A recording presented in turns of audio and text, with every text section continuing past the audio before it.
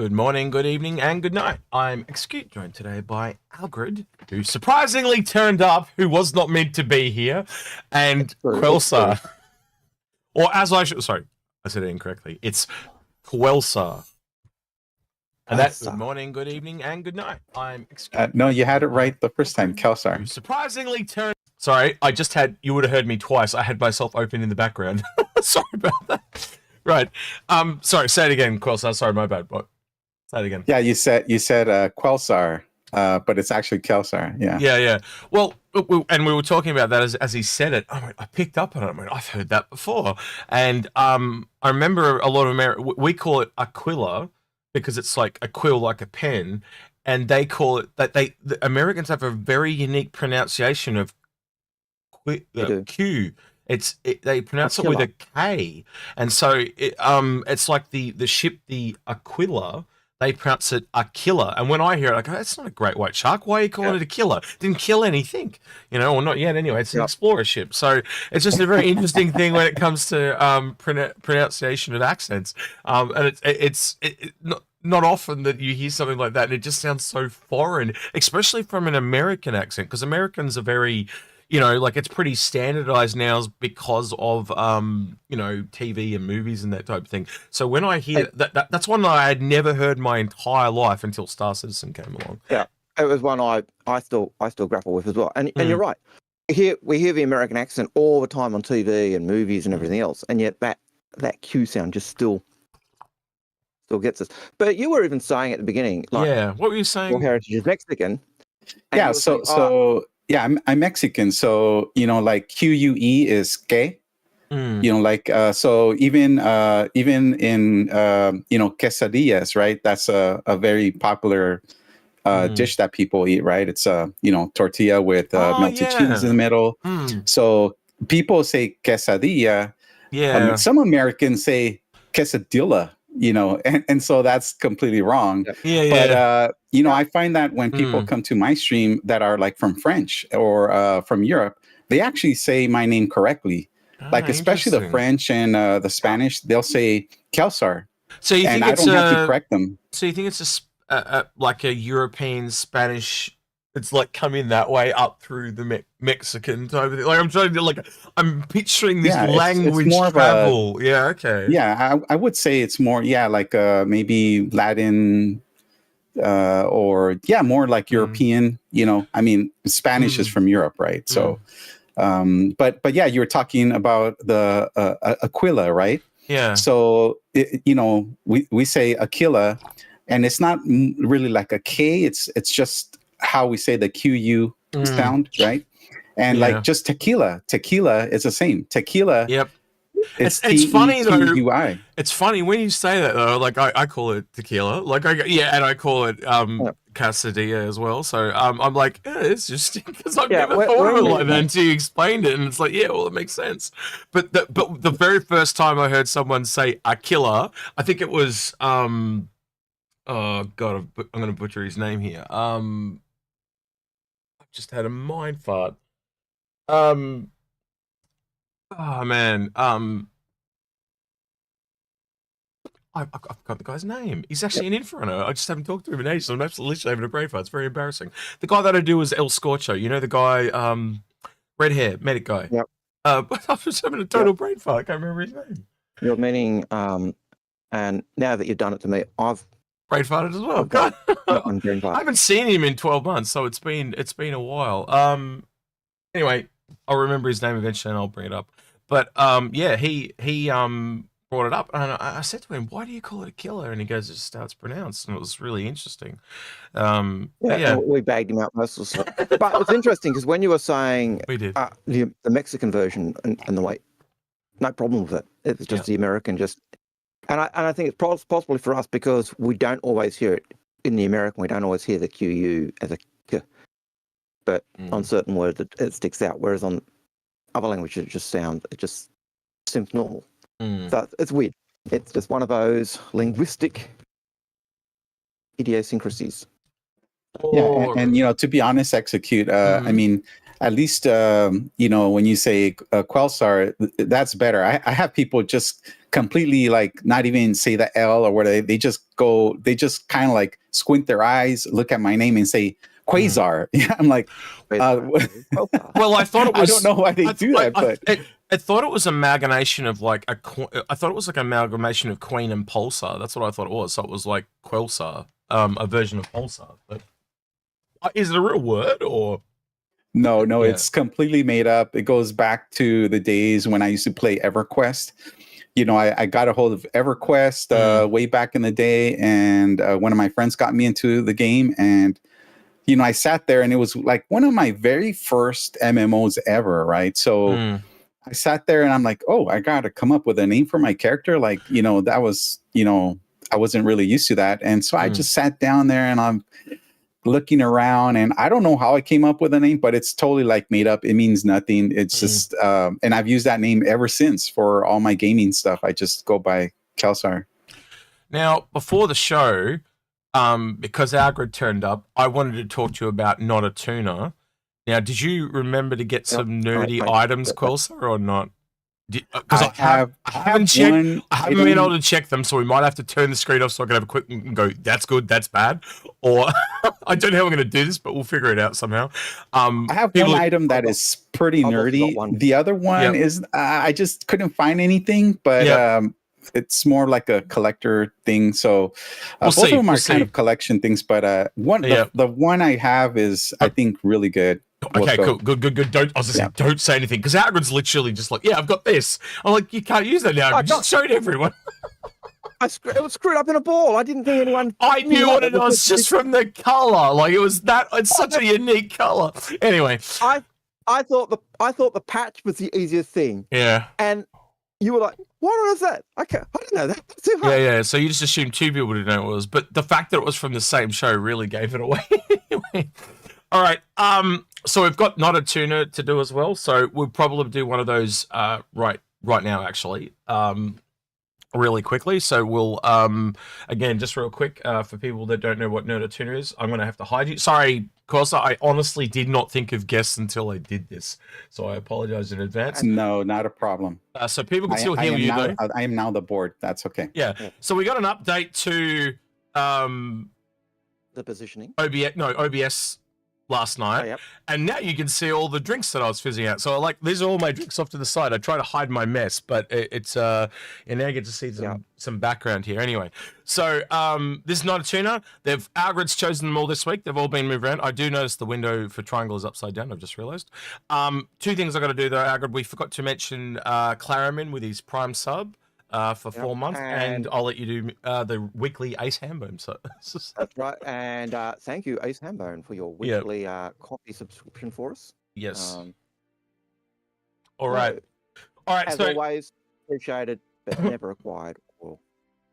Yeah. So Quelsar, what we'll do, man, is we'll go with yours straight off the bat. If you reckon it's good enough, we'll go with that, and we'll do what we did with Algared, right? So. If no one gets it, well, then we'll just do another one. So go nuts. You show it when you're ready, and what we're looking for, guys, is what it is and what is it from. And can they answer those two questions, Quelsar? You reckon with that? Yeah, I think so. And it's where it's from is more. This is gamer related. So I won't say much. I'll show you the item. And if you're a hardcore gamer, you probably will know what it's from. But it is a collector's edition type of object from a game pack. So many people might not know what it is. So here it goes. I'll bring it out. All right. I've definitely got a few of those. So, I know what. I don't know what it is. I know. I've seen it before, but I don't. Wait. Oh no, I do know what it is. I do. I think I do know what it is, but I can't tell you the number of it. But I know that. Oh, I know what that is. Is anyone else? So looking in chat, does anyone actually? Oh yes. Oh, there you go. Someone just answered. I think on Twitch. Tell me when you see the answer, Quelsar, that you're happy with. Yeah, they got it. They got it. At first time chatter. Z Pilot is more complete. Yep, that's the one. 21's more complete. Yep, that's what you want. So that because that tells you exactly where it's from, and he tells you exactly what it is. Man, that guy, look, first time chatter, that guy jumped out. He's like, I know what that is. He just jumped straight on. First time chat gets the answer. So It was good. I had got, I couldn't hold it, and then it just came to me. Yeah, it's the Pandora's box from God of War, and I was just like, I know that. Where have I seen that? And it just came flooding back. Yeah, very well done, Zed Pilot, because that was even quicker than me. But yeah, I had God of War, and I was just trying to remember them, and then because I just went straight to Greek mythologies and I went, that's right, Pandora's box. Bang. All right, very well done. That was a good one. That was a really good one. And what we found last week we did this is it had some real nostalgia berries for people. And that's why we're doing it, because it was just really interesting. So we found that we all share a lot in common, and it's showing us more. And when Algared pulled out that one, I was like, what the fuck is that? And then someone in chat actually got it. I was very surprised. So it shows that there's a very broad range of us, and we do cover.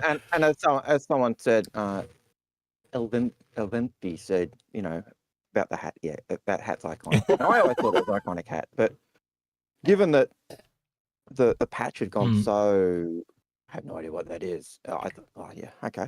All right, so Zed Pilot, you're actually now committed to watching the rest of the show, because at the end of it is when you have to be there. That's right. For the final 1 where you get to pick a Not-A-Tuna. So we'll see you in 4 hours or.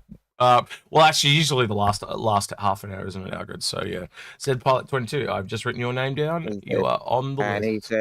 And they said it works for them. So yeah, awesome. Cool. All right, so now that's out of the way. The stream bot is up, and we will have the questions ready to go. I'm just doing some stuff in the background while I'm talking here, boys, so don't get distracted. Algared, though, during the week, or it took 2 weeks to get to you. It did. From Tasmania. Yeah, well, they told me it was going to take a week, and it took 2 weeks. I'm just double checking. Yeah. And wasn't that Express? No, just regular. No, okay. So we don't have an ISC up yet, but I'm sure Chad will let us know very quickly when ISC is late. Okay. Nice to see you, Starlet. So yeah, I sent him a brown package. He has no idea what this is. Now, the reason I sent this to him was I 3D printed this item for fun for myself. And then when I had it physically in my hand, I had nostalgia berries. And I thought, after I made it, I was like, the only other person that would ever get this would be Algared. I'm pretty sure. So, Algared, you open it, and I just want to know if it hits you right in the feels. That's all I want to know. I do have to do full disclosure. It did arrive. Open. Like that. It did arrive like that. Yep. But I haven't pulled it out. So you've probably seen the color, but that's about it. No, I hadn't even pulled it out. I can now see the color. Yeah. I think. But you got scissors, yeah? It's blue. Yes. It is very blue. All right. Now we get to very excitingly what you open. Old man opens parcel on stream. Yeah. We need to elevate him into on stream. And no, I don't have a pair of scissors, and it's taped up like you. Yep, I told you. I did tell you. I can already see what it is, and it is. That is so cool. Yeah. That's what I had. And when it was just physicalized, it just had this thing. So to save you guys some time, I will show you what it is. But this is what it is. I 3D printed the Inforunners logo, and it just had this. I don't know. It was just. No one else would get that, right? Because it means a lot to me and Algared, because it's essentially our channel, right? But when it's physicalized in front of you and you can hold it, it had a feeling. It was really weird, because we've only ever seen that as digital. So it was never this real physicalized item. It's kind of like when you have a 3D printed ship from Star Citizen or something like that, where I don't know, Quelsar, have you ever had that kind of feeling? I know this is a little bit disjointed because it probably means absolutely nothing to you. But have you ever had something virtual physicalized and it's changed the meaning of it for you? Actually, a friend of mine did something similar where we're old time school buddies. I hadn't seen him in like 10 years, and then growing up we played like similar types of games, and he printed this really cool pin for me, and the pin actually was glued onto an actual like lapel type pin. And he sent it to me. Like I hadn't seen him in 10 years. We met up for lunch. He printed it out for me, cleaned it up, painted it, like hand painted the edges and everything. And then when we sat down for lunch, he gave it to me. It's like, hey, you remember when we used to play this? I'm like, wow, and now I just hold on to it all the time. Like I have it like, with me most of the time. Yeah. So I have lots of little objects like that actually that they're a memory. And I don't know about other people. I also have that with songs. I have, it's probably a bit of overshare, but I actually have a song for every woman I've ever been with. That sounds really weird, but that's how I remember them. Anyway, that's your trophy. No, yeah, I guess it's just easier. I can hold them all in my head. I guess maybe that's why I've done it that way. But yeah, anyway, it's, I don't know, more than 10, but not 20. So it's not a huge list. But yeah. Sometimes it ruins songs because you break up. Oh yeah, and you hear them on the radio, and now I go, oh shit, like and then not her again. Yeah. Hey, all right, Miss Tanks. I'd like to say hello to first time chatters, so I'll just reply to that. Yep. I wish YouTube did have a first time chatter feature because it is a cool little feature that I like from Twitch. So that is something. Actually, that's something we need to add to the bot. When we get back in contact with people. First time chat. Yeah. If you could actually pull that, I don't reckon that's possible though, but we'll see. No. All right. I even like the texture on the back of the. I've frozen as well, so. Yeah, I think you've both frozen from me. Give it a second; it'll be a back end Discord thing. So, but I do like the texture on the printing as well. That's really cool. Yeah. All right, you've both done fresh. Cool. That's cool. I don't know what's causing that. Someone at my house has probably woken up or some stuff. Right. So we'll be taking your questions for the Q&A. There is not many questions there at the moment. As usual, when they run out, the show ends, essentially. We have no ISC yet, so hopefully that'll drop. And we've usually had it drop, and sometimes it's dropped in the final hour. So we'll just keep going. So again, this show lives or dies on your questions. So yeah, if you've got a question, especially with Invictus around the corner, even if you've got CCU questions, and please, if you've got questions for Quelsar, I don't know what kind of questions. I guess we should probably start there actually before we go into questions. Quelsar, what do you specialize in? Yeah. So I mostly focus on Star Citizen racing. I started streaming, I would say sometime last year in September. So I started streaming before all the racing stuff came into the game. Mm-hmm. It was mostly racing with the community tracks like from XGR and SCR. So SCR.gg is where a lot of the racing community posts their time trials and whatnot. And I mean, I've been playing Star Citizen for about 3 years. I do know how to do other things, but I just felt something strong with racing, and I really enjoyed it. Star Citizen is one of the first games where I really embraced like piloting a ship or a plane or something like that. I mean, there's other, flight simulators, but I never really engaged with those, and this game was the first one. And then once I got really comfortable with flying the ship, I used to hot dog a little bit, around stations and whatnot. And, in Porto, go through the loops, or the rings, which now you don't want to do because you'll probably kill you. But I started messing around. And then one day, I don't know, someone on in Joseph's Discord mentioned something about the racing community. I'm like, there's a racing community? Like, I don't even know that there's any racetracks around. And boom, after that, I discovered XGR. I discovered the SCRs.gg's website. And I'm like, I want to learn all these tracks, right? And I started racing, and that's how I started streaming. I wanted to highlight that because I didn't see a lot of people racing. The racing community, it's there, but like I didn't know anything about it, right? So I think, I started wanting to promote racing more, wanted to show up to the tracks and find people waiting and maybe race together. Right now, unless you go to some of the events from the racing community, you're basically racing alone, and that's kind of not fun, right? So I thought maybe if I stream it more and people become more aware, then, maybe we'll get more people. And then like a month or two after that, like they released 317 with a snake pit. I was like, wow. Then I was just blown away. And then I heard, that 318 was going to have like 6 more tracks. And I was just like, I'm in. Trying to remember that line, Algared. Was it need is the mother of invention, or whatever it's called. That's like he wanted people, so he needed to go stream so they'd turn up. Like, what is that the line? Need is the mother of invention. I think that's the old saying, isn't it? Something like that. But yeah, that's what I was thinking. I know the phrase you mean, but yeah. I don't think it's quite that. But I know it's certainly the sentiment on it. That, and Quelsar, I wasn't laughing at you. I was reading a chat because it turns out that I'm not the only one that assigns people for relationships to music, and there are some very funny songs in there. I'm just laughing at some of them. Yep. So, I've got songs that related to relationships as well. So I think it's just a normal thing. You know, there's certain things you associate with certain people, and yeah, it is a necessity. Is the mother of invention? Yeah, there's a few people. That's cool. Yeah. So yeah, and hello to everyone that's saying hello to us. Good to see you all. Yeah, so we've got a few more questions coming in now. So, Algared, do you want to?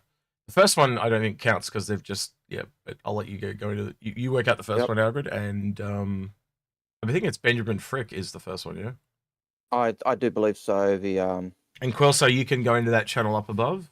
You know the one I'm talking about. Stream questions. I'm reading it. Yeah. Yep. The first question was actually, how cool is the Drake Cutter and why is it the best ship? Wait. It's certainly the best break ship. Oh, okay. John Easterling. He said he'll be back to field that, so that's going to come again. Yeah. So why that'll come back? Well, we can answer it now, I guess. But so why is the Drake Cutter the best ship? I think it's because it's the cheapest. That's decently good. Would be the way I would phrase it if you're going from a value proposition. It's a good starter ship. Full stop. What about you, Quelsar? Are you a fan of the cutter? Actually, I am actually. So, before anyone like freaks out, right? You know, I'm not a Drake fan, and I know I'm gonna start getting like stones thrown at me. Right? Fuck it up, no, that's fine. but you're in good company, mate. You're in good company. Yeah, I mean, it's not that I don't like Drake. I'm not a fan of the aesthetics and everything else, right? The Corsair, for example, outside, not a fan. Inside, I love it. The Drake, going back to the question of the Drake, I actually bought one because I just found that as a starter ship and for a lot of things that I want to do in the verse, it's a really nice little package, you know, that you can use. It does break the mold a little bit too for a for a Drake ship. Like it's me and Algared was very perplexed by it at first because it's heavily armored and Drake's not known for that. But I do get what you mean about aesthetics because and space. Tomato says a lot, and I always come back to it. He said it once, and it's just become so true. There have got to be things in this game that you hate for the things that you kind of enjoy, and it is so true. Like for you to have a particular taste, I don't know what you know. Say you're really into Anvil. You know, there's got to be another manufacturer that's the opposite of that you don't like, because just like in real life, there'll be people that like that and hate what you like, you know. So you've got to have that yin yang balance thing, and it is really true, especially in game design, you know. So yeah. The thing I really like about the Drake Cutter as a starter ship is it really does appeal to that Star Citizen feel. The key thing with Star Citizen that they put out is you can get in your ship and you can walk around your ship and you can, you know, you can put stuff in your ship and it'll stay there. And you can't do that. You can't really do that on an Aurora. You can't really do it on a Mustang. You can't really, but you can do it on a cutter. It does feel like an upgraded Mustang Beta now. You mention it quite a bit, actually. Yeah, true. But that's what makes for me. That's what makes the cutter the best starter ship. Yeah. In that cheap range. Other than that, you go. You know, not. It's one of the reasons I also like the Avenger over the others, because it gives you that ability to walk around your ship and get that Star Citizen feel. Makes me wonder if they'll ever go back and update all the smaller ones so they've got more room to walk around in, but we'll have to wait and see. So yeah, that's a good point. I'd love them to do that just because of that. The fact that when you're, you know, that's the big selling point of Star Citizen. You are not the ship. You are the pilot of the ship. You get in, you get out, you can walk around the ship. And yet, those starter ships, you can't do it. I think, why? So that's just me. All right, Algared, do you want to go into the next question? So there you go, John. That's the answer to your question. We don't hate Drake. We just love the cutter. Ben Frick. Mirai Misc Industries, Racing and Interception. So, Right. yeah, it's kind of where we kind of went with it, wasn't it, Algared? Like, it seems like I think Industries, yeah. we kind of went. It seems like it's the performance brand, and you see that in the real world. Like, you see a brand, and they'll have they make out their own sub brand. Like, even shoe companies do it and stuff like that. Like, they'll have their sports brand or something like that. So we think Yeah. it's either a spin-off brand, or the other one we came to, Algared, was that it was a smaller company that they've acquired. That was kind of where we got to, but we'll see what the law people come with, because at the end of the day, it's all made up, you know, and the points don't matter.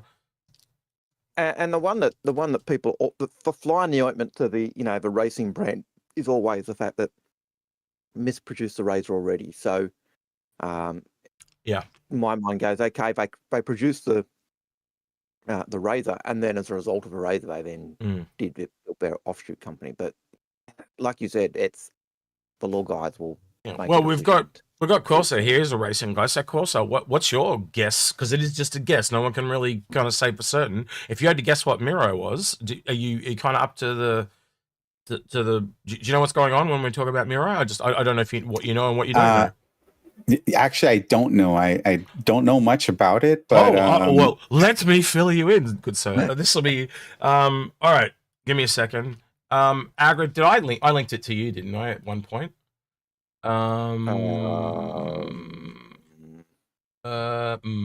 Awkward as I try to find it now. There it is. Got it. Hang on. Opening it. I did link it to you. So this is what we're talking about. Hang on. Yeah, we'll just talk about it in secret. No, I'll actually flip it over so stream can see what's going on. Let's hopefully I've got the cameras all set up this week. I do. Good. 38. Yeah. So this is from the end of one of the jump points. And this is linked with the Misc Fury, which is a known ship that they've told us that they're working on. And it's also been, the Misc Fury has been found in the files from leaks, so we know it's definitely coming. But what we're putting together is that kind of ship or vehicle or whatever's going in the background is a new ship from these guys. God, I'm pointing both directions at once now. From these guys. And as you can see, it's got the same outline in red there of Misc, and what that actually means in Japanese inside there is Mirai, literally, and Mirai translates to future in Japanese, and Mutashi is also Japanese. So yeah. And when that first came out, everyone went, "Oh, Mirai is the new is another Misc ship." Yeah. So we all speculation went haywire. Well, and we thought there was some weird spelling errors in the code, because it was Mirai and Miru, and it turns out if you also look up Miru in Japanese, it translates to watch, to look, to observe type of thing. So we think that heavily points at a recon ship. And then on top of that, so there's two versions of the Fury coming: a Fury by Misc, so it's Misc Fury, and then there is a Mirai. A Fury Maru. So what we think that means is that there's a recon version coming, and a normal version coming. So I don't know. What's your take on that? I think one of them is going to be a racer by Mirai, and I think one of them's going to be a recon ship, which also ties back into Invictus, because you've got to have a military tie-in. And so I think it's going to be a recon ship, kind of like what happens with the Razor. Yeah? The Razor, how there's the recon version, and then there's the racing variant. So yeah, does that bring you up to speed? And again, if you read things like the future of performance, and behind your fat head, hang on, I don't know if I can't move it to the side, but your unfair advantage arrives in May, whatever the date is. So they sound like racing things, do they not? Yep. Are you Quelsar? Yeah. All right, so now you've seen that. Does it? What do you think? We're getting your fresh take. I have seen the image, and I have like some ideas. I just really don't know much more about that, right? But one of the reasons I thought it might not be a racer is just because, you know, they have the Misc Razor series. They have 3 different razors. They have the vanilla one, which I just call the normal Razor. They have the EX, which is your stealth type of fighter, a slightly different loadout, different components, really nice ship. And then you have the LX, which is more of the competitive, right? Competitor racer, right? On the straightaways, it's a little bit faster, slightly better than, or supposed to be slightly better than the normal Razor. So I'm thinking, why would they bring another racing ship, under that? So so I'm going to check this at you. What if it's not a ship? Oh, true. Yeah. What if it's a vehicle? So we actually started theorizing this because we get emails from CIG, and based on some of the information in the email, it literally hinted at 2 vehicles coming. And when we went through and looked at the code, if 2 vehicles are coming and certain vehicles are going to live, it pointed very heavily that the Fury could be a vehicle. And then we actually realized, because Paul was with us, wasn't he, at the time, Algared, and he'd mentioned that in one of the monthly reports, someone had been working on a vehicle that had both suspension and engines. So that's a hybrid. So what if it is both? Think about a recon vehicle that does this. It flies in, converts into a vehicle under the radar, and then drives in. It's like the perfect recon vehicle.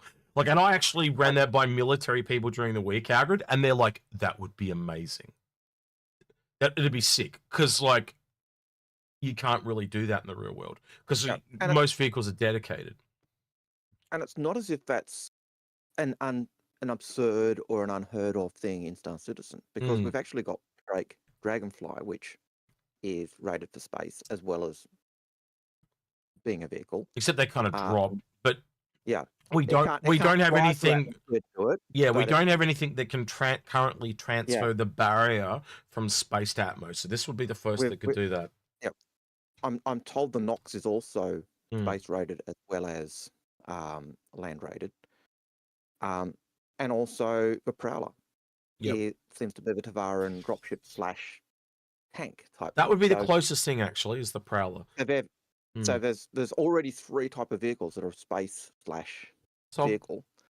Let me put this back to Quelsar, though, real quick. Quelsar, I struggle, though, and Algared, you can answer this as well if you want. I struggle to see what benefit, besides some kind of relay, a multi-mode ship / vehicle would have for racing.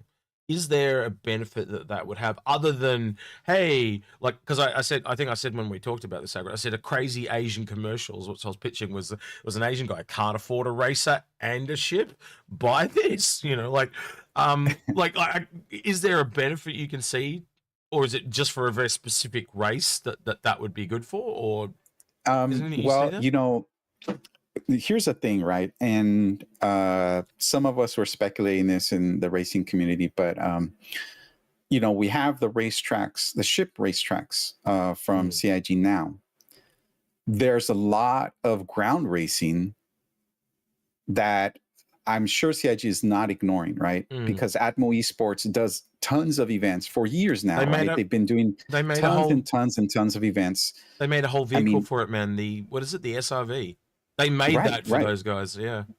Right. So here's my take on this. I don't think it would be like a hybrid, flying / ground vehicle. If this ends up being a ground vehicle, then I'm excited because Misc doesn't have a ground vehicle. And there really isn't something else like the Tumbro Cyclone RC right now that has a boost. So when we do ground competitions, and they try to classify, like in Atmo Esports in the Daymar Rally, they try to come up with the different categories or classes of, ground vehicles to use in the race. There isn't something like the Tumbro RC right now, not with 4 wheels, and that does not hover, right? So if this is a ground vehicle, I would be excited about it if it's, a 4-wheeler or something like that, not necessarily a 2-wheeler or a hover vehicle. So that would be my take on it. If it's a ground vehicle, then now you have a competitor to something like the RC, something that now people have choices like, I want to do ground racing, have the ability to boost, have good traction, be able to go in all kinds of terrains. The RC is it.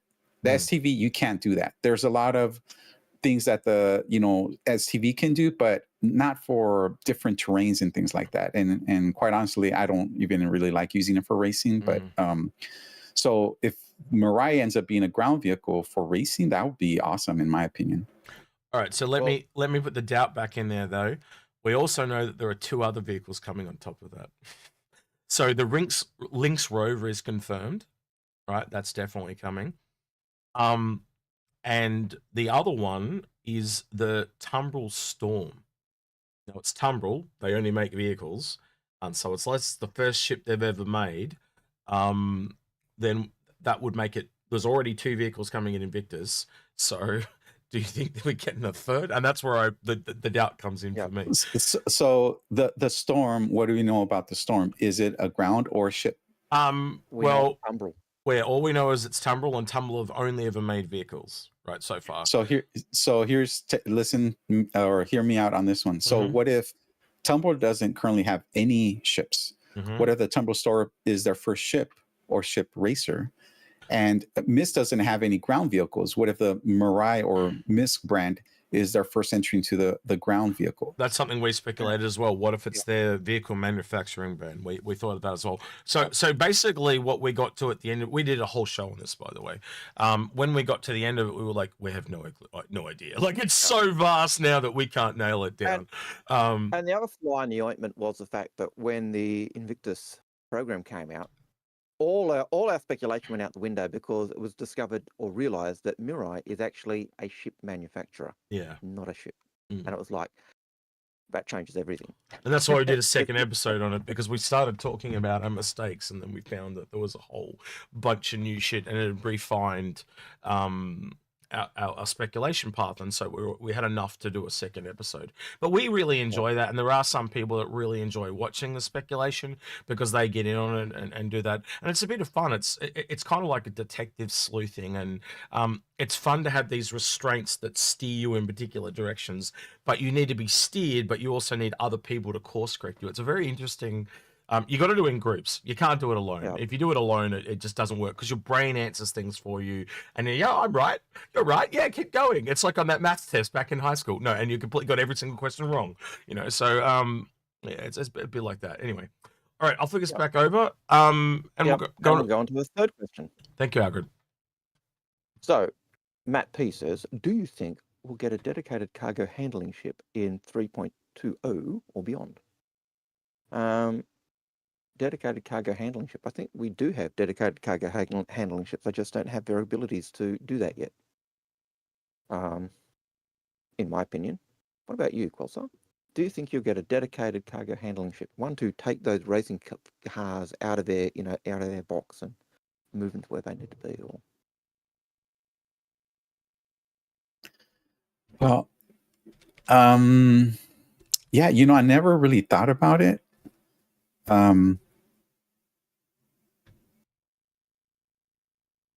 I missed that question. What was it? Yeah, I'm not sure. I'd have to think about this a little bit more. Something that's, yeah, I don't know what to say about that. Oh, my view is the MPVU is a dedicated cargo handling ship. It's developed by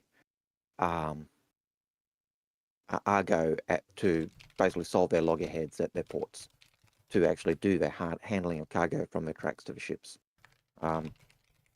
It is a multi-utility vehicle. I've just gone totally blank on the actual proper name, but it's supposed to have variants that do that type of thing. So the Argo MPUV is supposed to be that type of vehicle, but there are other vehicles we've got that do that type of thing as well. So even if you look at the Caterpillar, it's got tractor beams coming out the wazoo. You've got now the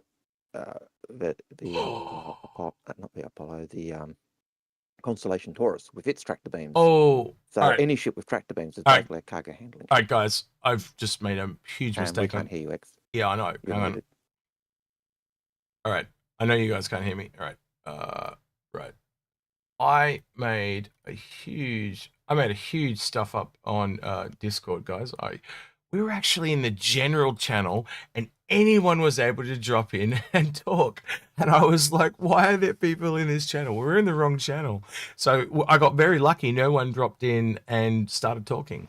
They were all muted when they jumped in. Yeah, they were very, very, very well behaved. They were very good, because that. Yeah, they weren't muted by us; they were muted by themselves. So you'll have to review the screen again, gentlemen. So apologies for that. That was the only thing that would cause the hiccup. So I had to move us. So yeah. Yep. Someone mentioned the mule Algared in regards to what you were saying first time, chatter there. Yeah, the mule is a cargo handling vehicle, isn't it? It is. So I think we actually do have those vehicles and ships already. They're just the back end's not there to support them. So the tractor beams that they need or the other tools they need just aren't there yet. So I think that question is in relevance to the Hull C Algared, actually, if I think about the question. Yeah. Look, I could see that as well. Because we know the Hull C is coming with those bigger cargo containers. And we did say that when the mule came out, didn't we? We go, well, they're definitely going to make one for the bigger cargo containers. Yep. And I think you'll probably find that we'll probably get a few along that spectrum, different sizes. Might even get specialist handling vehicles. So we know that certain temperatures are required for certain things. What about a liquid transporter? You know, yep. You could literally get a fuel truck. Yep. And we do know that the I've just gone blank. Just totally gone. I know I was thinking Hull C. The raft. We know the raft is by Argo. Argo are the port, basically, stevedores. That's their bread and butter. Yep.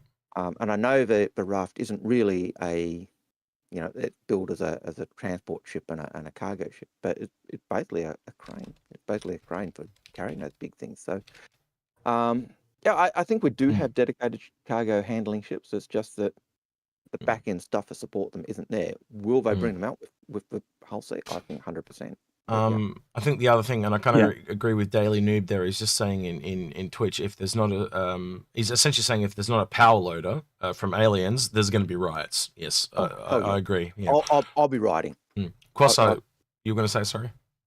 No, I was just, I was saying before I saw that comment and before you mentioned it, the mule, in my opinion, is just too small for the things that we're going to need, especially if we're talking, the Argo, right? And if we're talking about the Hull C's and all these other, even the prospectors where you're going to take the bags off and things like that, like the mule's just too tiny, right? We would need some kind of other heavy equipment loading type of, or a heavy loader for example. I like the idea of Daily Noob saying, the Titan suit, that'd be awesome. I don't know if that's coming, but definitely a ship or a vehicle of some kind, because that's what CIG usually likes to have, right? Suits, I don't know. That'd be awesome. I'm a total fan of, Battletech, Mech Warrior, and all those kinds of things, but I don't know if that's maybe asking too much at this point. I think we can all agree now we've had the, time to look at the mule. It is essentially just a forklift of today. They've just taken the forks off and put on little, they've just turned them sideways and go, oh, now I can pick up with gravity. And that's basically it. It's just a forklift. That's a Drake forklift. The absolute beauty of that ship or that little vehicle is the fact that it turns on a dime. Yeah. Just like a real forklift. Yeah. So... Yeah, I love it, and I have a meal too, but it's just too small. Do you know, I found out the other day, Algared, I found this really interesting, is that forklifts work on hydrogen, like hydrogen fuel cells already. They have a gas canister on the back, and they work on hydrogen. I didn't know that. I didn't know that's. I knew they had the gas canister on the back, but I didn't realize it was hydrogen. Apparently, it's hydrogen, and they run on hydrogen. So, there's been it's nothing new. It's been around for years, apparently. So, yeah. All right. Next question. Johnny Mendoza says, now that commodity prices are removed from a game, now that commodity prices are removed from the game files and fed from a server, are they dynamic in 3.19 and linked to Quanta? I don't know whether that's actually going to be the thing, but it's certainly back end leading towards that. All right, you got a camera error, Algared? Just so you're aware. Yep. Yeah, I think it's a step that they are moving towards Quanta. I think that's pretty obvious. I think you'd kind of agree with that one, Quelsar or Quelsar.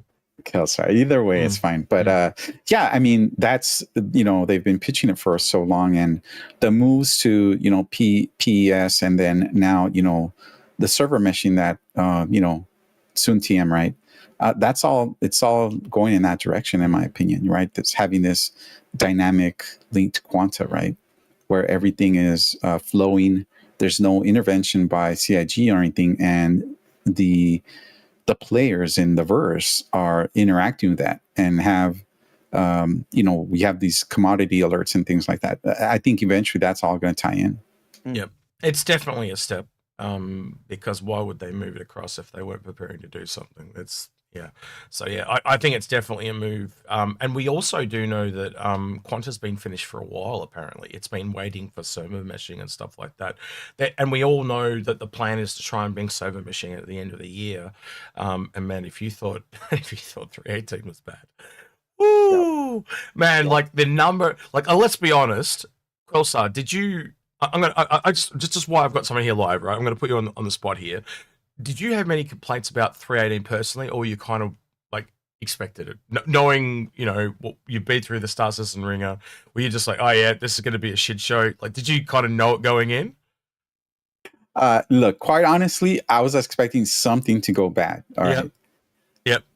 I just was not expecting it to be this bad. Yep. So from the 3 years that I've been playing, I'm not a very long, Star Citizen backer. Yep. I think 3 years is short.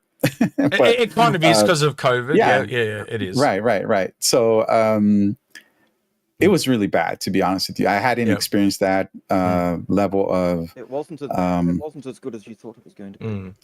Yeah, right. I expected something, and especially I thought it would.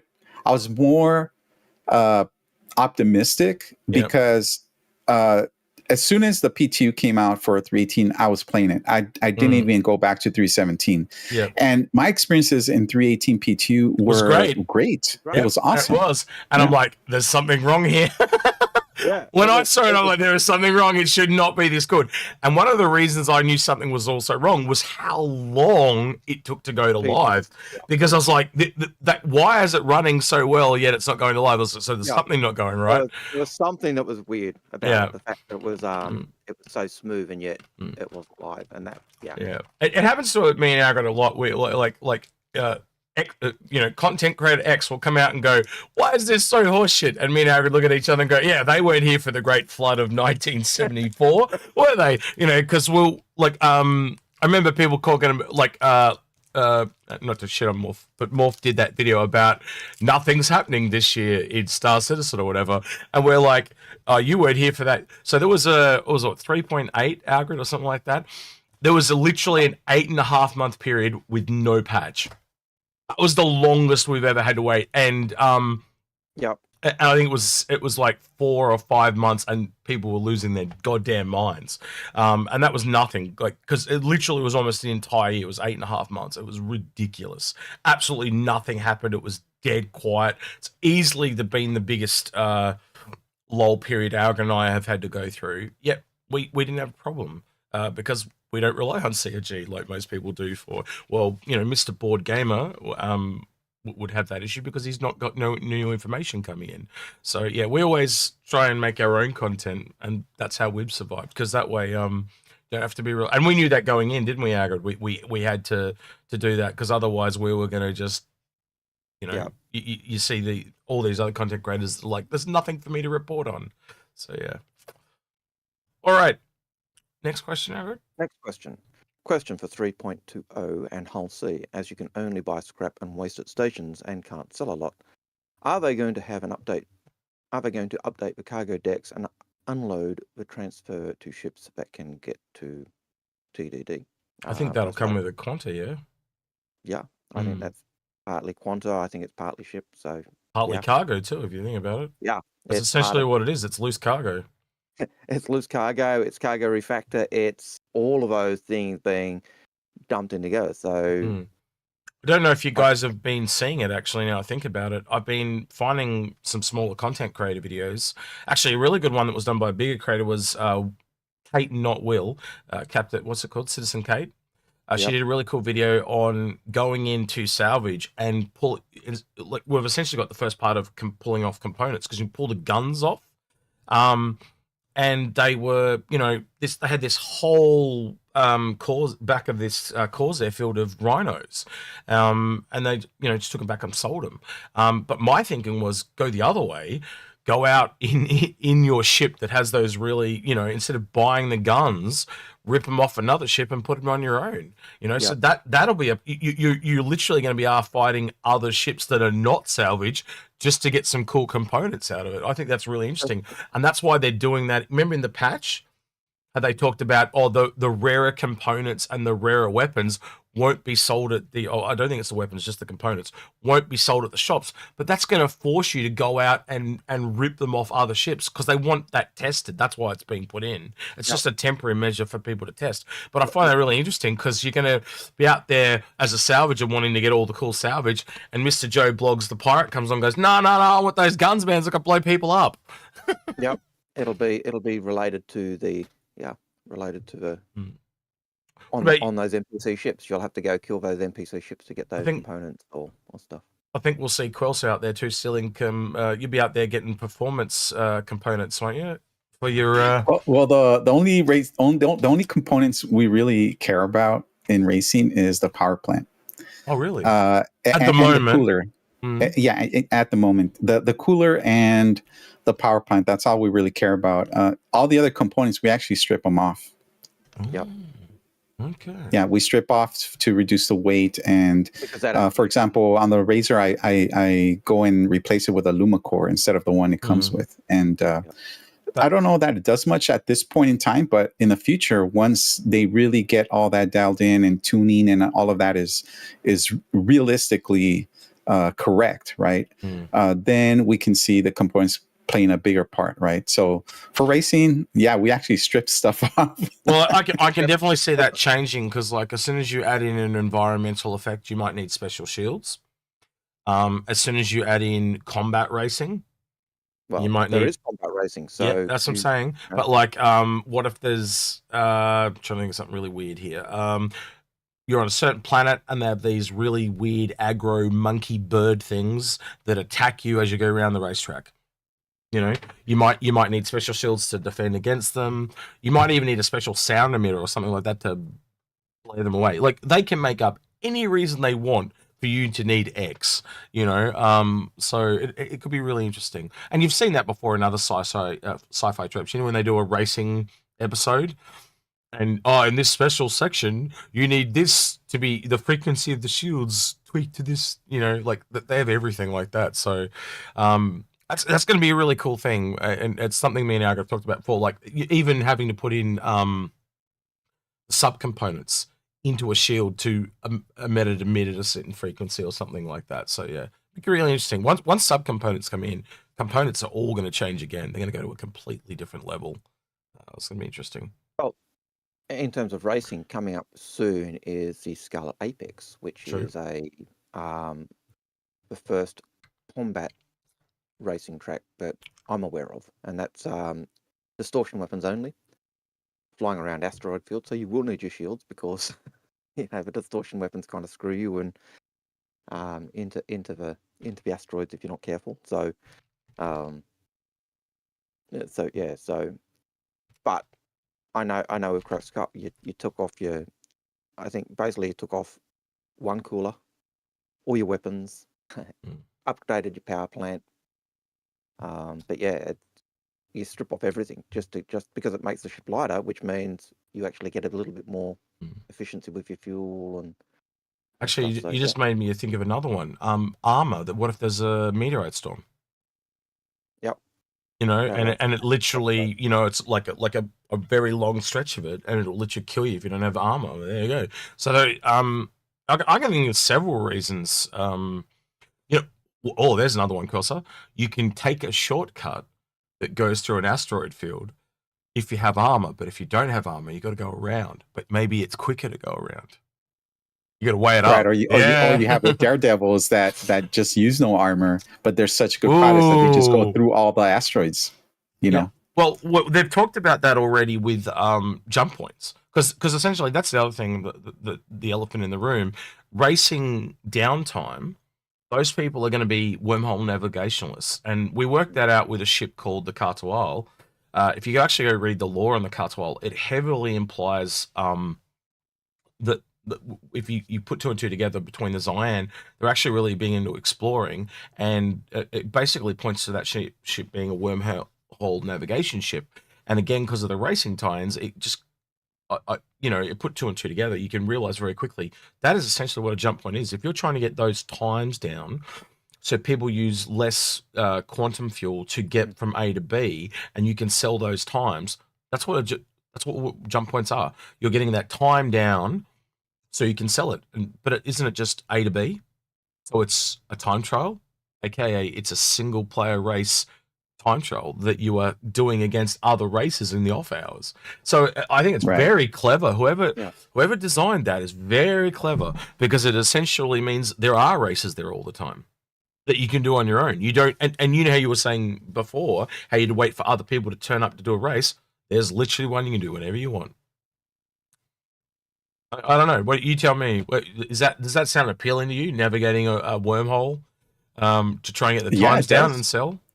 It does. Or when they were talking about jump points, they're talking about that you have to have the right ship, because the navigating the jump point and going through those wormholes, it's not like you go in and you just sit and wait. You actually have to pilot through that wormhole. And some of those might be more narrow. Some of them might have more, sharper curves in some areas. And it's going to take skill, in my opinion. Hopefully, I mean, that's what I'm thinking. We don't know, right? So you know how you got automated landing. What you can do is, so when you go in as a racer or a time trialist, and this is based on what they've told us, right? So you actually record where your ship flies. That's essentially what you're selling to other people, right? And so that data is then sold to they use, and they can just play the automated part, and it does it all for them in the same time. So that's what you're getting for other people, but they have to buy that off you. And so you can sell it to them. And obviously, because you're actually traveling over a really, really far area, because it's at warp, even like 1 second increases the cost of the fuel quite substantially, enough that people would want to buy the shorter time. And so the other thing that I was thinking of when you were saying that is different ships, different racing ships specifically, would be better. Like you might have a very turny one that requires a lot more sideways movement, so as the Cyan ship be a lot better at it. Then you might need ones that require rolls and then ducks and stuff like that, and so you might go to pick your ship. So you are, as a racer, going to want a series of different ships to basically get those quicker times on the time trials. And then obviously, the more popular races are probably going to stick to the core worlds, but as you go out and out, the first time, like think of it, like what we saw with the Carrot going from Microtech and then through to the wormhole, and then through the wormhole to Pyro, the first time that it's ever navigated, no one will have data. So you might think of it literally in a Carrack, you might go into a wormhole and it is so deadly it just destroys a Carrack. That could actually be a thing. I just realized that. I can see that. Yep. Yeah. So I only just realized that as I said it. So yeah, it's kind of funny. All right. Next question is from Del. How are you guys today? Exhausted. I didn't get to bed until 1, and then we were up at 5:30, so I've had 4.5 hours sleep, if that. And I had a big lay in bed, look at the ceiling, going, I'm not going to go to sleep for about half an hour, so I probably only need 4 hours sleep. I don't know about What about you, Algared? I had a better sleep. I was a bit crook earlier in the week, so I'm actually feeling a lot better now. So that was good. Well, how are you today? I'm doing phenomenal. It's my afternoon, so I had plenty of sleep. I had plenty of time to sleep in late and have breakfast, take my time. Yeah, fuck this guy, man. He's got his life together. Fuck him. Breakfast. What's breakfast? Yeah, we don't get breakfast. We get up at 5:30, and then at lunchtime we actually get to eat. That's basically what happens for us, because we wrap out usually about 11. By the time me and Algared sort things out for the week and stuff, it's usually like 11:30, and so we just basically leave here and go straight to lunch. So, and we do that every week. So we give up our breakfast to you guys. Yeah. My breakfast is a cup of tea, because that's about all we've got time for. Yeah. Mine was a coffee. So. All right, next question is just for you, Quill. It's from Full Trot, and he said, or they say, "What's your favorite ship and why?" Okay, well, I've been asked this quite a few times on stream and just in general, and I'm gonna separate my answer. So I'm gonna give you my favorite ship for racing, and I'm gonna give you my favorite ship just to be in the verse, right?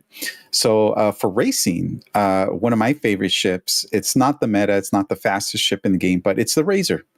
I love the aesthetics. I love the lines. I love the design, the throwback to the Formula One racers and all of that. I just love that. Can I ask you a quick question? Do you think with the Fury coming, there might be some similar lines or shared aesthetics with the Fury? Considering, like you think about all the Misc, they're like bubble, that aviator bubble, metal bubbles. I don't see that really fightery territory, but knowing the fins and stuff on the, the Razor, I could kind of see some of that style and look transferring over to the Fury. What do you think of that? Well, yeah, again, if it's a ground vehicle and has similar aesthetics, similar design, I'm all in, right? Like I'm going to be in love with that ship too.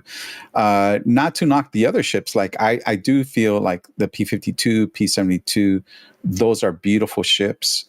Just not my cup of tea, right?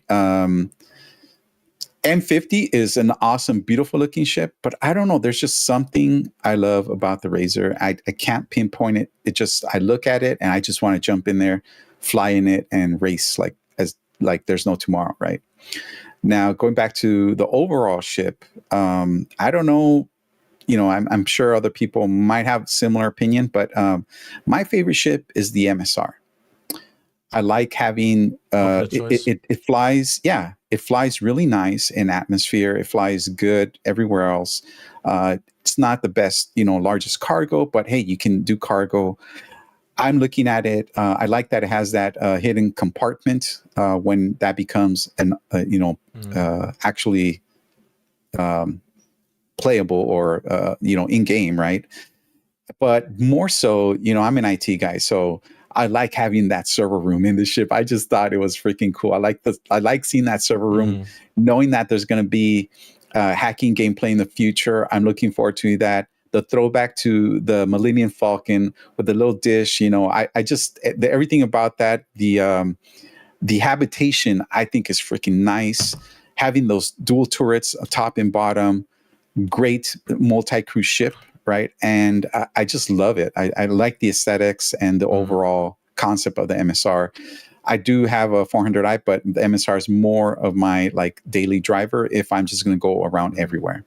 Algared, I don't know about you, but he got my juices flowing. We know that there's no starter ship by Crusader, and I'm thinking it'd be really cool to see like a racing, because there is no racing ship by Crusader, and we know they're really well known for their engines. So what if we had an interceptor racer starter ship with the smuggling thing? The thing we were talking about literally with the Mirai. That would work as well for Crusader, would it not? I think it probably would. Interesting. Because, that is a company that it does known for their ships and stuff. And if they were an interceptor / racing ship, that would, to me, fit more with their original lore of the company, that not being military, being against the old empire and being a humanitarian aspect rather than being a company that makes weapons of mass destruction, which to me is just... You've set off a speculation chain, Quelsar. Congrats. That's as simple as it happens like that, and then we'll just go down this entire tree for an hour. But yeah, we'll kind of leave it there. But I think you're onto something there, Quelsar. That you've started, because one of the few companies left actually that needs a starter ship is Crusader. That they have the Cutlass now, but there is no starting, like, as a major manufacturer, they do. I think the only other one, we talk about the Argo, but Argo technically have the MPV, but it's not really a starter because it can't warp anywhere. And Cargo is one of their jams. So Argo, Crusader, and there was one more Argo. Was it Misc? The other one was playing. Yeah, so technically they do have an advanced starter though, just like Aegis has an advanced starter. So I kind of rule Misc out a little bit. I think it's really just Argo and Crusader, and only because the MPUV doesn't have Quantum. So really, if you want to get really technical, it is just Crusader. But yeah, if we're going to have another starter, I think that's where it's coming from. But we'll wait and see. But I think you might be onto what it could possibly be, Quelsar, because we also, the smallest smuggling ship in the game, I guess from a price point, is the Taurus. So it's quite high up there if you think about it. We don't have, it's bigger. Yeah. So we don't have that real starter one for that profession. So I think there's a niche there. And let's be honest, that, a speedy smuggler would work. So yeah, of course. Yep, and I see what Fo is saying about it not being offensive, and I'm perfectly fine with that. I'm not looking for an offensive ship. I'm looking for the things that I like to do in the game. Right, I'm not a PvPer. I don't like fighting other people. Yeah. If I have to, I can defend myself. But yeah, I just love the overall everything about the MSR. I like compared to other ships. You're more polite and proper. You just want to be. You don't want to be offensive. You don't want to be up in their face and swearing at them. I get it. Yeah. So let's ruin your MSR for you, and just do what Execute did to me and say it's on stilts. Once you see it, you really can't unsee that though. It's such a terrible design flaw. Yeah, the whole thing being on the vents is what he's talking about. Like once you realize the whole, like that elevator in the back, that whole reason that elevator's there is because they just pumped up the whole thing and put it on stilts. And once you just can't unsee it, it's like, oh my god, what a terrible design. Like the whole ship is raised up just so they can put these vents underneath. And in the original concept, they were all going around, like they had ladders and all that. They simplified and put them all under the floor for, hey, this will be simpler. But it just doesn't feel the same. It's literally just a room of vents where if they went up around the walls and through the gaps and all that, it would have been way cooler. But it just feels so tacked on. It's like they built the rooms and then went, oh shit, we need vents. Oh yeah, just put them on the bottom. Bang, done. Yeah. Oh, we'll just put the ship on top of the vents, and we'll put the you ruined the ship for me. So that's life. Anyway, next chat. That's my job, Algared. I just ruined your existence. Sorry. Yeah, you do, you bastard. Eminent Shadow says, how soon can we expect to see a medium salvage ship between the Vulture and the Reclaimer? Oh, about this long? Yeah, how long's a bit of string? Yeah, that was my answer. Like, but where's your context? When they decide to give it to us, if they ever decide to give it to us, they have said that they'll try to get one in every size class, but that is not guaranteed. The cynic in me says when they need funding.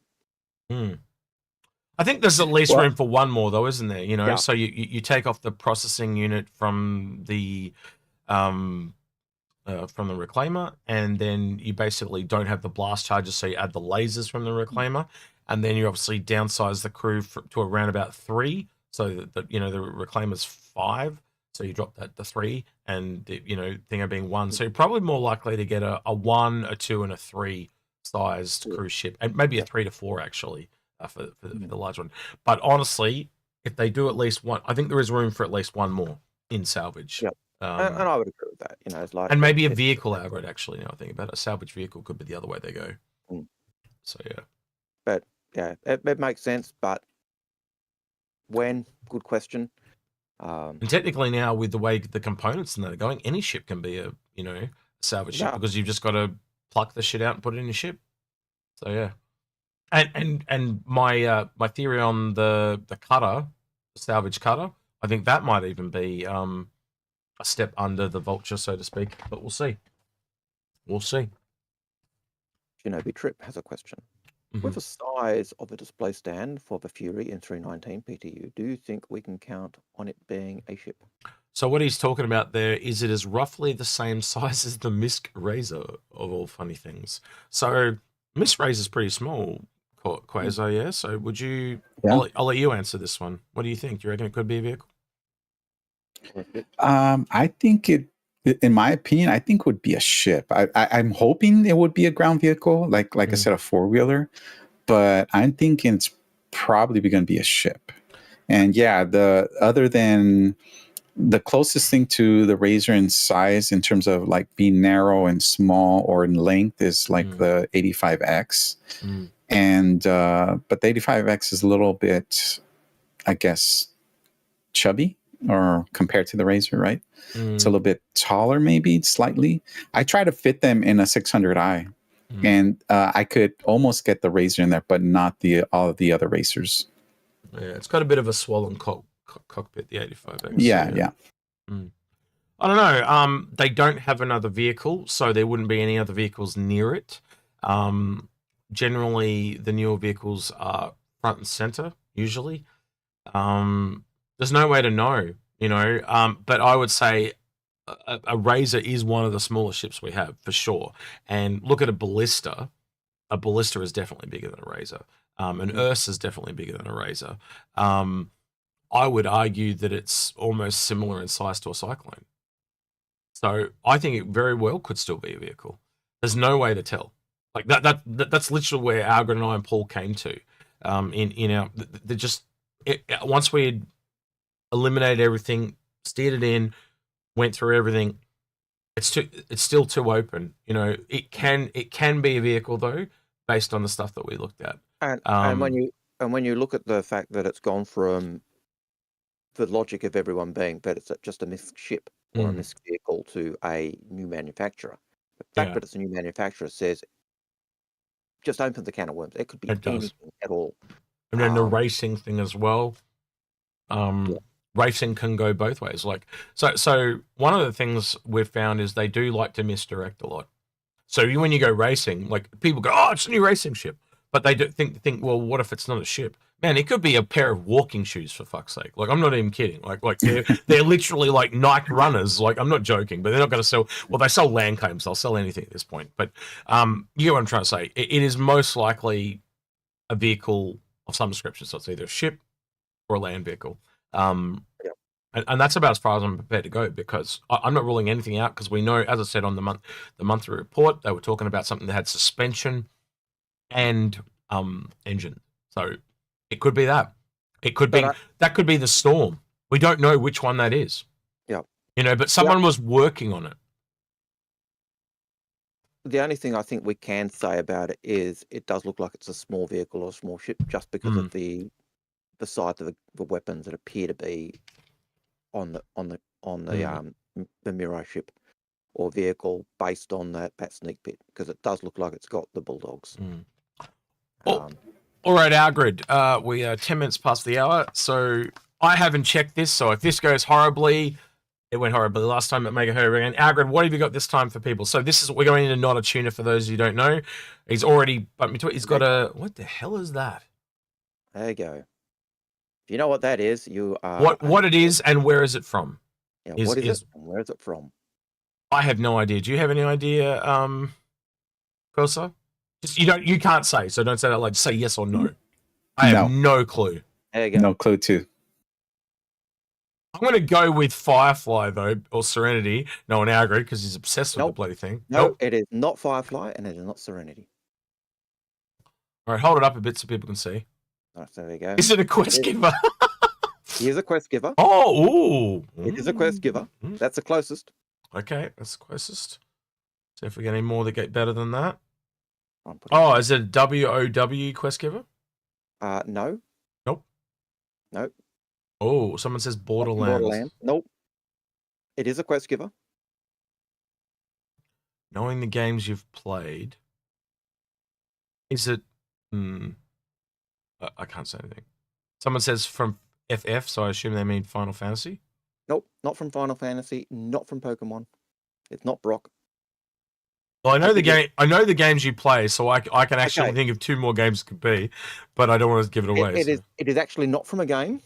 Oh. It is from a YouTube channel. Oh. And the little bit down here, which is kind of grayed out, garlic. There you go. Mongo Mo on YouTube. It is a Viva Verdure League garlic guy. Who is the garlic guy, though? What's his name? I think that's the best you're going to get because I think That's this probably is the best it is. Yep, because now everyone's googling it. Now you've said that, so you've ruined it. So Mongo Mo I is think- correct. It is a Viva Verdure League. Greg the garlic farmer. I'll add him to the list. So there you go. Mongo. Yep, underscore epic. Mo. And he is the epic NPC man. Cool. So I had no. What's it from? Is it from a game or just a YouTube it's channel? from a YouTube channel by New Zealanders, Viva Verdure. Oh, there you go. That explains everything. Nobody knows what the hell you're talking about.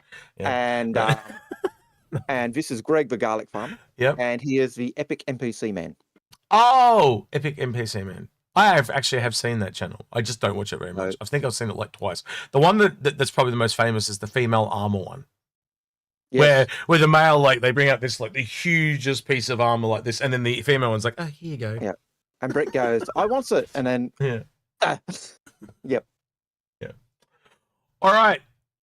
So that is, I'm just going to flick it over real quick to see what show these guys what they're playing for. So that is, you guys will be one more person coming in the next hour, and the person that wins the one between those three will get to pick a window like from Play School here in Australia.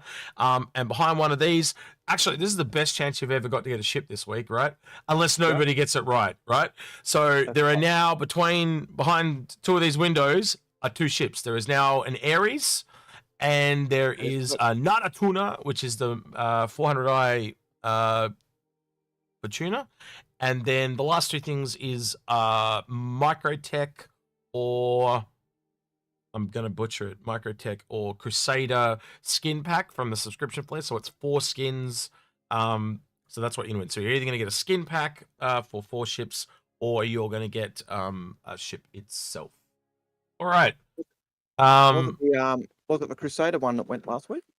No, it was the Hurston. It was your ugly mug that came up. Yeah, look, I'll show it now. Hold on. I've got it here somewhere. Your ugly mug is here somewhere. Hold on. Stand up. There we go.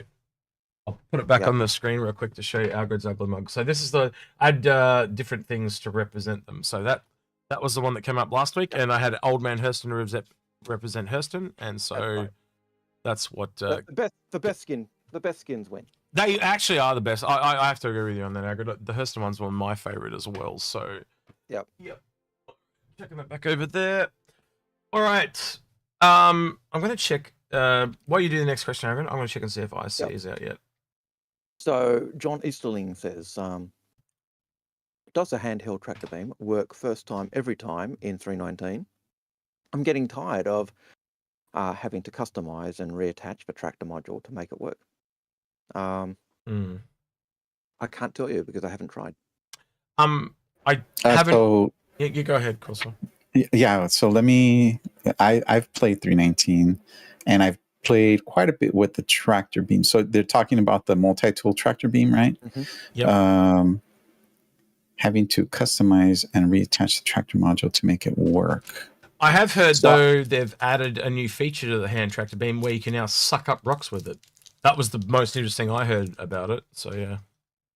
Yeah, and of course, and so I've been playing with the tractor beam in 319. I have not had that happen to me, but to be fair, I didn't have it happen to me in 318. So, and yes, they added the ability not only to use it as a normal tractor beam, but also to use the detach option so that you can remove the components from the ships and the weapons. And when you put the mining attachment, yes, the ability to suck up the minables instead of grabbing one by one. Yep. Yeah. It's a huge thing because like you'd break up a hand rock and you would spend more time picking up the chunks than you ever did mining the rock. It was ridiculous. So, and you'd lose them down like little crevices and stuff. It was a pain in the backside. So it was definitely a quality of life improvement. But I definitely think they need like a Dyson joke in there or a Hoover joke or something like that, Algared, because that's what it feels like. You just, like a Ghostbusters reference maybe. I don't know. Don't cross the beams. Someone says that or something like that. Especially with all the beam tech that's in Star Citizen, that'd Yep. be something funny to see, like a Ghostbusters reference. I think that'd be quite funny. Yeah, you never cross the beams because it's very bad. The next question is from Soroson v. Kate. I think that's how you say it. And it's for me, and it says, what type of gameplay do I like most in Star Citizen? Anything with Star Citizen, I'll give it a go. I've dabbled in racing. Usually not too much because I'm usually doing more behind the scenes support of racing. So one of the things I've always been fairly heavily into is Crux Cup. And the races that we do along that side. So Crux Cup being the oldest player run racing competition in the verse, started in 2015. Started in 2015 in real world, and I can't remember what it was in Star Citizen years. I think 2945 or something like that. So yeah, I do like doing the bunker missions occasionally. I do like doing trading. I do like doing mining. I've enjoyed Salvage when I've been doing that. That's quite relaxing. I just like sightseeing and flying the ships. So yeah, I'll do anything. So thank you for the subscription with the Prime, Space Phoenix. Appreciate it. Yeah. So yeah. What about you, Quelsar? I'm going to turn that question around. I'm going to say, what about you, Quell? What type of gameplay do you like? Apart from well, I'm kind of like you. I like doing everything, but obviously, shocker. My main game loop that I love right now is racing. Right, I just can't get enough of it. I'm looking forward to. Again, I don't know if you remember watching. I don't know if it was one of the Star Citizen Lives or Inside Star Citizen where they showed. There's like a short trailer where they showed almost like a Mad Max ground race. Do you guys remember seeing that? I'm looking forward to that. So anything that's racing related is my favorite gameplay. But right now with how racing is, it's not the most lucrative, way of making AUEC. So to support my, starving racing lifestyle, Count me any more of those races. You're habit. I still do a lot of mining off stream. I do mining is like my go-to to make money, to buy more of the same ships, because usually when you're racing, you're pushing the limits, you blow up a lot. So having to wait for those claim times and whatnot. So I usually have multiples of the same ship, just like a lot of the low flyers have multiples of the arrows or whatever, right, laying around. And of course, you need a way to make money. So I still enjoy and love mining. In 319, I love salvage, right? So I love doing the salvage, especially now. It brings me back to the days of when I used to just chill out and do the mining, and it makes pretty good money. So off stream, I do those 2 game loops, and then on stream I do the racing. I think in the future with racing, you're in for some real treats, like, racing through minefields, all those tropes, the Mad Max thing you mentioned and stuff like that, both on vehicles and in the air. Like, think about the scene from Star Wars where they're going through the asteroid. If you've ever played X-Wing versus TIE Fighter, literally racing through active asteroid fields, lava flows, snow, every type of environment you can imagine. It won't just be these loop tracks that we've got now. So a lot of people find it a bit boring because it is highly skilled, but it really is just remembering those tracks at the moment. But if you're going to do that, plus there's hazards and stuff, and you think back to some of the best racing games, Micro Machines, Mario Kart, all those ones that when we're all younger, us oldies now, but yeah, I think when they start to put active things into the racetrack, so imagine racing through the Allen Halo, and there's actually like massive asteroids that can collide and split up, like in what was it, Jango Fett in episode 2, where he drops that depth charge and it goes off. So all the rocks going everywhere and stuff like that. And so you're actually, you might even have a navigator on some of your ships. You need, hard left maybe, it becomes a bit more like rally. You might actually have someone on it that's a dedicated turret gunner to shoot active incoming things. Like that. We just don't know where they're going to go with racing, and I think that's the really exciting part of it. Is every gameplay in this game right now is set to expand. So, yeah. I'd like to mention something else about that. So, we've talked a lot about these track racings. I love the idea of the dynamic and like the asteroid field scenario that you're talking about, even not having just a lot of smaller asteroids, but these huge asteroids that you can actually go through them to get to the other side, right? But, a lot of people have asked me on stream, like, hey, how come there's a 300 the 350R racing ship? What's the purpose of having a bed in a racing ship? Well, what about endurance races, right? Endurance races where you're doing transplanetary racing, or these slingshot type races like in Expanse and things like that, right? You need a team on board that, hey, while one guy sleeps, the other guy pilot, swaps out, and that all could be done through these dynamic asteroid fields, right? Not only that, what if you're using it as a wormhole navigation ship and you just want to sleep right outside where you work? You log out, you hit a jump point, and you keep doing what you do. There is an advantage to that because you don't have to fly home every single time. I do think eventually we will see, and they've talked about it too, like camping and stuff, like emergency rescue stuff. So you might even just be able to have a kit that you keep in most ships. So if you land on a planet, you can just set up a tent for the night and log out. I think that will eventually become a thing. We'll have to kind of wait and see. ISC is out, by the way, but Algared, go ahead. If you're looking at racing, you've also got things that give you an indication of where CIG are looking at going. In the story called the Crux Cup, not the Crux Cup, the Murray Cup. And so the Murray Cup tells a story. It's a live fire race. It's through asteroid fields. It's basically picking up all of those tropes. And that's a race that CIG wanted to bring in. That story came out about 2014, and it was, in many ways, I think, one of the catalysts that caused the Crux Cup to come about. And part of the law that we created for the Crux Cup was it was kind of originally a preliminary race that you'd enter to be able to qualify for this Murray Cup. These days, I actually think the Crux Cup is a challenge to the Murray Cup, but that's just me. But yeah, so I think you've got those, and then I do know that we've got the Skull Apex race, which is around an asteroid field. It is live fire, and it is that's coming up in the next couple of months. So go to cruxcup.com to check that out. Anyway, that's my plug, because And I wonder if this is so. He's called this ISC Settlers of Stanton. I wonder if it's a reference to Settlers of Catan. I don't know if that's what he's going with there, but that's what it feels like. But those of you that know what that is, that is. I find it interesting that they're doing the Settlers after Paul's recent it could be that too. Law thing where he's looked at but what happened to the original Settlers of Stanton. To kind of answer the question in broad for myself, I kind of don't have a favorite gameplay at the moment. I kind of go in and I just don't think there's enough game there right at the moment for me. It's why I don't stream it, gameplay, because it's just not enough for me to. It's one of the ways I've stopped myself burning out.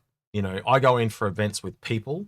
My favorite gameplay is stuff I do with other people. I think that kind of covers it in short term. I am looking forward to Salvage though, but it won't really take off for me until Munching comes in.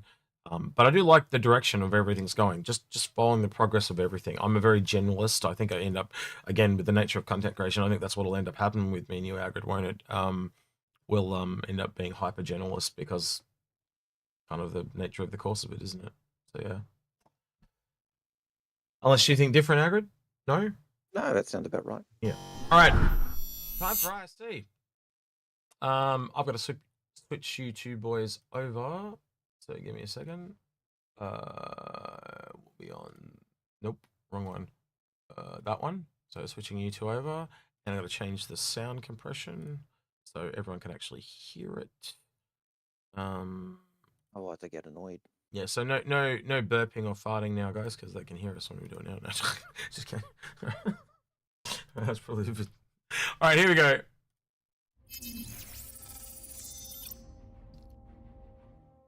Populating the surface of star citizens, planets, and moons is no small endeavor. From the tiniest of easy habs to the largest of landing zones, creating new places where players and NPCs alike can gather to buy and sell, collect and trade, create and destroy, oh my, is essential to our continuing efforts to expand gameplay opportunities within the persistent universe.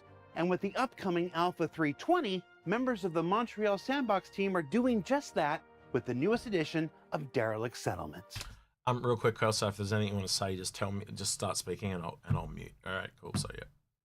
Oh yeah, no problem. Since the last time we talked about these derelict settlements, we've been progressing quite well. We started with maybe one settlement last time we spoke, and now we're up to about 15 fully fleshed settlements with a unique look, narrative, and theme around them. The longest part is just... Wow, did you see, that was a reclaimer. Did you see how hollow that was? Way back, that was nuts. Someone's gutted my baby. Did you notice his name? He's Jason Tonks. Unique look. Jason Tonks. Jason Tumbrel. Yeah. No, Tonks very much, Jason, for doing this episode. Oh, there's jokes there for a week. That's fine. Man, they've really gutted that. Yeah, that's been salvaged. Narrative Ironically, and theme around them. The longest part is just finding a theme and then scouting these really epic locations throughout the maps, throughout the planets. And then we try and match the theme. Okay, what theme fits with this location? Let's say we're looking at cool mountaintops with really nice vistas, cool sunsets that are like on the side of a lake or a river, or just a little like a water source on the top of the Alps with like snow and everything.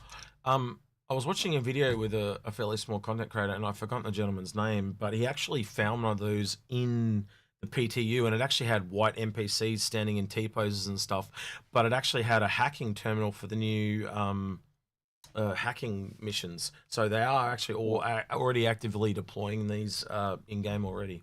I liked the fact that they're talking about these beautiful vistas. Yeah. And so we're going to wreck it by putting a derelict settlement right there. Come to Hurston. So I just thought that was humorous. Yeah. We come up with these themes. What about you, Quelsar? Going to add there or not? Yeah, come and set on your own little slum here in the middle of this beautiful vista. I just thought that was humorous. We've got this beautiful vista. You know, he's talking about this beautiful sunset, this lovely lake, this beautiful mountain scene, and we're going to put a derelict. It reminds me when right there, spot. It reminds me when we had Stem Citizen and Griffin on, and they'd never even conceptualized someone pirate, like taking an 890 jump and use it as a pirate ship. They were like almost mortified. How dare you do that to my 890 jump? But yeah. And then we come up on the side with these really cool locations, and then we just like, okay, what can we match together? Let's find a cool name with them, and how do we make these a unique set? And my only problem there with that one is it's very square. It's not very organic. You know, humans do build in straight lines, but when a settlement or even a city that matter evolves, they don't. That's very planned. And again, when it's junk, it's not planned. So that looks really weird to me. Yeah. Settlements, you could easily see yourself like spend your life with your wife or your husband or whoever you want to play with, and just take it easy. I've got to answer a question from YouTube on that.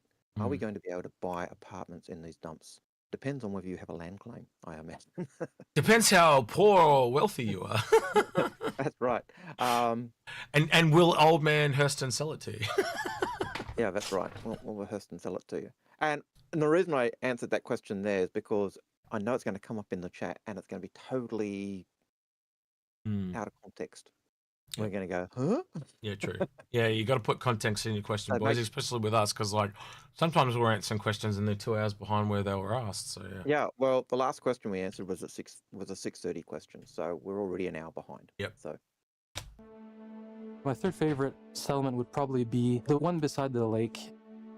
It's a small settlement, as if like one person had a small little ship. He was by himself. They landed in the woods, but near enough to a little lake. And he's like, I'm going to make this little... that actually looks really cool. How the grass is growing up on the freelance and shit. I really like that. Yeah, I agree. That looks really nice. I think because it's smaller, it's just probably got a little bit more detail than the Reclaimer had. Because like the Reclaimer had the vines and all that, fair enough. But I don't know, it's just something about the grass. Yeah, I imagine part of it is also the fact that it's we're used to seeing the vines grow over stuff, but we're not used to seeing them have the grass growing on the ship. So I think that's another part of it, though, Algared. That they've talked about there'll be different vegetation in different spots. So I think where the Reclaimer was probably a bit more swamp-like, where this, as you said, is by a river or whatever. So different vegetation slightly. Interesting. It's like a fishing cabin on the side of the lake and live this super peaceful life. It has a few little habs that are just like basically for shelter for like shaded areas where they maybe has a little workbench or a little table that they're making like crafting elements. He also built like a little dock so he can like maybe fish there at night. He planted a couple little harvestables as well along the coast of the water. He has his little house to himself. He builds it as he wants. Maybe players can... Is anyone else getting the feeling that this is what this guy wants to do? Yeah, I was about to say fishing in Star Citizen when? Yeah. True. Oh, we've been saying that since Rivers came out. Yeah, just like you go fishing and then it's like this huge jaws thing comes out and just eats half the wharf and you're just standing there and it's oh shit. That would be really cool, actually. Like from Waterworld, the ones from Waterworld, the big massive fish. Yeah. But I see where he's coming from in terms of some of these derelict outposts are actually the cabin in the woods. Your home, your holiday retreat, the place you've gone into the woods, you've built this little cabin, and you don't go there all the time. So you might go there once a year. And my biggest concern at the moment is they're going too far into derelict outposts. Where are the other normal outposts? Where are the normal houses? Like where do the normal, like, do they only live in cities? Where's the normal, where's Old Man Hurston's holiday retreat that he takes all the Uwu girls that's on Yella? Like where are those, like maybe they've started at the bottom and they're working their way up. I don't know. But, where's the medium and where's the high tech and where's the different, layers there? Yeah, I think that's what he's referring to. He's looking at, it's not just the derelict outposts in those places that are old and abandoned and no one uses anymore. It seems he's talking about the cabin in the woods that someone's built and they don't always live there. It's where they go for the holiday, and so it's the next step up from those totally abandoned, never used, run down, destroyed. But like you, I'm still seeing it still looks wrecked. It still looks ruined. It still looks run down. It still it's still got that nasty, horrible feel about it. So, well, I would argue maybe the opposite, where it is a place that you live all the time because maybe you're on the criminal side and you want to be out of comms and out in the boonies somewhere that you don't want people to find you, right? Yeah, and that's the other side. If you're even your little residence or your little holiday home looks too good, then it's going to get raided. But if it looks like it's run down and wrecked and no one lives there, then it's more likely to be left alone. And someone in chat is talking directly to you, Algared. All right. I'll let you read it as I play. Come and visit, but it's like just read it. Social kind of small little settlement where I could definitely see myself. As in read it to yourself. I was reading it to myself, but I got if I crash my ship, that's what I would probably do. Just make my one little shack and build a little dock and just look at the sunset. And he did. He did want to do that. Yep. The next most visually advanced one, we nicknamed it Cable City. There's a lot of wires, so they connect a lot of the solar panels, the windmills to all their habs. It's like overlooking this really cool lake down below. So we thought like it'd be a good idea to bring like the... That is the one that someone saw in the PTU. I shit you not. It was on Hurston. It was near a lake. I'm pretty sure that that's the same one. It even had the same red canopies. Interesting. All right. Community aspect into it. So the terrain, we tried to make it a bit more muddier. We had like tracks of vehicles that went by. The terrain is just a lot more worked, a lot more detailed. So it just makes it feel like, yeah, the people are working there, or there's vehicles going by on a daily basis. They're probably scavenging like a ship that's nearby. we haven't really placed a ship for that one, but like it just story tells really well. Yeah, this a really badass vista with the clouds and the lake and the fog that lifts up in the morning. It's just a really nice one that came together super quick and super well. So I'd say that one is probably the second most fleshed out that I really like. Yeah. What I really liked about that one was when they did the close up of all the cables. That was mind blowing in detail. So Waffle Insanity in chat is saying basically that they're working on a lot of that stuff for Pyro, and I have to agree, it does have very much a Pyro feel. But I do hope that they come back eventually and work on different tiers. Cool. I agree. Yeah. Yep. The kit and all our object containers have been growing exponentially, which is making our work a lot faster. We're a bit more efficient, and we can use our Rastar tool to populate these settlements a lot quicker. We're building these kits as we go, so like every new settlement or every new theme that we find that we're missing little elements for like pathways, some visual keys. So execute.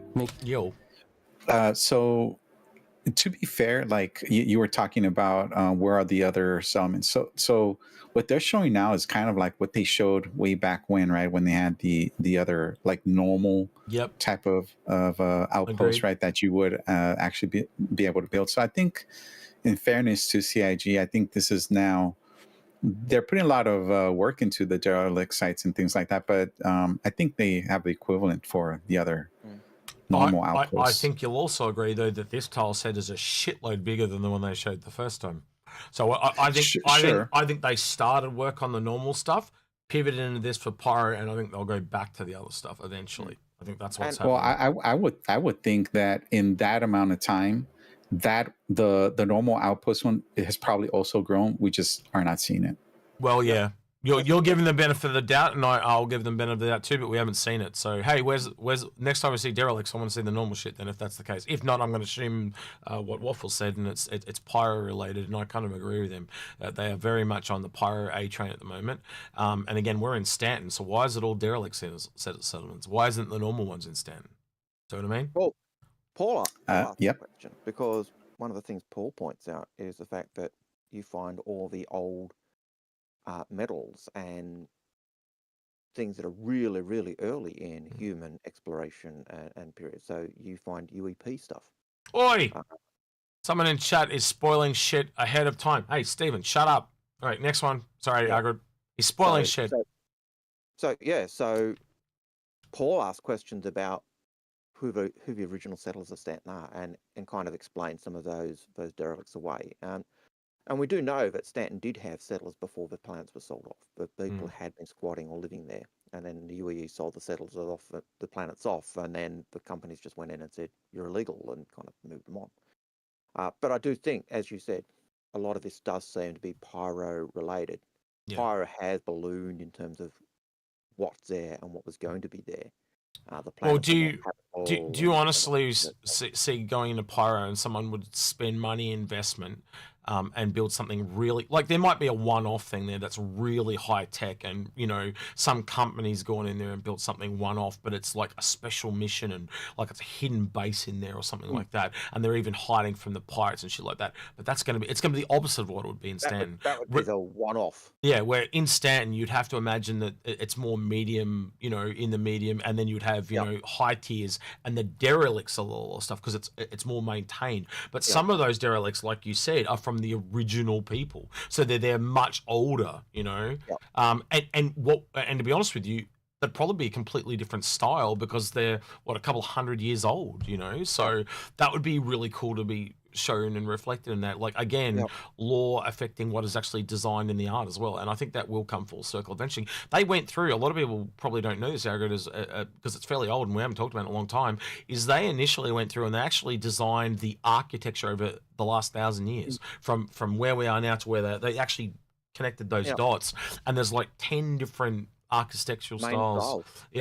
So they'll go back and go, oh, we're going back 300 years. It's got to be this style now, you know, and to fit that law. And that's nuts to me, you know. Like I'm going to be able to walk in game and go, oh, that's almost like it's like cubism or some shit. But I can't remember the names of them. But they do all have unique names, don't they? They do. They've got certain styles that come through that certain areas, and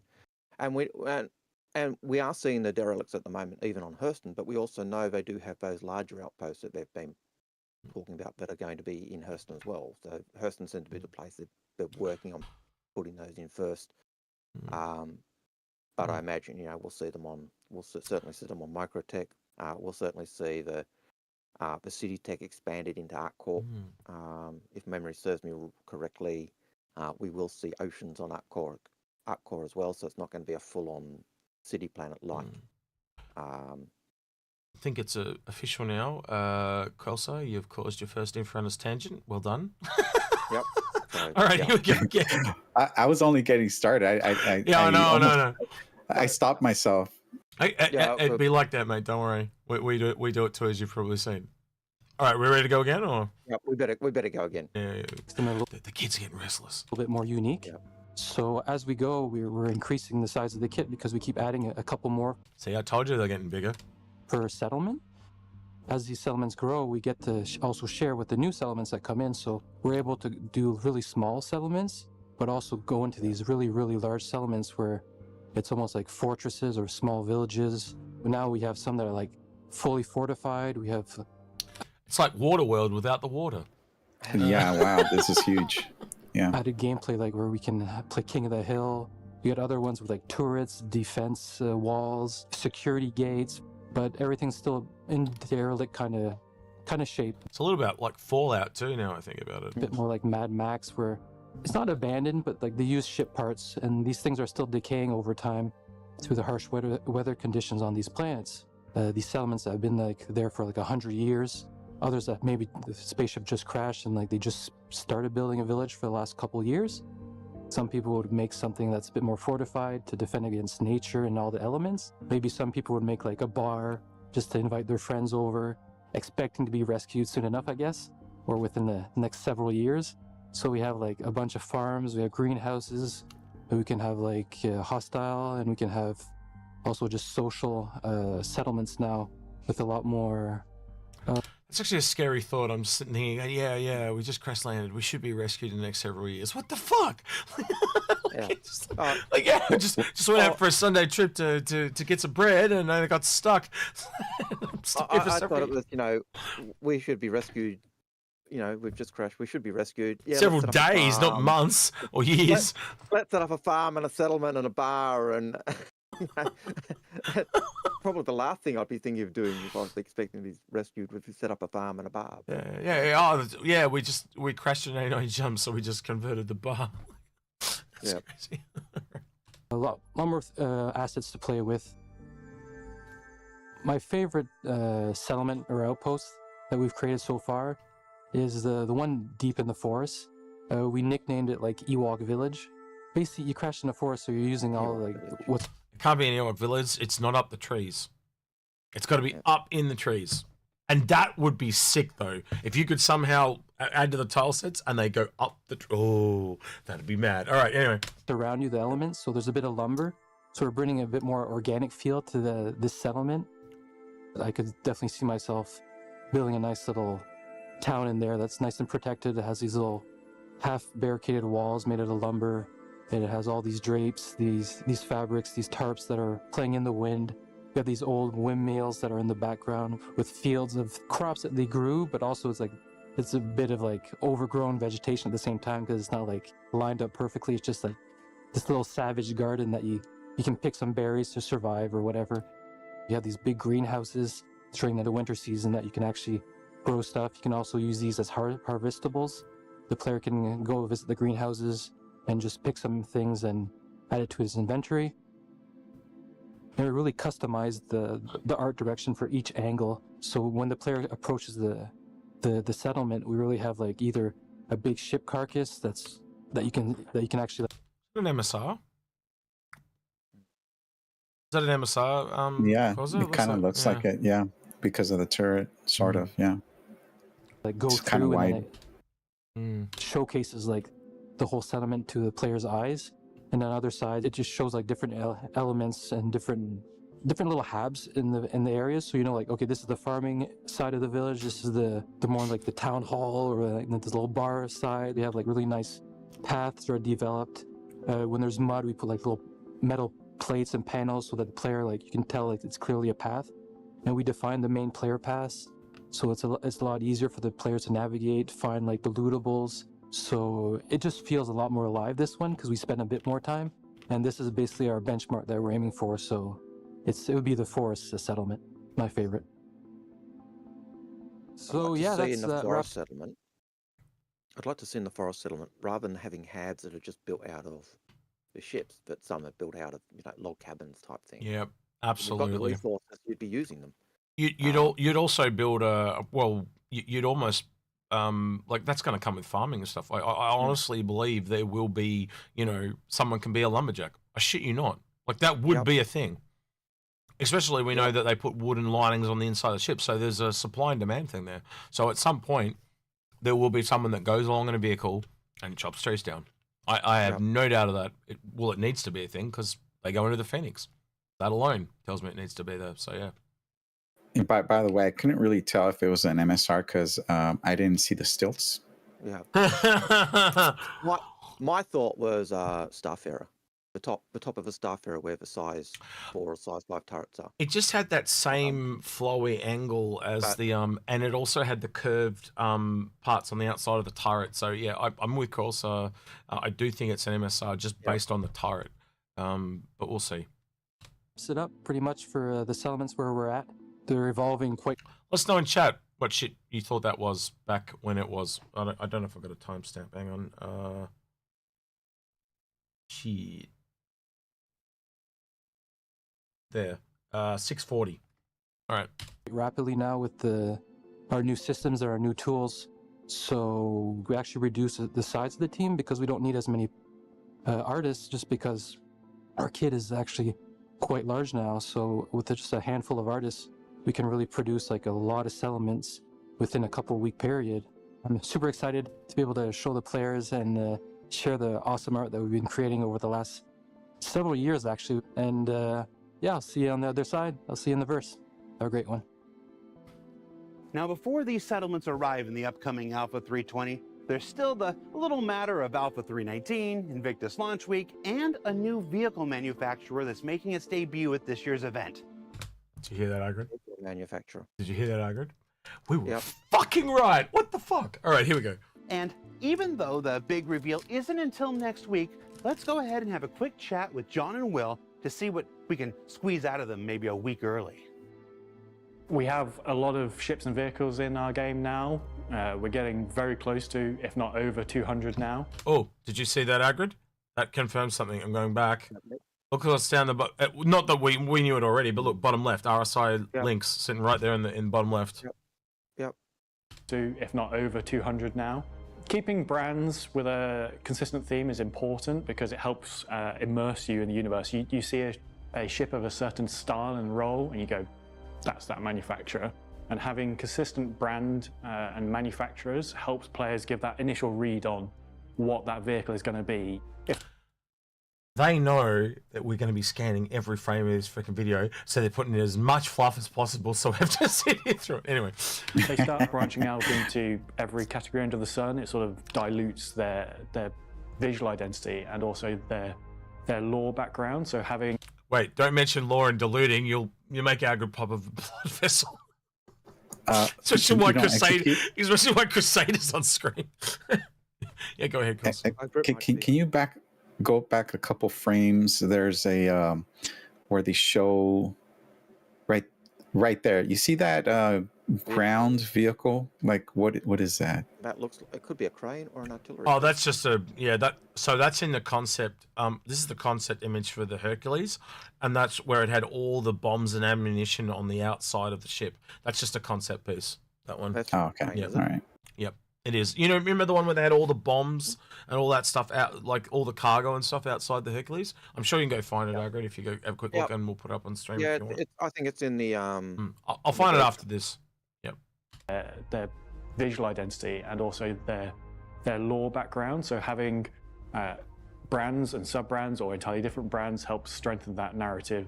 You look at it, you know, hey, it's that brand, it's going to roughly do this thing. Misc. Oh, that's a razor, yeah? In the background? Here we go. Is that Yeah. a razor? Yeah. Oh. So this was kind of a journey that started back when we introduced the Misc Razor, a racing ship underneath the Misc brand. And so we created this lore for them that one of the CEOs of the company had a real passion for racing. And so he kind of charged the company with coming up with their own version of the racing ship, which ended up being the Daedalus. And while that didn't quite take the Murray Cup as that CEO had hoped, a couple years later, the Razor came out and it was another attempt at them. The company itself was so excited and charged by the creativity. Can you freeze right there? Yep. So you guys remember watching what was it, the Mercedes or BMW commercial where they put a metal ball along the, you know, perfectly shaped curves and they just roll it and everything's so aligned perfectly well. This kind of reminds me of that, where you could take a bearing, right, a metal bearing, and just roll it, and it just, this is what like draws me to the Razor every time. Yeah. So you like her curves? Okay, good. Oh yeah.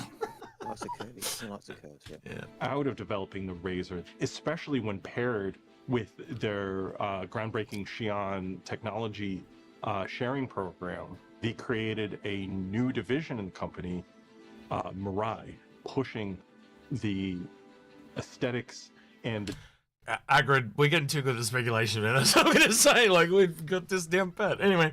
devotion of quality that Misc is known for into bold new directions. Mirai is essentially a performance brand, and performance is quite a wide-ranging category. So not only do you have things like racers come under performance, but also more militarized and very obviously military-focused ships as well. So while Mirai might have gotten its start in racing, that's not going to be where it stops. There's a lot of possibilities for where we can take this brand in the future. In introducing Mirai as a brand, it also gives us the opportunity to look back at the existing lineup of Misc ships and reevaluate whether they do still make sense to be in that brand or move to the new Mirai sub-brand. And as part of looking Man, we got it all right, Algared. We even talked about sub-brand. Well, that's crazy. at this, it was clear that the Razor series was the ideal candidate to move under Mirai as a brand. As part of the conversation, we were also looking at the Reliant, and with its cool nice. cockpit and the way it rotates and really uses Xi'an tech, we were like, would this feel more appropriate as a Mirai ship? And going back and forth, it really was feeling more as an industrial workhorse that would fit better under the Misc brand. So the Reliant and the whole lineup of those ships will be staying with Misc. Interesting. What kind of excites me about Mirai as a brand is this idea. We've seen this kind of blending of human and Xi'an technology already in Misc, and one of their charges is going to be taking it even farther. So the idea of these human ship designers looking at this Xi'an tech and saying, where can we take this? So it'll be really exciting to see what directions Mirai can take the grounding that Misc has provided them and take it even farther. So that was a little bit of info about our latest ship manufacturer, Mirai. I'm very excited for them. And if you want to learn more about the new brand and the ships they're developing, make sure to join us at Invictus. So what did we learn this week? Well, we learned that there are about 15 new derelict settlements, each with their own look and narrative that are being added to the Stanton system in the upcoming Alpha 320. That more and more will be added in subsequent patches and provide new opportunities for gameplay across the surface of its planets and moons. And that there's something new in the future of Misc when Mirai arrives at Invictus next week. What is it? They'd be furious if I said. Oh, wait. We gotta watch this real slow. Okay, so Fuel Avionics, it's a solo ship because that's on the outside. Or it's a solo vehicle because that's on the outside. They did say it was a... Confirm the gun, remember... Look at the cockpit too. You see on the right? To the side. That's a pilot seat. That's a bubble cockpit, yeah. But who was it that pointed out that that was a gun from the poster? Yeah, and it's last got. week. Yeah, I'm trying to remember who was on the episode with. Oh, EverQuest Wolf. Yep, EverQuest.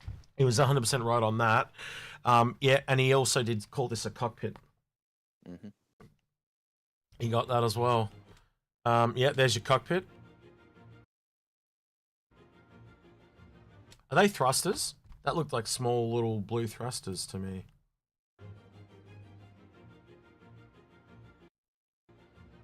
Probably. That's the pilot Oh. seat. Yeah, and you see it. Storage. It expands or transforms, or what do you want to call it? Yeah, it definitely does. Yeah, I'm thinking this is going to be some type of hybrid between. They talked about the Reliant core. Oh my God! Holy fuck! Oh my God! Look at that! It's very Cyan. Yeah, I love it.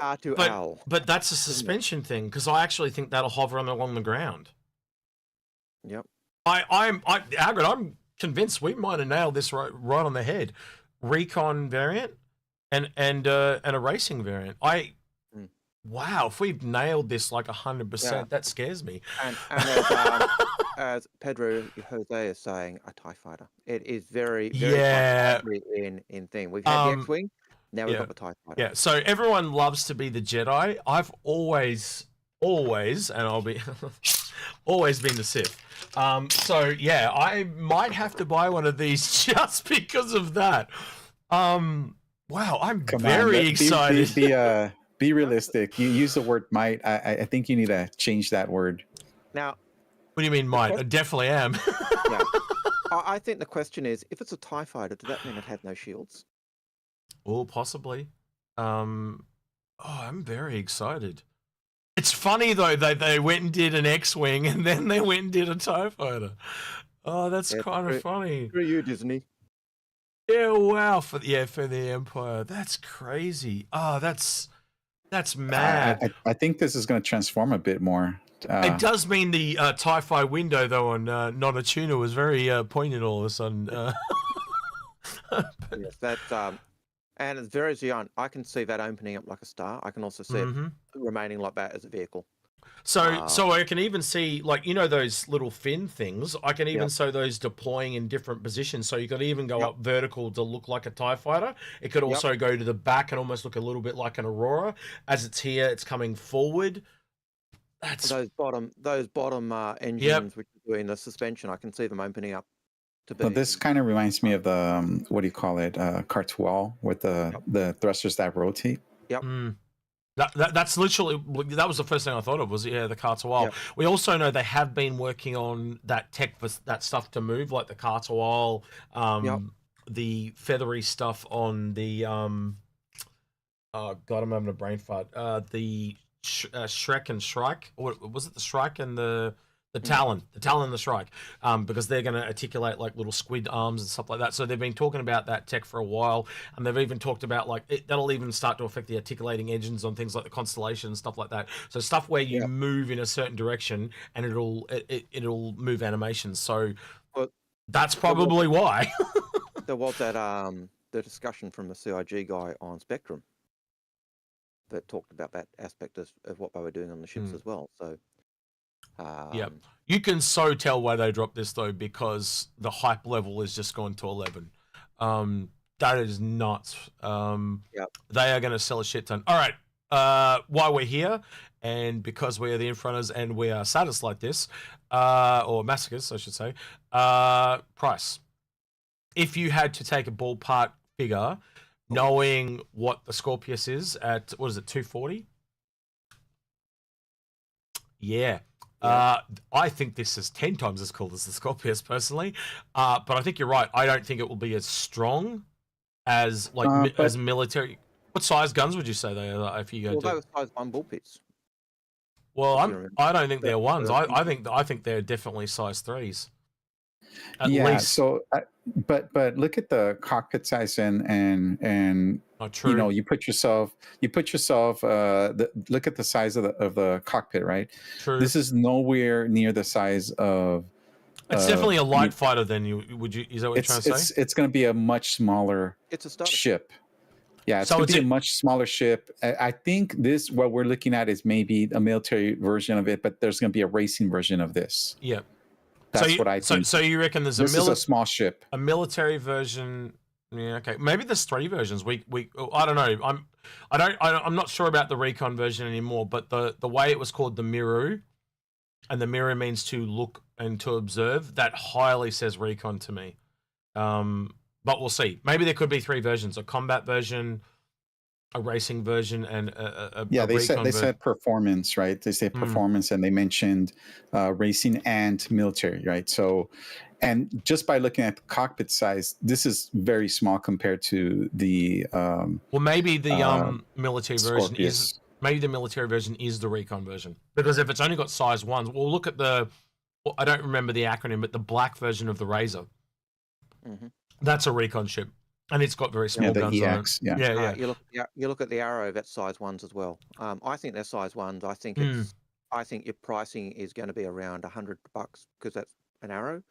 I think the minimum price will be around $40-50 because So it that's was the price of an Aurora or a Mustang. So I Someone- think it's going to be in that bracket. Yeah, someone correct me if I'm wrong, but I remember the Talon ended up being like 115, and I think it was 95 originally.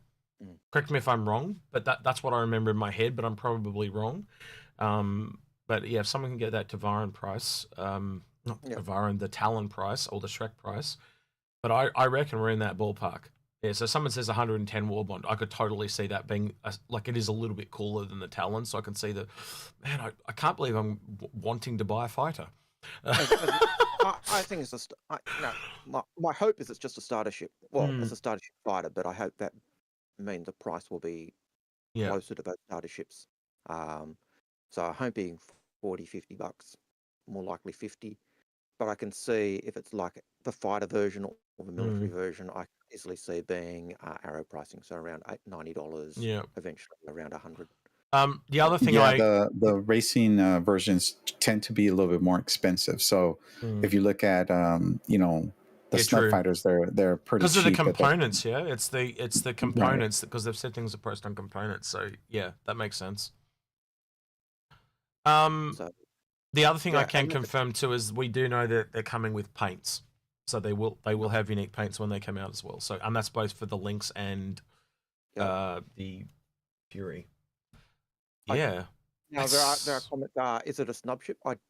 My gut would be it's not a snub ship, but it could be. I would definitely. But my gut is it's not a snub.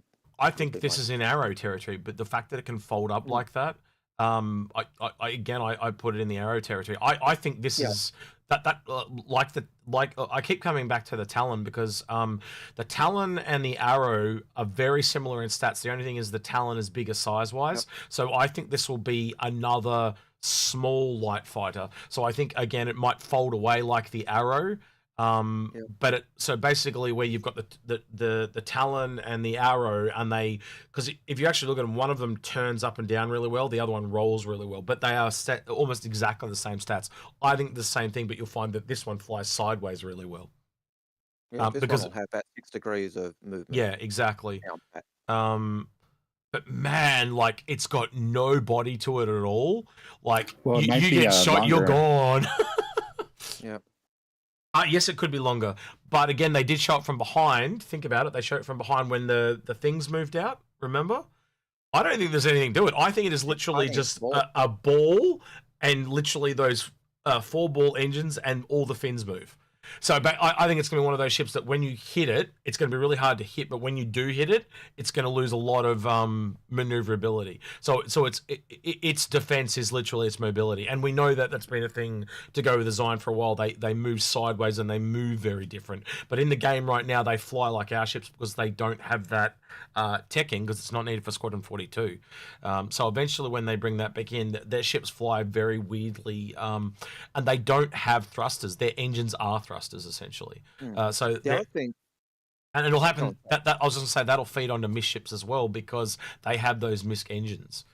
So yeah, just looking at that, the thing that also comes out to me is the fact that if you looked at the old Cartual and you tried to do the old Art Court racing, the Cartual really struggled. It was a really tight fit through the rings.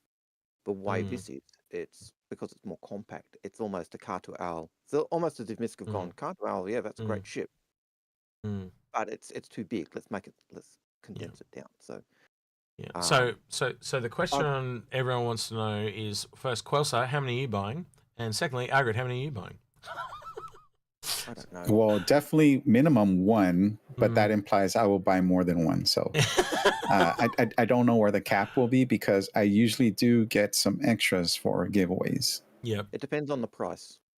Well, if it is a starter ship, then I will get easily half a dozen, because there'll be. Well, I can tell you right now, CIG are giving us one to give away. So, yeah, we'll definitely have at least one to give away, for sure. That means I'll at the very least be able to fly it. So I'll be able to show you guys that. And we'll probably end up adding that into Not-A-Tuna. So, yeah, we'll see. What about you, Algared? You're at least going to get one of each? Or...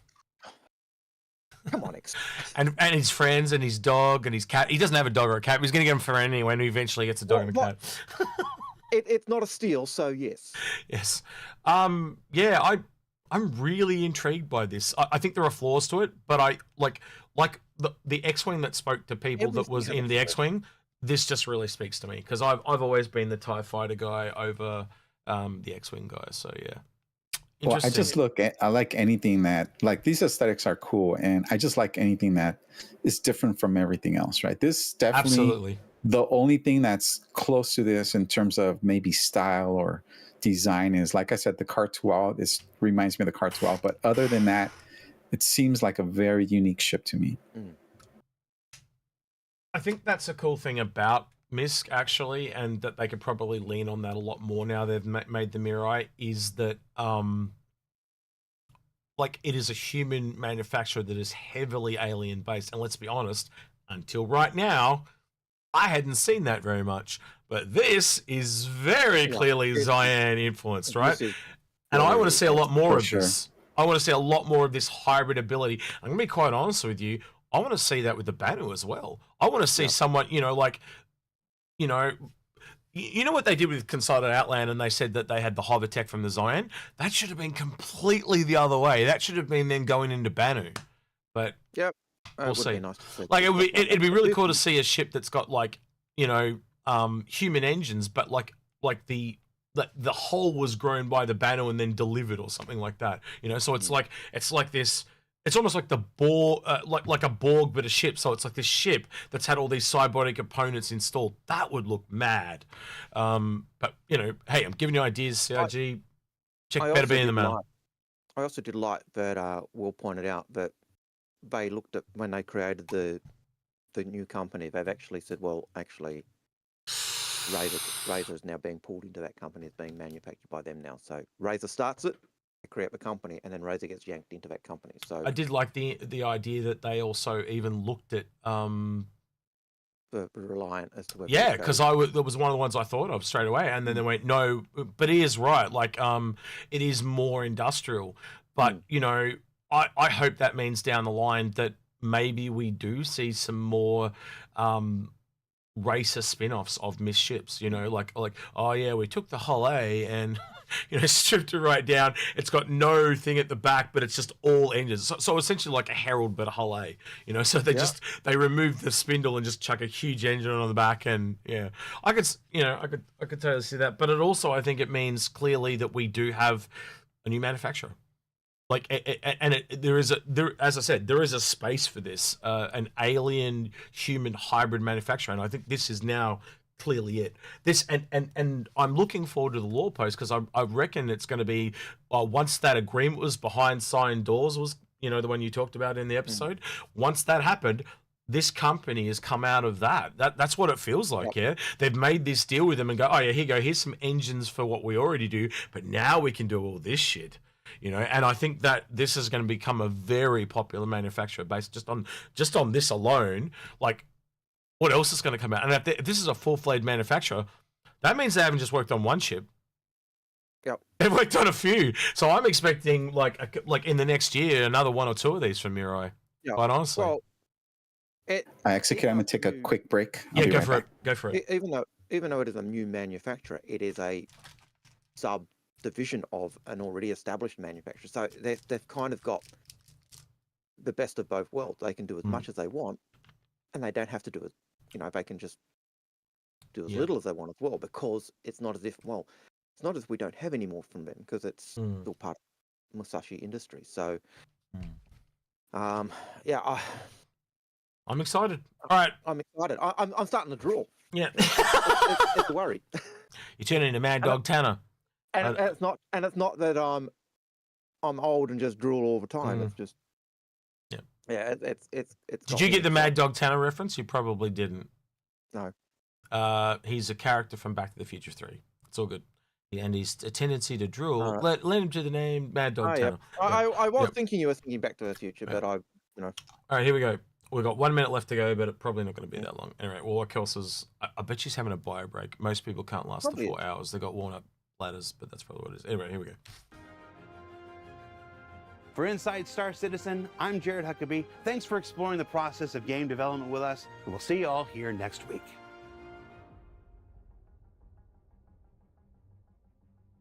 Drool.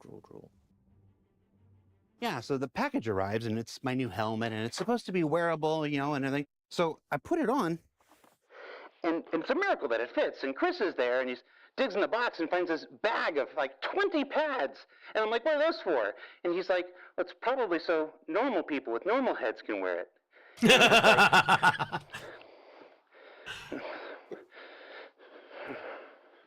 Righto, Duff. No, it's already smoked up the helmet in like 5 seconds from stress. Yep. Oh dear. Oh dear. That was actually surprisingly a very good ISC. I did not expect that at all. Other than Stephen wrecked it for everyone, but that's fine. No, I don't blame Stephen. He's just excited. All right, Quelsar, you're back from your bladder break, I take it. Yes, I'm back. I mean, when I was looking at that, the first thing I did was I was already undressing that baby, taking all the guns off, and I'm like, that's a nice racing ship. Yeah. Oh, look. So what you do? Just undressing it with my eyes, yeah. Yeah, that's got racing vibes all over it. So for sure.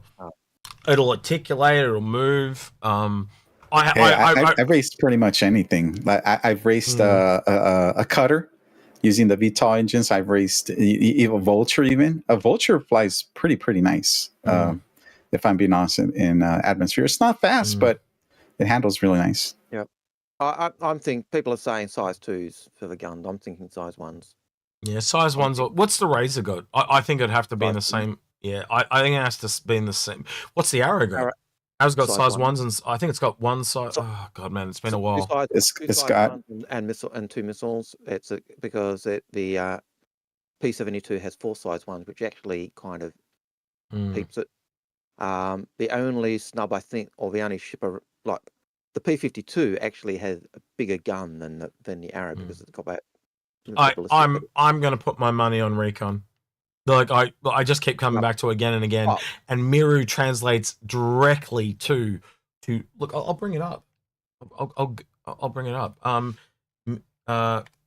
Miru in Japanese, and I'll flick us back over to it. I hope I'm on the right screen. Yeah, I am. Oh wait, we lost Quelsar. Oh, because I went to 2 people. Sorry, not 3. My bad. Okay, there's 3, and Quelsar's back. But it literally says mirror in Japanese, verb to see, to watch, to look. Yep. Oh, 100%. The military version is a scout. It's got to be. It's a recon vehicle. Yeah. That actually scares me. I think we've like almost 100% hit that on the head with every single thing. It's so scary because we know sometimes in the ballpark, but everything lined up like that is. And to pick up Shadow Girl's things, the force is strong with this one. You know what? If it doesn't come with some kind of like lightsaber, or like when you brought the war bond and they'd give you like the firearm or whatever, they need like a lightsaber baton or something like a police reinforcement baton, but it looks just like a lightsaber to put in game. That'd be funny as. We got the shock stick with the balloon. Well, it looks the way you get into it is the front bubble pops open and then the seat comes down, kind of like what was that? The Talon, right? Yeah. So just a couple of things, because people linked me a whole bunch of stuff as we were talking on that whole episode. So As we're ruling, yep. Yeah, so this is the image that you were talking about, Algared, for the concept of Hercules. And someone said there's actually a teaser out for Mirai. Now, the only problem is I'm going to have to... I don't think there's a way I can show this because there's no... Wait, hang on. Just give me a minute. Maybe I can. No, I can show it to you. How can I do this? I think Shadow Girl's a closet bounty hunter. Yeah. So can I open it in a browser? No, I cannot. Give me a minute. I'm gonna hack this. Hold on. So if I go back to this and well, while you sort that out, yep, I'll go through some questions, and Quelsar can be answering some of them. So I'll make you work. Sure. So RuneSmith Jim says, with the ability to remove both components and weapons from ships, what do you think the medium and large salvage ship look like, and which one would be Argo? Yeah, didn't we go over this earlier? The medium versus so like we're comparing like the Reclaimer and the Vulture, right? Earlier one, but and we were saying a medium ship. So this was another question that came related to that. But yeah, so do you think we'll have a medium ship, or do you think one's going to be Argo, or? I don't know, because even like, well, you know, we're talking salvage, but if we do a comparison with the mining, right? So the mining, you have the Argo Mole, and then you have the Prospector. The Argo Mole is not in the same ballpark as, like, for example, the Reclaimer. So technically, wouldn't the Argo be like the medium size for mining? So if there's a medium-sized ship for salvage, I mean, Argo already has kind of like a quote-unquote medium-sized ship, right? I would personally love to not see Argo do a salvage ship.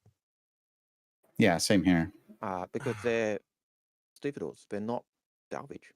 It is playing or it isn't playing? I'm really confused. I'm not sure. Doesn't look like it's playing. Nope. I don't think I can show this, sadly. I can show it to you guys, but it's really nothing. It's just a bunch of moving graphics. So, what did that say? There was one extra word there. Meet the next generation brand of performance and power. That's it. But other than that, that's just a moving poster. So, I tried, but for some reason, it just goes completely black when I full screen it. So yeah. All right. Other than that, we can go back to this. So I just stuffed around with that. What was the question that I completely missed? It was the one regarding the ability to remove components and weapons from ships. Do we think there'll be a medium or large salvage ship? What would it look like? And I think that the version of the cutter that I've talked about that connects to the Reclaimer, I think that's exactly what that thing's job is. It is the thing that goes in. It's a ship tailored, like it's a salvage ship tailored to stripping, as in stripping components and stuff.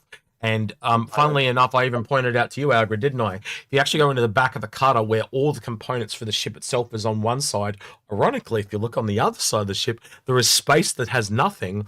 But if you just put shelves there, you could put components there.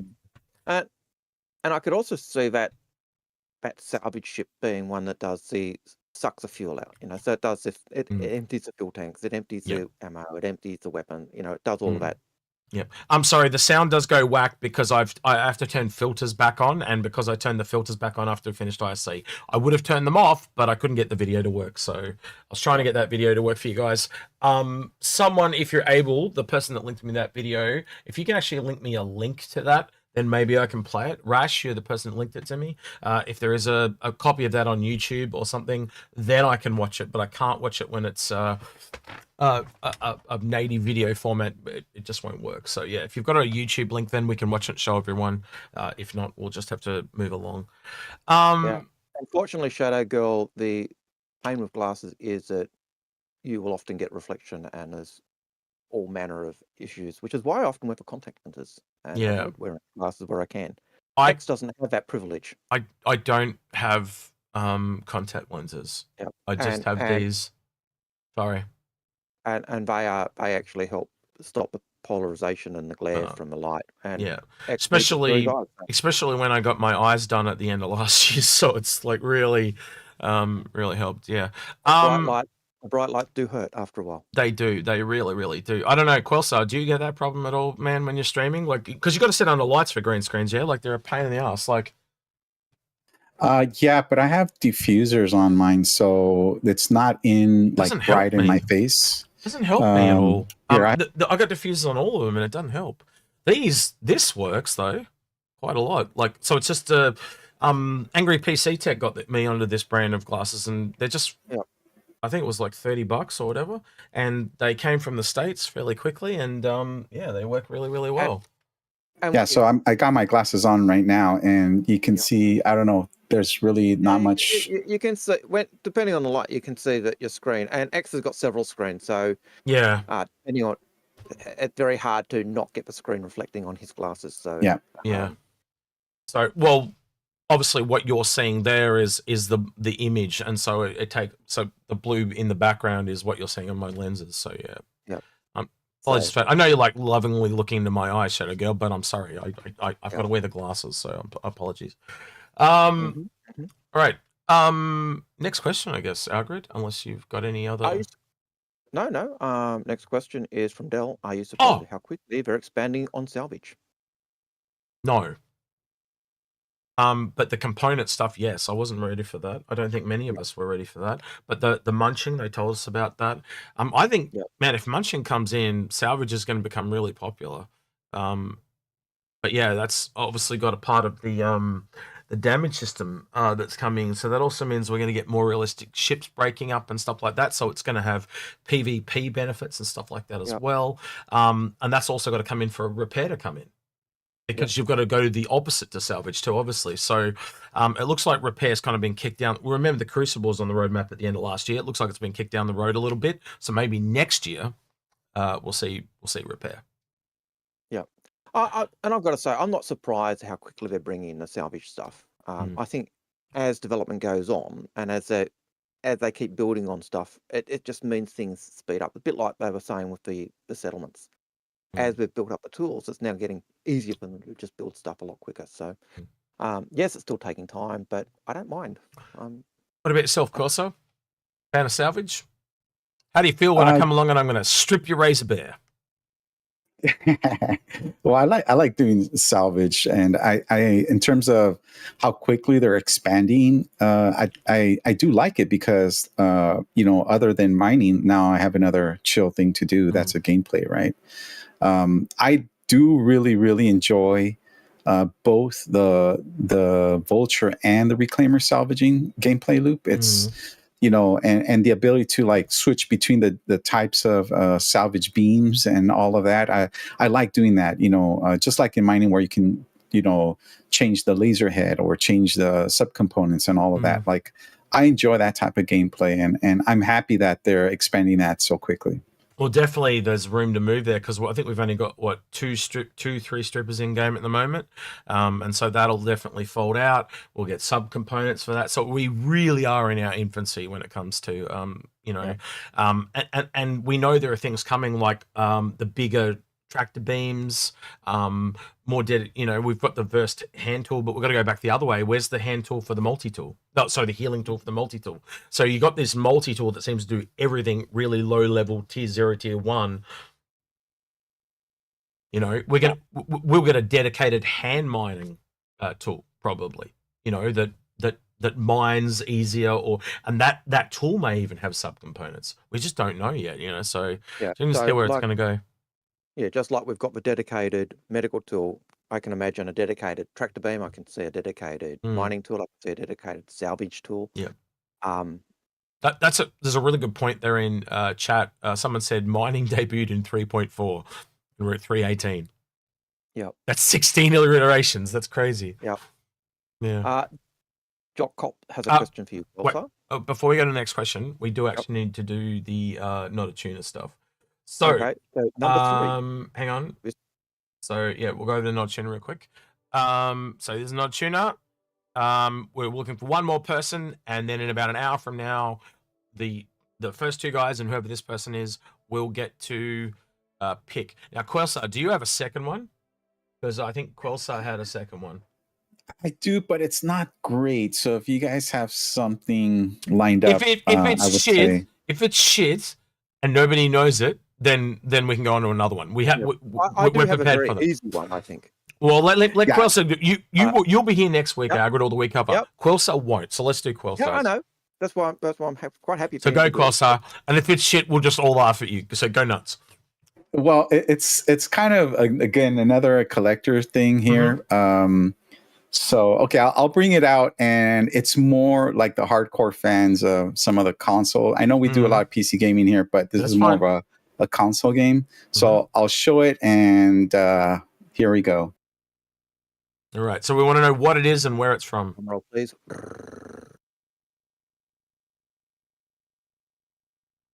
All right. So it's a collector's 10. Collector's disc. Oh, it's right on the tip of my tongue. Shit. Someone's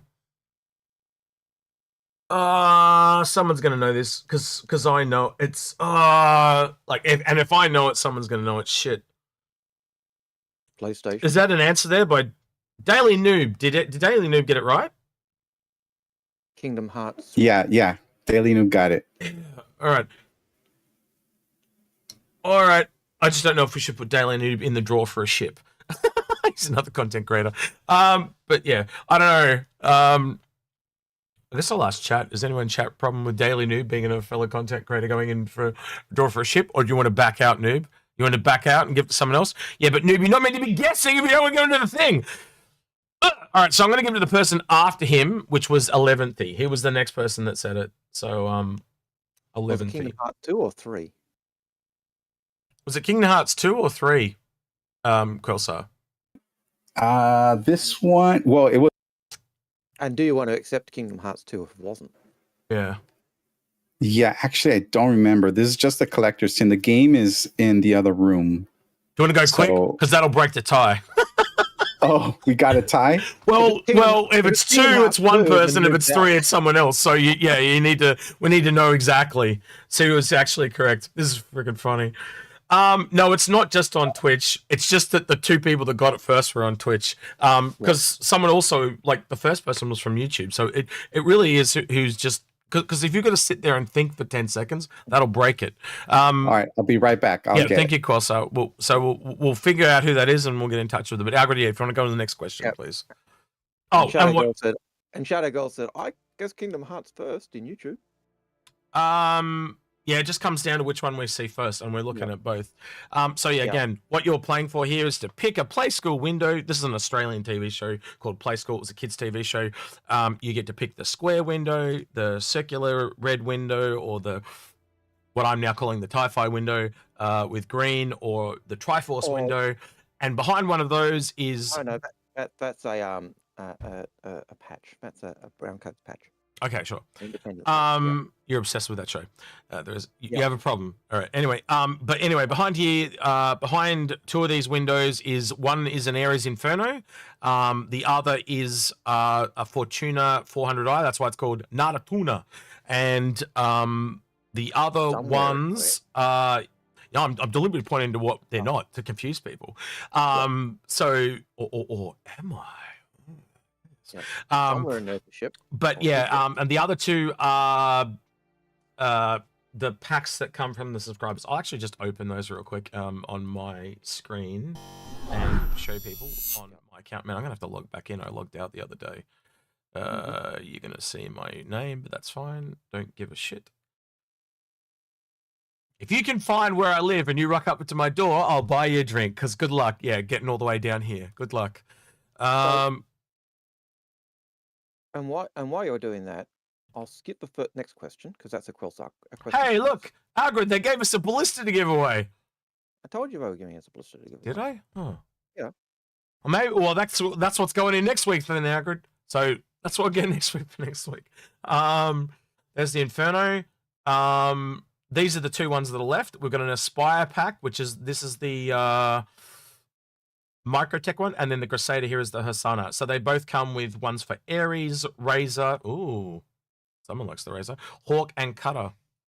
I think that's not a terrible selection of skins. No, they're not bad. Covers a little, a starter, a combat, or two combats, and a racer. So it's good. Good spread. And Shadow Girl, you might still be in luck because even though they get the pick, they may not pick the one with a 400 eye. So you could be in it for next week. That's it. Whoa, man! Next week, what if it's all three? Yeah, next week. A Fortuna. A ballista. Oh, I almost hope they get it wrong this week. No offense. Yep.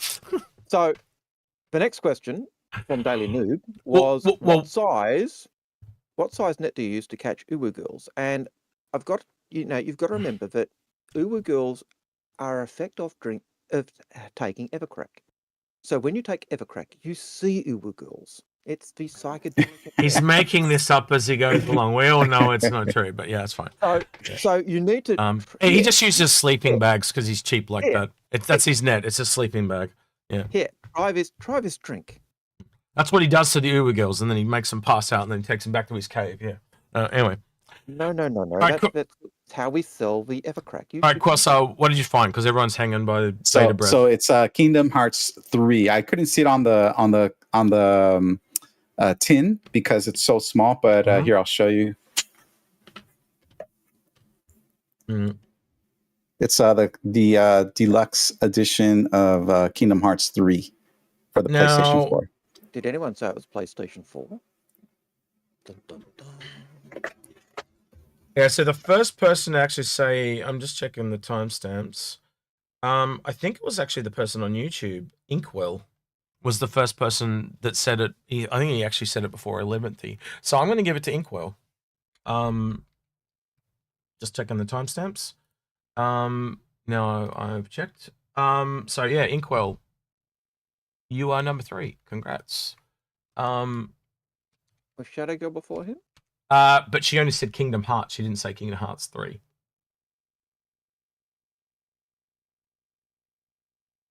So I think, sorry, Kingdom Hearts 2, not 3. Did he say 3? Was it? It was Kingdom Hearts 3, yeah? It was Kingdom Hearts 3. Yeah. So 3. I'm going to give it to Inkwell. Yep. And we also do say in our giveaways that we can tell people to go stuff themselves. No, we final decision is on us. But yeah, we did ask for the most detailed answer. Yeah. And you, a Daily Noob, a big thank you for being gracious and stepping aside. So yeah, So from now on, that ship, whatever, if you win a ship, it has to be called the Daily Noob. No, I'm just kidding. All right. So in about, just before we wrap up, it's taking us like 20 minutes to do that. So yeah, in about maybe about another half an hour to an hour, we'll do that. Actually, it's only 2. Yeah, we'll come on 3 hours. So yeah, about an hour from now, we'll do that. So maybe 50 minutes to an hour. All right. Question for you from Jock Cop. Mm-hmm. What would you like to see in a new racing ship from CIG? And which manufacturer would you like?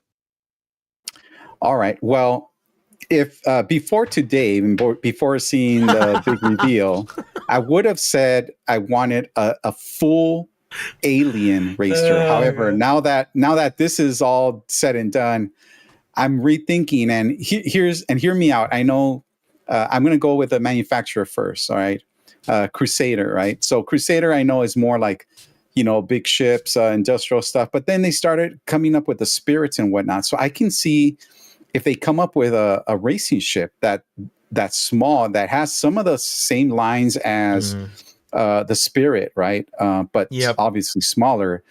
I would, if I wanted to see a new ship, a new racer, a little bit different from everything else that's out there, I would want to see something kind of like from Crusader, in the lines of, you know, kind of Spirit type, but maybe some of the curves of the larger ships like the Hercules, right? So I don't know. That's just me. After that statement, Daily Noob, if I don't see pictures of you and your wife in cosplay, I'm going to be very upset. Just for a statement on Twitch there. Anyway. So, Eminent Shadow has another question. Yep, go for it. Eminent Shadow says CIG has been getting stingy with Warbond CCUs. But do you think we'll see a few Warbond CCUs as ILW? Of course. I don't think they got stingy. I think they've just dropped the savings on them because there was some... they dropped it by 25%. That's not super stingy. I think they just realized that they obviously would have probably looked at the numbers and saw that most people were buying massive, like, well, when you can get one for $5 and it saves 30, and there's others that are $5 and they save 5, you're going to buy the bigger ones. So they're probably just realizing that people were buying those bigger ones and they could make more money on the bigger ones. So they just lowered it by 25%. So you got to pay $15 to $20, but then you save $15 to $20 or $30 in some cases. So, yeah. And I think it also ties back to when people save up their CCUs or those Warbond CCUs over time, they can get a massive saving on. Absolutely. So, I don't think they're getting stingy, and we only ever we don't really see Warbond CCUs come out apart from the IAE and Invictus Week. So remember too, they are using this to fund the game as well, and any discount they give us off stuff is at their grace, quite honestly. And because do you really need the ships? That's the other part. Like, you don't need them. It's a want, not a need. So, and I know people bag out CIG and say, oh, but you know, they've got 500 million or whatever it is, but they've also got jump change, 1,000 employees. They cost money, and you've got to keep the lights on and keep things turning. And so one thing in development, Algared, I don't know if you know this, but they have like development or game babies. So, you know, like, so say a game comes out and it's been going for 3 years. Sometimes in the credits, they'll go all the babies that were born during this. Can you imagine the number of babies that have been born during the development of stuff? It's going to be as long as the people that made the game. Anyway. It'll be like that plaque that you had all the original backers. Well, let's just look at Chris and Sandy's kids. They've gone from, like, I think one of them was like 1 or 2, and she's almost 10. Yeah, you know, like, right. Like Sky was like a 5-year-old, and she's now, you know, almost she's literally is a teenager. Back in 2014, she was, you know, they were they were munchkins. They were, you know, and now Sky's a bona fide actress, and Mongo Mo has a question. Yep. Mongo Mo's question is: any expectations for the Redeemer to get bounty hunter pods like the Blue? Yes. I think it will be more like the Avenger, though. I think, Algared, you probably agree with me on that. So they'll just put a cargo pod on it, and then you just put them in like you do in the Avenger. Yep. Nashgar 8. And if you want to answer, I'm going to try and quick. Yep, go for it. You don't need to go too quick. You do know we've still got an hour left, right? Yeah, but I want to catch up some of the questions. All right, go we're ahead. at 34 on our questions, so we're... And try and chuck some at Quelsar too. I don't want to rule him out. So, yeah. I'm not. Nashgar 8, which cargo ship do you think is perfect to pair up with 1 or 2 vultures? Hull A, wouldn't it be? Hull A? Hull A is a good choice. Yeah. Quelsar, what's your thoughts? Yeah, Hull A, or you know, something like the Taurus, right? Actually, you know, another good one. Taurus would work too if you were going for multiple vultures. Actually, I was thinking the 315p when the tractor beams come in. And a cutlass, that would work as well. Like, because then you can use the tractor beam. Because a Hull A doesn't have a tractor beam. You can do it all yourself. Well, the only reason why I was going with Taurus is, you know, it's got cargo. It's got the tractor beams. Yep. It's got the tractor beams. It's got the missiles, the offensive, defensive, and it's got a snuff fighter. In a pinch, you get attacked. No snuff fighter. Oh, but what it does have is it does have a smuggling cargo bay, so any drugs you find on the ships you can put in there. Oh, that's true. So that's true. not a terrible idea. So I was thinking that as you were saying it, I'm like, yep, that is actually not too bad. There actually are some good things on there.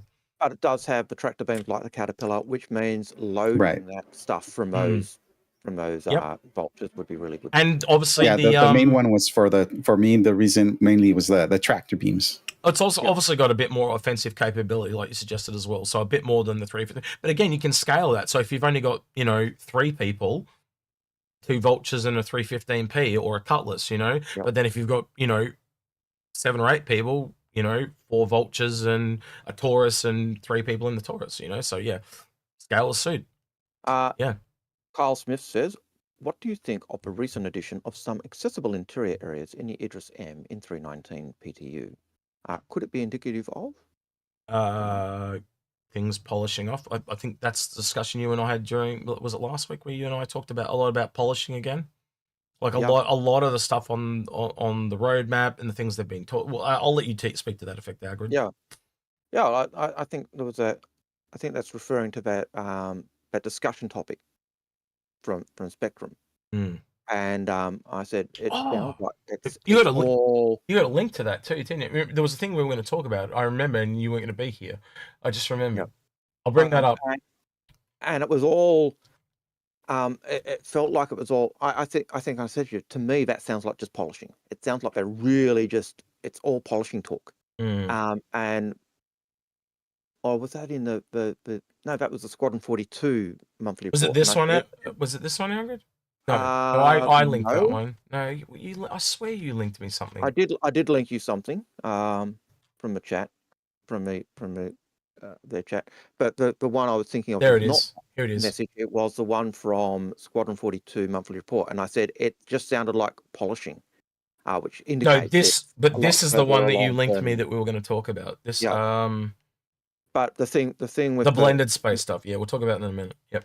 The thing with the Squadron 42 stuff was all up to polishing, and that's the type of stuff you do when you're near finished, not when you're still doing back end stuff. So that to me was really big for the Squadron 42 monthly report. I'm going to show this to Quelsar. I'm going to show this to Quelsar real quick. This is what I did during the week, Quelsar. Oh my goodness. Yeah, that's cool. Anyway, right, no one gets to see that. Let's actually, Algared's already seen it. So now we can go on to that discussion if you want with the. So you can talk about this in Algared because you're the one that found it. Or my attention. Reading through Spectrum as I occasionally do, and trying to avoid the nasty, horrible stuff. But Terry CIG was responding to a question that someone had about VTOLs and ships development and all the rest of it. And I said, they're in the bidding stages of blending space and all the other stuff. But as they talked about the VTOLs and the ships and what they were doing, to me, it was really just interesting of all the stuff they were doing. And it made me think of the 2 things. One, the discussion that we'd literally had the day before in terms of thrusters and engines. But the other thing that came out as they were talking about that was also the engines on the Constellation still being able to pivot. So lots of little things that we're talking about that they're still working on, and that blew my mind. And then they were talking about the way the thrusters work on ships, and and the vibe you get with the Reclaimer landing like a Nostromo ship. And to me, it just tied in everything that we'd been talking about. And so, It did. But it also had some really cool, I'm trying to remember the comment I said to you directly right after you linked it. I said, this post is all around sounds awesome. Hits a lot of ships, good find. Because it really does. Like it went through, as you said, like if you actually read the post, it talks about multiple ships, like, and it's any ship that's got a VTOL. So they'll even hit things like the Cutlass, the Reclaimer, the Terrapin, the Mole, the Idris, the Constellation fan blade. So basically all these ships that a little lifeless are going to get these little details. Like it's going to just bring all these little things to life. And it's a really, like, I might just read the post because that, like, especially from, so now we also know that this brings the the Fury into the game. So we are in the beginning stage of developing blend space tech that allow the motion of ships to drive rotation in the ship's skeleton. While intended for the new Santoki organic B-space animations, may come in the he's shortcutted a lot, may come in a future release as an update, as a key tech, art, and engineering resource, limited but determined. I hope to fulfill long-held goals with the Zion Scout to have it move more squid-like, and the hover bikes to have articulated nacelles. So that'll probably also happen on the squid stuff of the Talon and the Strike as well. Once the B-Space tech is stable, we'll roll it out to various other ships where it makes sense. I've always wanted VTOL to be more like that landing scene in Prometheus. So, like, instead of it just going zunk, like it does on the Reclaimer at the moment, where they're up and down, it would almost detect that you're slowing down and go, right, well, I'm slowing down, so I need to go into VTOL. So think of all the ships that affects. That's the Cutlass, that's the Prowler, that's the just get the list goes on and on and on. You know, even the Cutter. It affects so many. Anything with VTOL. The Starfarer, like it just goes on and on and on. So it's just going to bring so many ships to life. And my mind was like running through all the different ships it could be. Caterpillar engines will not ever rotate though. Freelancer looks, because this is from the person above, right? So he's showing things like the Caterpillar and the Freelancer from the commercial. Freelancer look crazy, so we nixed the 30 to 60 degree flip from the commercial. But since the Jerry would support it, it'd raise a positive, re-adding some motions back in with B-Space. Maybe more of a design call though than his department. Various ships that already have rotating VTOLs should be made to vector while maneuvering, such as the Idris, Reclaimer, Terrapin, and Mole, and several more. The Constellation's fan blades will probably tilt a little bit too, and the top nacelles rotate a bit, because they actually did have rotating engines, didn't they, Algared? Yep. So yeah. So originally, when the Constellation went into jump point mode, the top nacelles would move into the middle. And when they were in maneuvering mode and spread apart, they would actually vector. All right, let's give more maneuverability. So yeah, that was pretty. Let's check out the Quelsar. Quelsar, does that sound at least half? Did you get excited by that, like as we got excited when we found this during the week, or? Well, I didn't know about this, but just watching that video and reading this post, yeah, that makes me excited, because, like I said, I do like utilizing VTOLs, especially like in the ships like the Cutter and even the Valkyrie, right? The Valkyrie has. Yeah, that's another one. So I love the look of the Valkyrie, and if the VTOLs work that way, I would be really stoked. Well, even ships that don't have VTOLs, it's not blend tech, but like, you know how you got to go into, oh God, I'm trying to think. I could be wrong here, and someone will correct me. I think I might be wrong, right? So I'm just going to check. But do you remember when you did the whole A and you slowed down and it had all the thrusters appear on the bottom? Yeah. That's essentially, that's just like a stop and start, but it's BTEC is a more advanced version of that, because it's obviously got animations involved. It's not just, okay, so I'm now no longer accelerating, so it's just automatically down thrusting. So they may, the beginning of that may be folded into BTEC as well. I don't know. I could be completely wrong on that, but it is at least very interesting to see. I wonder what vehicles, I wonder if they'll bring BTEC to vehicles as well. So like as you speed up, does a vehicle raise higher? Like a microplane on a ship, or like an actual ship today. They kind of raise up out of the water. Could we have vehicles like that where the faster they go, like think of the Dragonfly, the faster it goes, the more it goes off the ground, as an example? That could be a thing. So it may bear other fruit down the line. I'm just trying to think of where else it could be going, but yeah, we'll see. So this is just a yes/no answer question, because it comes with a caveat. It says, "We've banded together with CIG and made Mirai to be another hoverbike to be released before the X1. Should be gifted." I think that question was before ISC. Should this be done before the X1, and should it be a hoverbike? And should it be gifted to Paul as an unmeltable vehicle? Because we all know that Paul really wants the X1 and he's complaining. I think he should get an X1. They should make his X1 on his 600i unspawnable. So he can never have it. Like, it just spawns on his ship and he can never move it, just make it so the door doesn't open on his 600i. That'd be hilarious. And so he can always see it but never have it. That'd be great. No, he spawns it, but he can never. He can spawn it. He can never get in it. He can never despawn it. It's just stuck in his hangar. Yeah, Yes, that's it. evil. Mm. All right. Moving on. For Quelsar, with your racing history. So ZPilot21 says, more for Quelsar with his racing history. Racing hooked me as well. What do you think will be the next big thing in racing, or do you think it's currently, and what do you think it's currently lacking?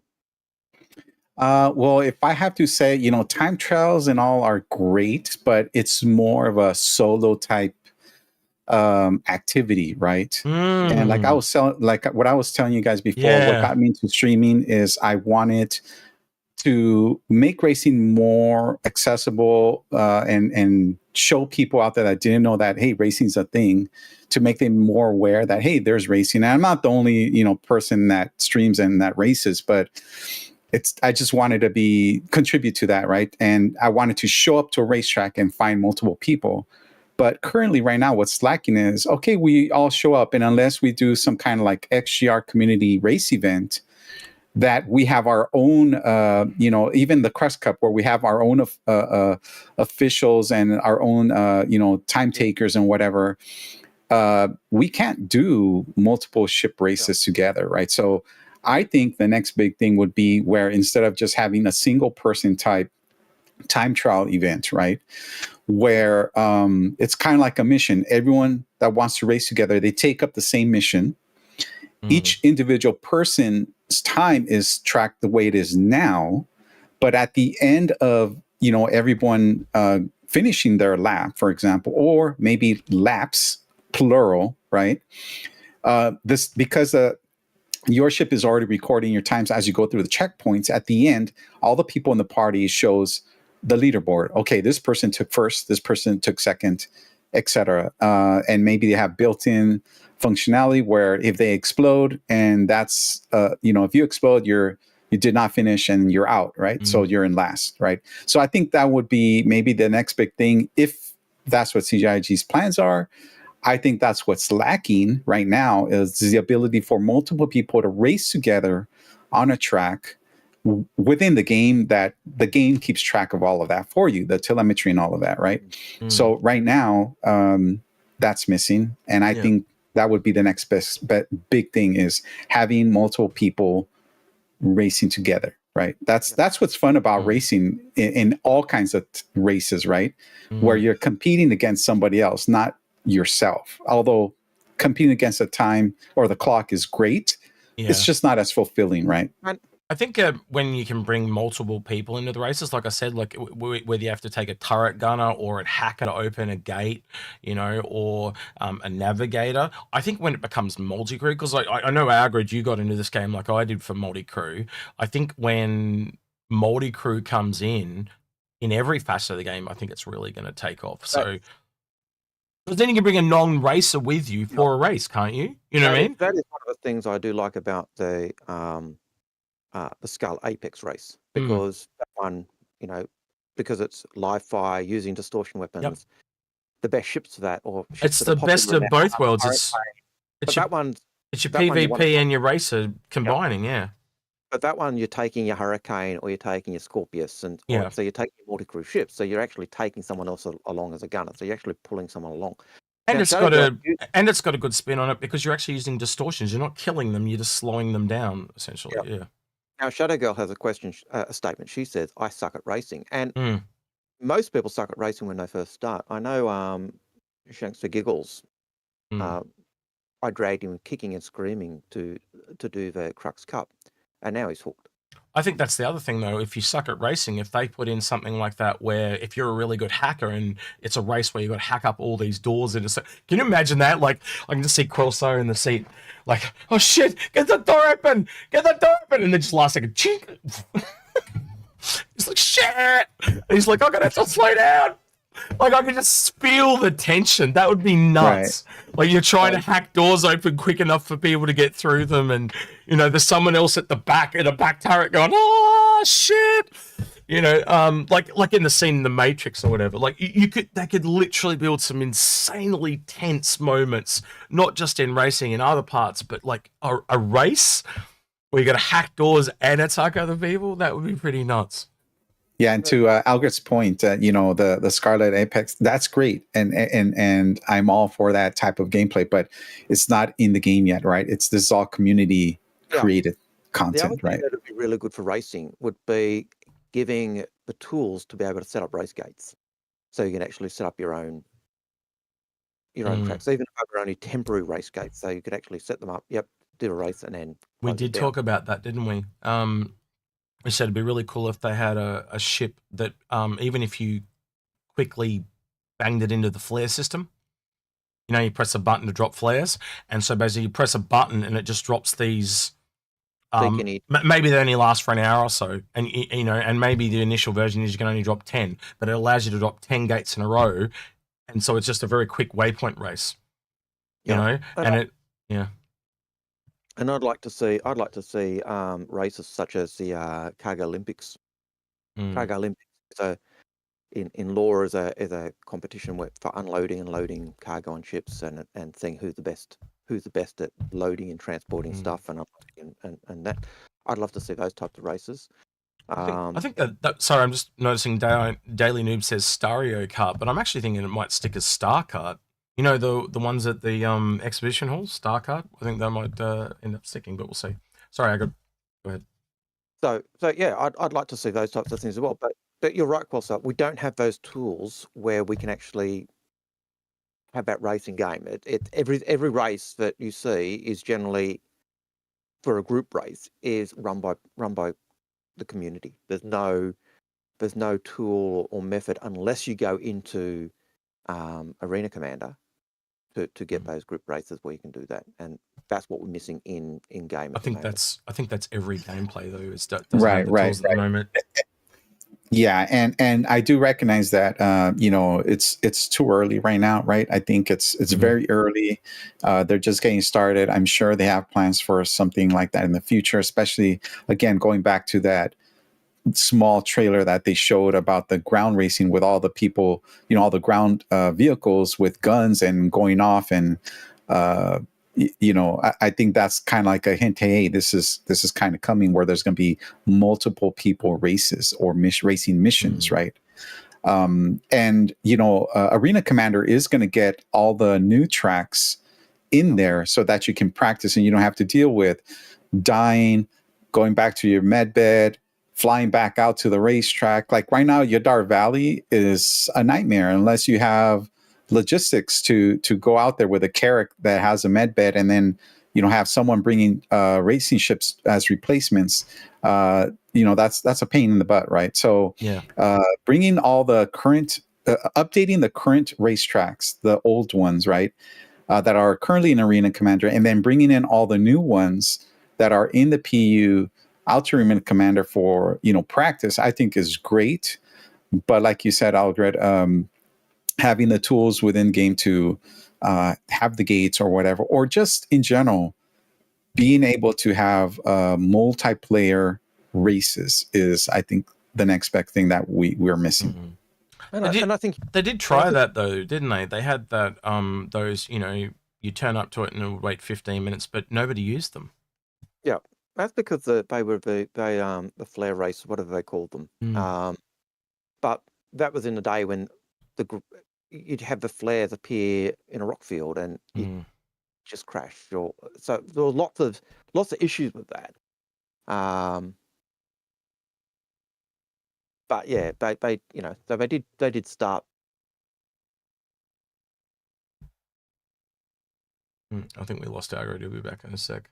It is that time of the morning. It's just past 9 o'clock here, so everyone's starting to wake up or go to work. So I'm going to go back. You're back, by the way. You dropped out, but it is that time of morning. We were just telling people we just hit 9 o'clock. Yep. So Winterland had a comment, to go back to the comment about Paul's X1. Paul's X1 should only ever be spawnable in his Redeemer. That would be funny. I thought that was evil, but yes, I liked it. I liked that as well. All right. Okay. Next question. Ronnie has. Please. Little Ronnie says, "What's your opinion on the Pioneer? Is it worth to buy once? Is it worth to buy it once? It's on sale, or are there better construction ships down the line?" I'll answer this one because it's pretty easy. It's probably the last ship I really want to get. It's definitely because it completes that cycle. You can gather the resources, salvage them, collect the gas type of thing. You then have a refinery ship that does them, and then you feed them all in. So I've got give me the process of go to woe. Yeah, I 100%. It's a ship. If you're into base building, all that type of stuff, yes, it's a ship that's worth. Well, it's not just base building though anymore, isn't it? It's now a manufacturer ship. It's changed. Yeah. But it's also, do we think that other construction ships down the road? Yes. If you even just look at the idea of base building, when the Pioneer came out, the law story was that that was usually the province of big companies with taking stuff, and this was to bring that into the hands of everyday citizens. So that already gave the hint that there was other stuff out there. They even talked about flat pack bases, so delivery ships of that type of stuff. So the options are, the world's your oyster, as the saying goes. So I just thought of something very evil. For Paul, he can only spawn the X1 every time. So for every one time he spawns the X1, he has to spawn the Redeemer once. Well, I think even... And he has to be on it for a minimum amount of time. He can't just like spawn it and then go spawn the X1 and go off. I think so it makes him use the Redeemer. If it only ever spawns inside his Redeemer, he's got to spawn... Yeah, that'd be funny. That'd actually be even worse if you think about it, because you just spawn it, get inside it, pull the Redeemer. But there's nowhere for it to be respawned on the Redeemer, but that would work. If it was a cargo variant that spawned for him, 100%. But that's really funny. Okay, so Mistex3 has a question. What do you think a recon, and I'm assuming this is based on the ISC. Yeah. What do you think recon would include? I think scouting. Yeah, scanning. I'm going to put this one off to Quelsar, because Quelsar knows more about the Razor than you and I do, and I think it is definitely in the same domain as that. You correct me if you think we're wrong here, Quelsar, like we're throwing you under the bus, but I'll let you answer. No. I've looked at the Razor EX, and when I was going through, like, at first I didn't even know about the EX, right? Which is a stealth, and I guess you can use that as a recon ship, right? It's designed specifically to go under the radar, scout around, but it has weapons and components to defend itself if it needs to. And a lot of people forget that a lot of these quote unquote competition ships like the P-72 and the Razors, they're very, very good PvP ships. Okay, it's not going to go up against an Arrow per se or a Gladius, but when we're talking about multi-crew combat, right, where you're maybe in an org-to-org situation, those ships are very admirable PvP ships, right? So now, when I was looking at the Razors and trying to see what I wanted, to buy in game for racing, I glanced upon the EX. And I'm like, what the hell is this? Like, what's the purpose of this ship? And then I went, Turco got some stats and everything, and it made sense. It's like a stealth designed variant. It's very speedy. You could very easily low fly in that. I mean, when I'm just low flying, going into like surprise canyons that I've never, practiced in, it's very maneuverable, very forgiving. It's one of the ships I recommend for anyone trying to learn to race. I say, if you're learning to race and not a good pilot, go for a Razor, right? So in those canyons where you're trying to be stealthy, you're trying to go fast, maybe escape because you've been detected or whatever, and hopefully you haven't been detected because you're that stealthy, right? I think the Razor platform is pretty good for reconnaissance. Yep. If you're not, still slightly disappointed it doesn't turn into a vehicle, but I am hoping it might hover, Algared. I got the impression of the way those bottom engines on the Mirai were, or whatever the ship is called, the way the bottom engines were, they were hovering. So yeah, the bottom thrusters were pointed down, where the ones on top were pointing towards the back and front. Yeah. engines and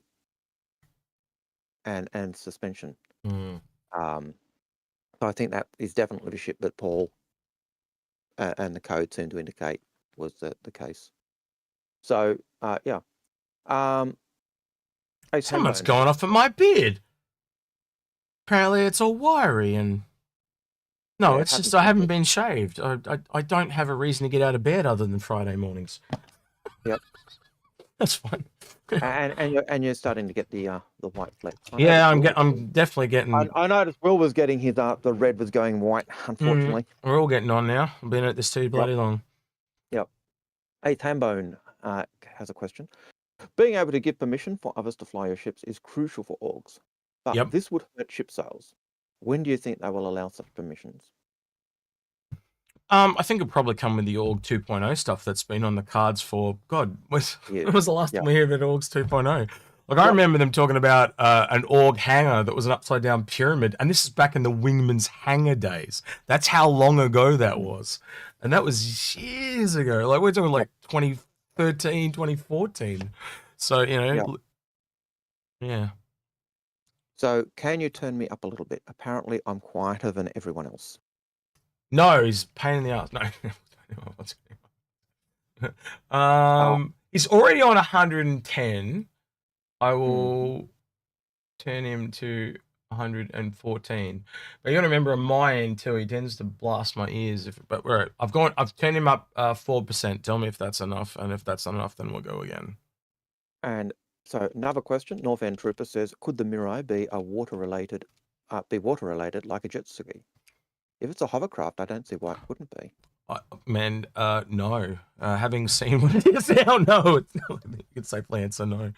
Well, not like a jet ski, but if it's a hovercraft, then water would make sense. I thought he said it was a hovercraft. Is it a hovercraft? Sorry, I was half doing three things at once, as you saw.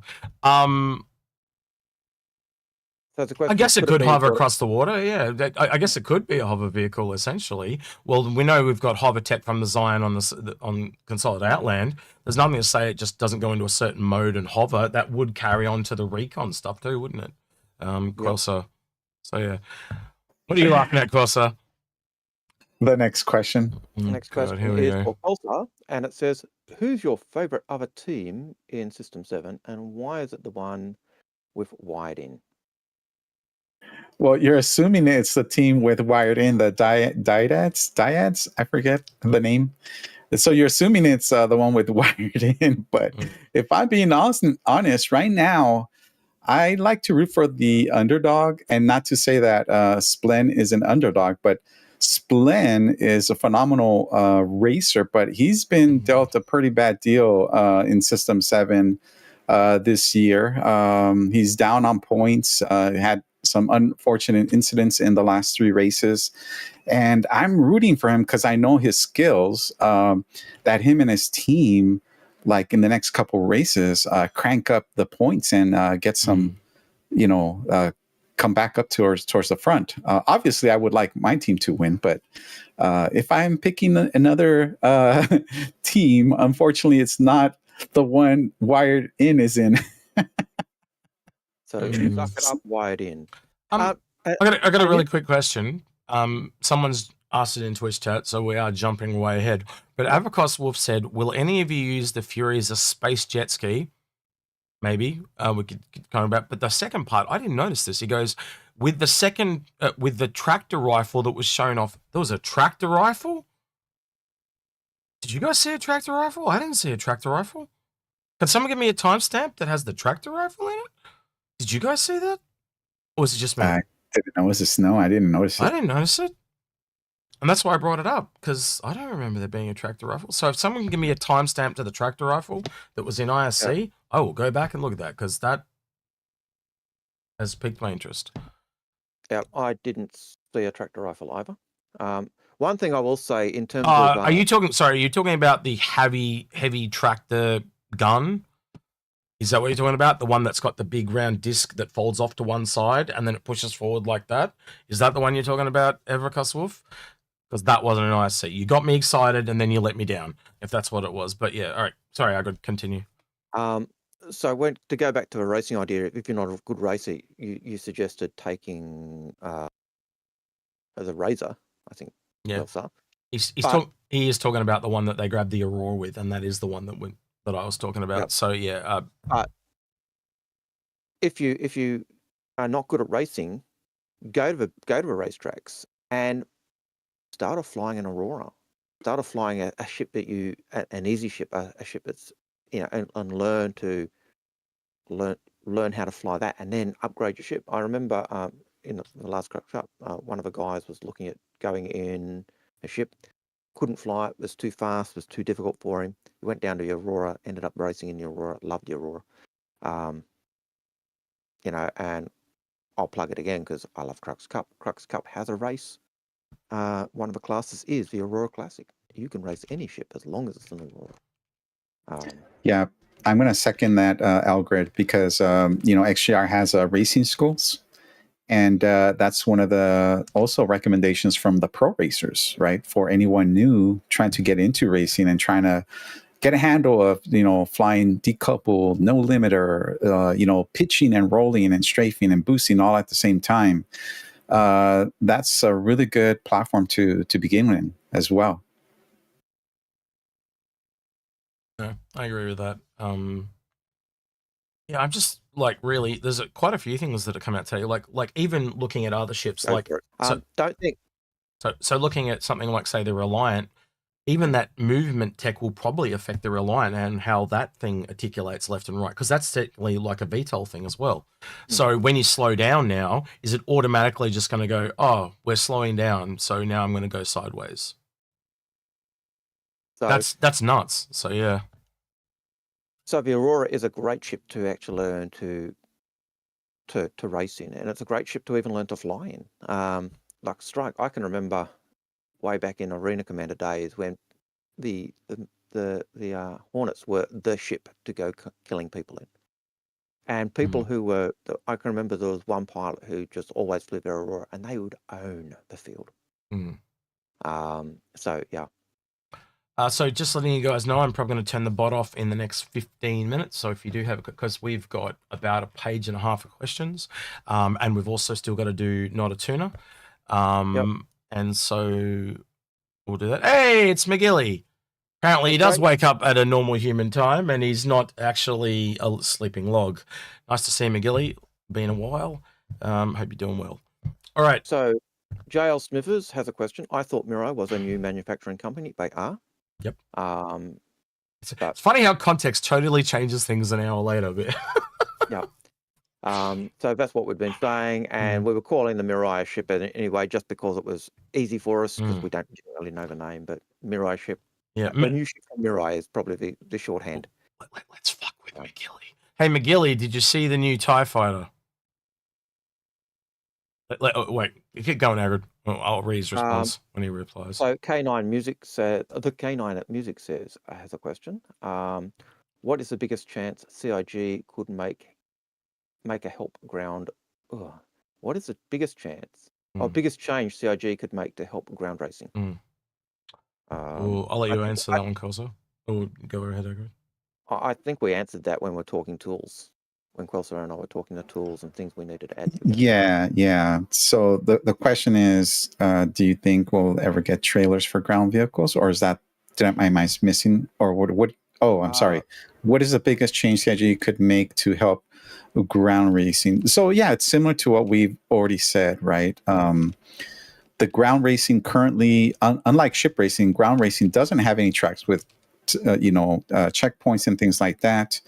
And going back to what I was saying earlier, where multiplayer racing would be a big thing. And going again, I think this is the third or fourth time I mentioned that trailer in one of the Star Citizen videos where they showed Mary racing, or I forgot what his name is, but racing in a tumbrel right against other people, and he flipped over and blew up or something, right? Yeah. But yeah. Now this is the question. Can I just before you go on to the next question, I'll say I think, and the 11th he said it in chat, but I was thinking it before, but I was doing multiple things at once. The other thing I think is really big for racing will be roads. I think I think about things like the NOx and like vehicle racing is definitely not going to take off. Like I know we've got the DMR rally, but I just think it makes it like one of the big problems of that right now is you were talking about checkpoints and stuff like that. Roads don't need checkpoints. It's a line that you follow, right? So I think when the road tool comes in, I think that will give some structure to racing as well. So Yeah. sorry, yeah. This is a question just for you, Quelsar, because we'll try and speed up. Drop Yogurt says, do you think we'll ever get trailers for ground vehicles? I don't know. I mean, there's a lot of vehicles that can carry things already, so I don't know that a trailer would.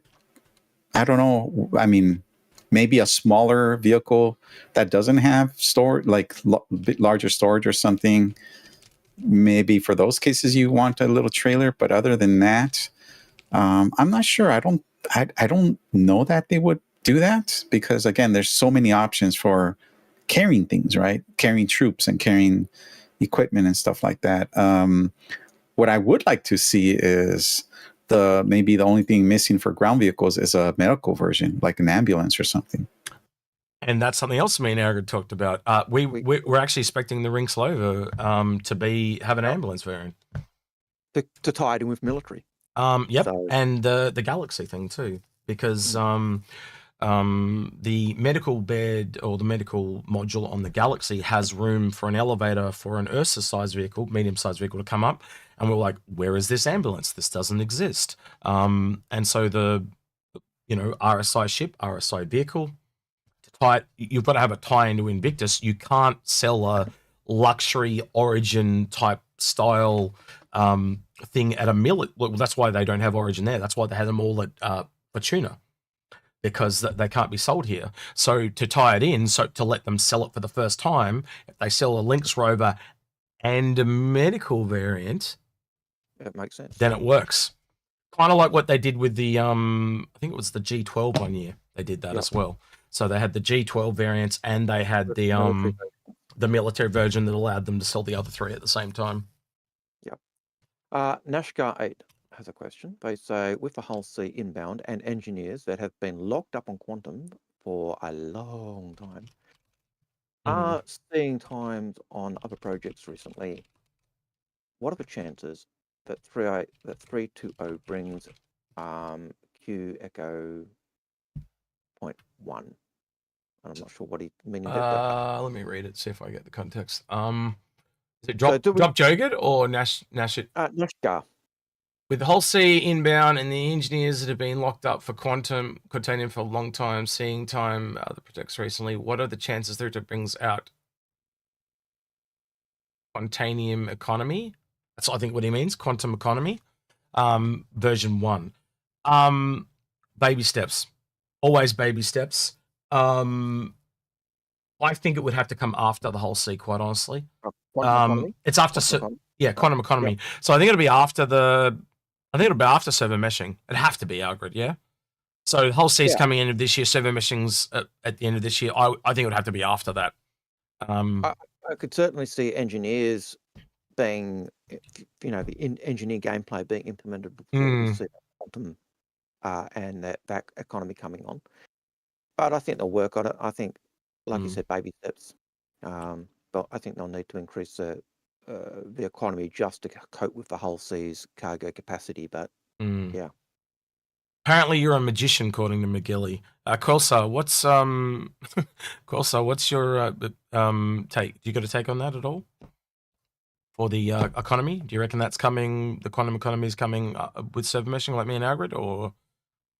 I don't think it would be ready because you got to remember that server meshing will be like in its first phase if we get it at all this year in 3.2.0. So throwing another piece in there with the quanta, right? That's what they're referring to. I don't know that it would even be ready. So, I mean, I do see it's 0.1, assuming that's the very first try or iteration of it, right? But I don't know. I don't think that it would come in 3.20, at least not in any meaningful state. I would think it would be like, I don't know, 3.21 or something like that, or 2.12.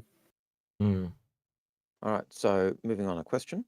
Eleventy says, there are 2 large I-beam rails on the bottom of the ship. You'll need to tell us what ship you're talking about, Eleventy.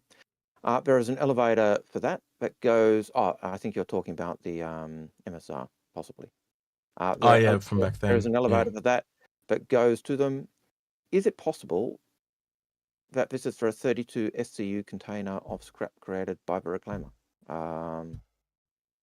I think you'll have to tell us what ship you're talking about, because I'm not sure. I think you might be talking about reclaimer and talking about the I-beam rails on the ship, but... I think he's talking about the I-beam rails on the bottom of the reclaimer. Yep. Those I-beam rails is what I think for where the cutter variant connects.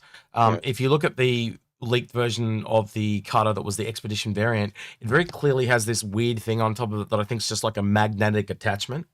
And I think that's what it does. So Lemthy just said the reclaimer. So that's where I think and if you go look at the I'll link it to your Lemthy in Twitch, but there's a concept, the original concept sale for the reclaimer literally talks about a cutter.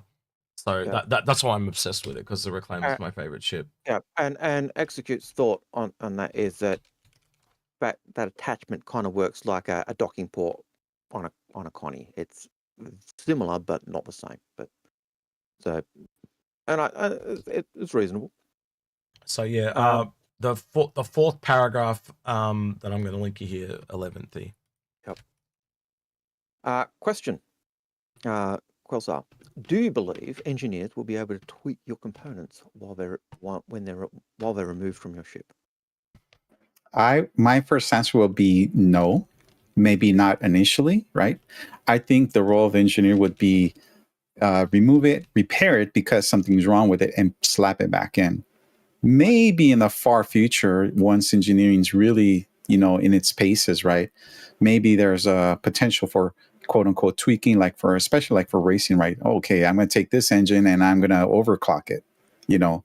And isn't that what subcomponents are for? You put in different subcomponents to essentially tweak the engine.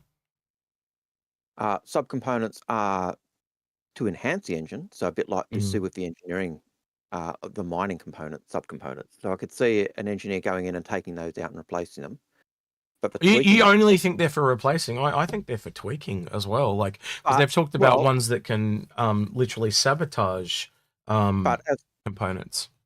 The subcomponents will be stuff you put in to enhance your engine, but engineers will be also, they'll be taking those out. You might tweak the component out again, but eventually they're going to be taking components and they're going to be tweaking and enhancing those components. You've got the old workbench table that was sold.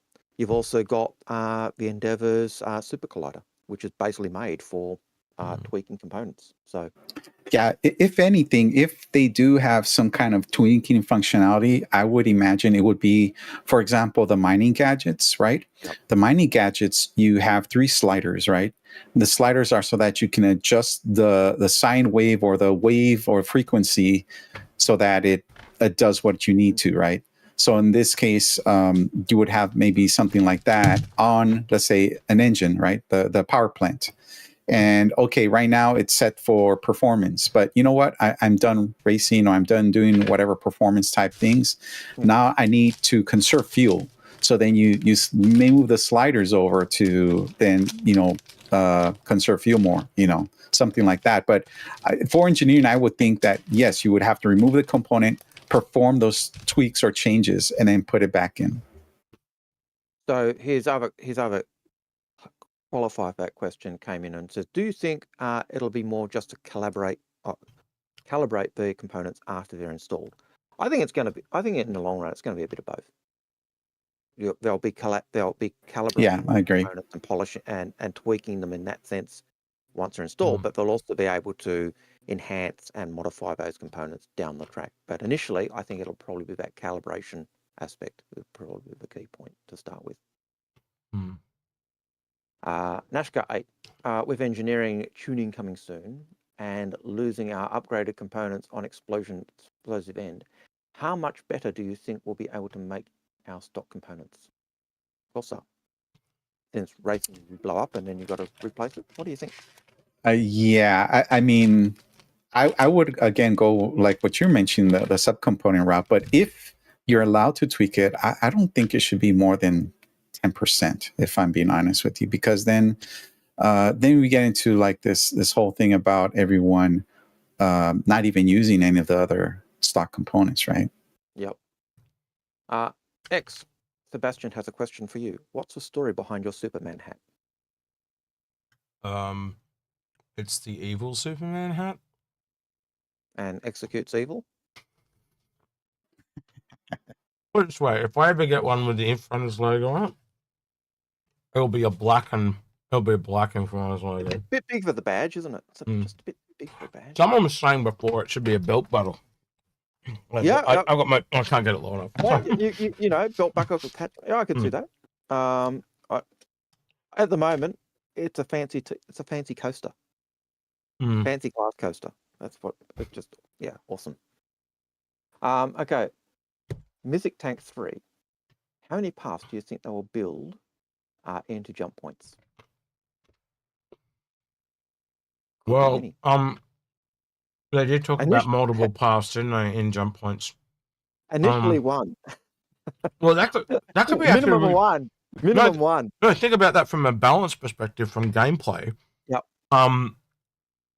If they have a singular jump point into an area, and they want it to cost more for larger ships to get in there than smaller ships, they have a quicker route for the smaller ship, so it's cheaper, and then a bigger one that it makes a lot of sense. It allows them to balance things. Yep. And then those jump points for large ships. Breakfast smaller ships can find a different jump. Breakfast of champions, McGilly. What are you talking about? What? I was hungry. Yeah, I'm starving. I'm sitting here going, oh shit, what am I going to eat? There's nothing I can grab. And then I went, chocolate. Here I am suffering, just living on water, not even a coffee, and, you know. Oh, man in the desert. stuff in your face. I don't know. Yeah, did I mention I already had breakfast? You've probably had breakfast, lunch, and almost getting ready for dinner. I'm going to need to get snacks or something at some point. All right. Eminent Shadow has a question. What are the odds that one of the unannounced ships is a Crusader shuttle starter ship variant? No. No. So the ones we have, Lynx, Fury, Storm, Unknown Aegis, and Sulian. That's all of them. So the only other one that is really unknown really is that Aegis one. And the Sulian, I'm really with Algared. We whittled that down too, didn't we, Algared? It's a repair or refuel, basically, based on just the to fly without issue. Yep. You know, that is the most likely the biggest candidate we came back to, yeah? And the fact that it's the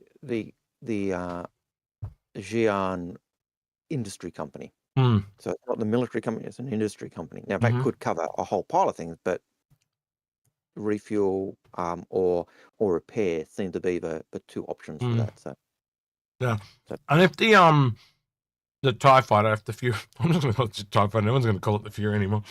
If the TIE fighter doesn't hover, then it means the Storm does. Because the Storm is the only other thing left that's going to possibly have that vehicle / multi-mode thing. Yep. Do you think the BMM and Polaris are going to be up in Rice vs Invictus? So do you think do you think they're going to go up in price vs Invictus?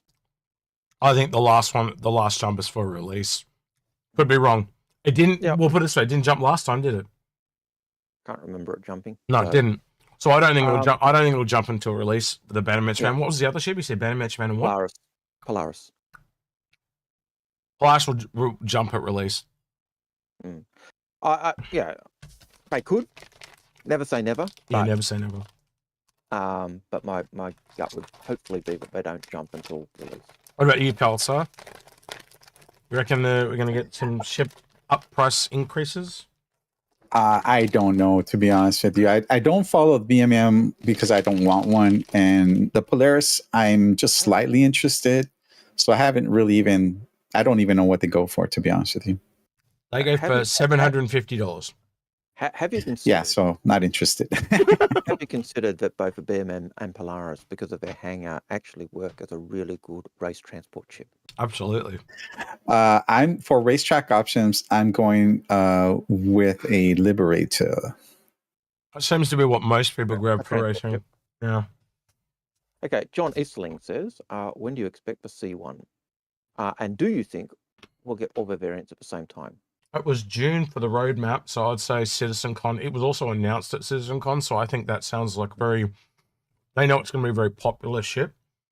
I'm going to put, it's got to be CitizenCon or Invictus, yeah? I think it'll be CitizenCon launch. Yeah. It sounds like it, because CitizenCon's a bit more open. It's a bit of a us celebration, so I think sounds like a good time to do it. Also gives them a bit more time to do it. Mm-hmm. But, so... Well, especially if it's finished in June. That's a shitload of time between June and October. Do you think we'll get all three? Yep. We saw grey box for the bombs already. Bombs are really easy to do. They're just an object spawn and let gravity take over. And I think because it's kind of a variant or almost modular, it feels like it. I could see them doing all three at the same time. Absolutely. What's the other one? A cargo variant with a tractor beam on the back, so we know that's all coming. And the executive. That would be the one that's taken out. That will be the one that doesn't come. If one doesn't come. If one doesn't come, that'll be the difficult one because Yeah. Apollonus has a question, and I'm going to ask you, Quelsar first. For the group, what do you guys think of player raids on Vandal systems that are persistent, i.e. Vandal swarm, and you get paid per kill? Kind of like. I could see that as a quest, but yeah. So, Quelsar, what do you think? Player I think it would be cool because we don't have something like that other than in Arena Commander, right? So having that in the PU, right, and where you get paid but I do say that it would have to be challenging. Like you can't go in like as an early, like kind of like with bounties, right? You can't go in and complete all the early bounty certifications and then go up to HRT and then skate through, right? It's got to be really challenging, right? But if it's super challenging, it's got to pay really well. So I would be on board with that. I would really like that, to be honest with you, because you do the Arena Commander version, and it's like, okay, then what, right? Yeah. And I think the PU is going to be more dynamic, right? You'll have the Navy coming in, maybe perhaps, and assisting, and maybe the Navy is outgunned, and then you have to go in and help them or something like that. Well, you know what Dave Haddock said about the Vandal, don't you? But the way the Vandal work is you beat the one race, and it makes all the others come. Oh, you beat them. I'm tougher than them. I'm going to go challenge them, because if I beat you, I'm going to my standing's going to go up. And so the more you beat, the tougher the opponent gets going. It's like Space Invaders; they just keep coming and getting tougher and tougher and tougher. So I'd like to think that. I could see that the initial entry into the Vandal space would be very easy, or easier, because of the way you've got those news reports in lore where you've got young people going into the Vandal space and blading to, trying to engage with a Vandal fighter just to earn their spurs. So, I'd love to see that. And it also ties in with Operation Pitchfork.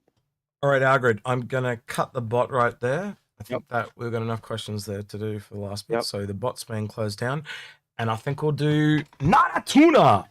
Not-A-Tuna. And I think I've even got a weird one for next week. How do you feel about this, Algared?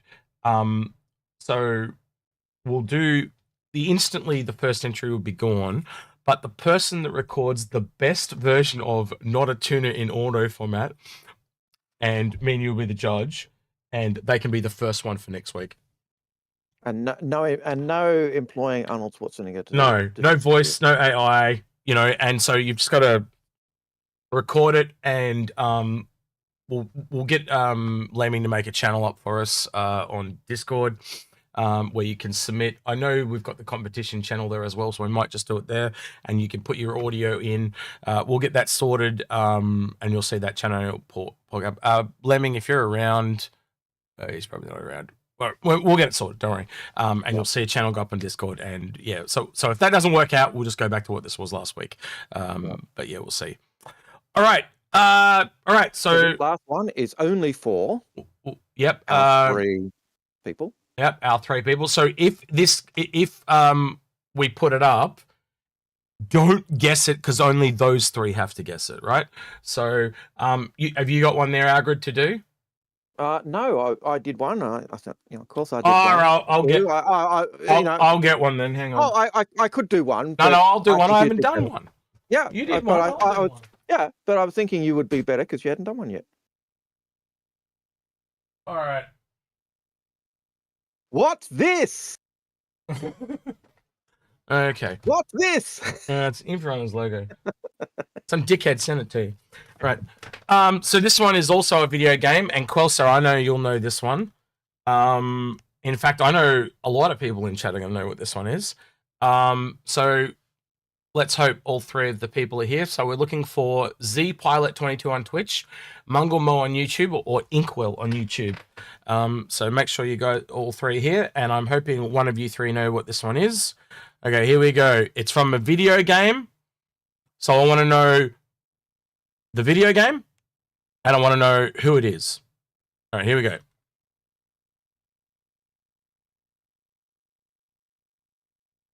Who is it, and what is it from?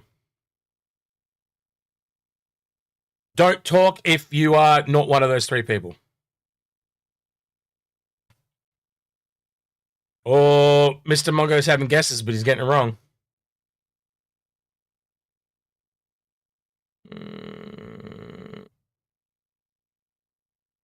Someone, Zeblight21 dropped a message. Click link to show.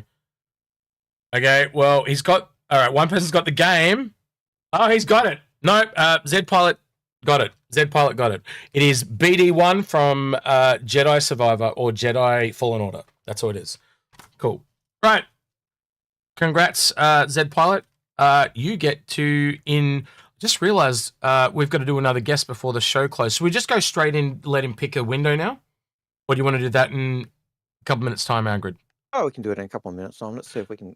All right, so we'll do a few more questions, Zpilot.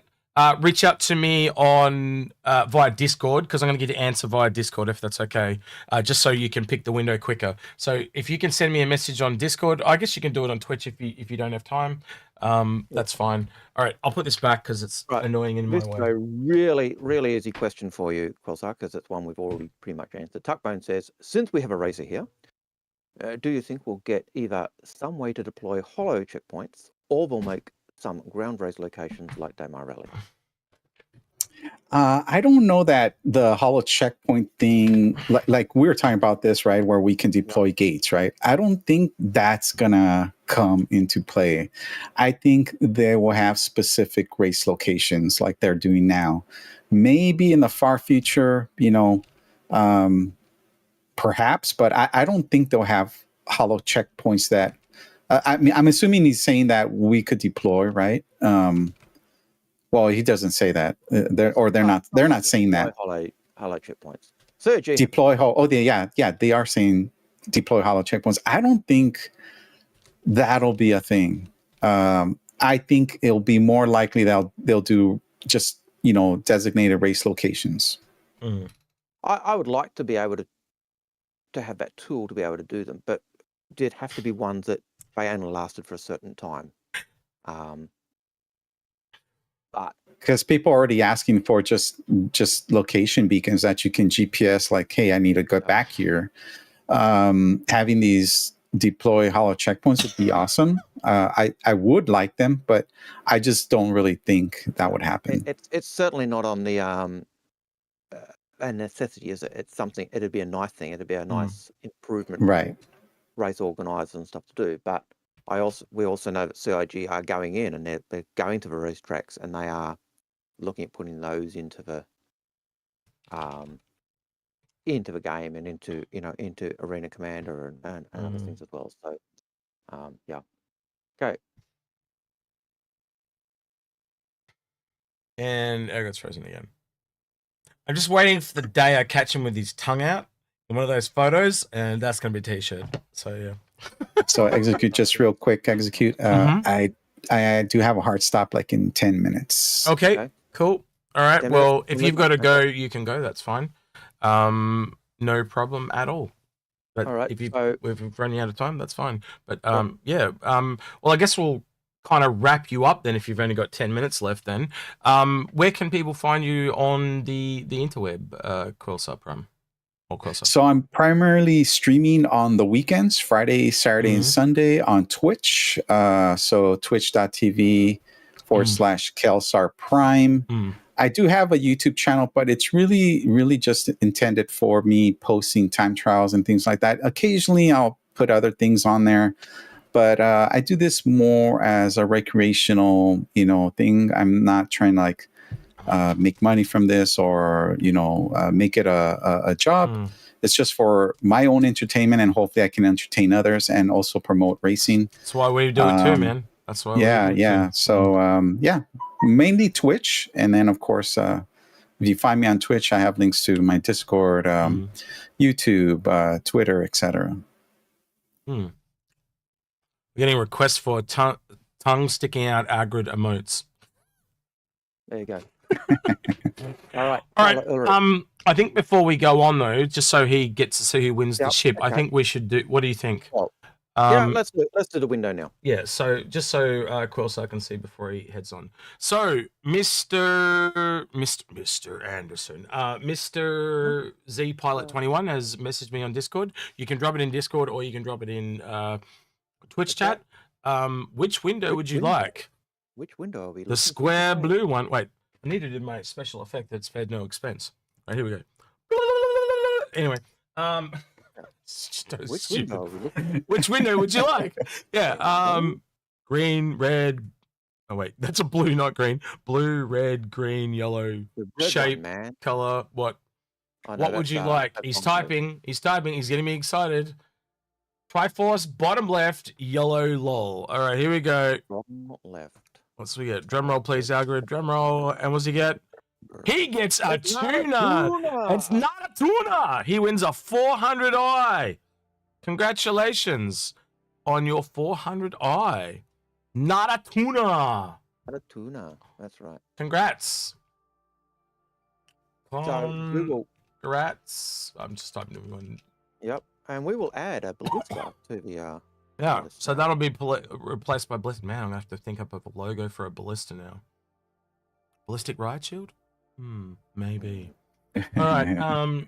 All right. So yeah, congrats on that.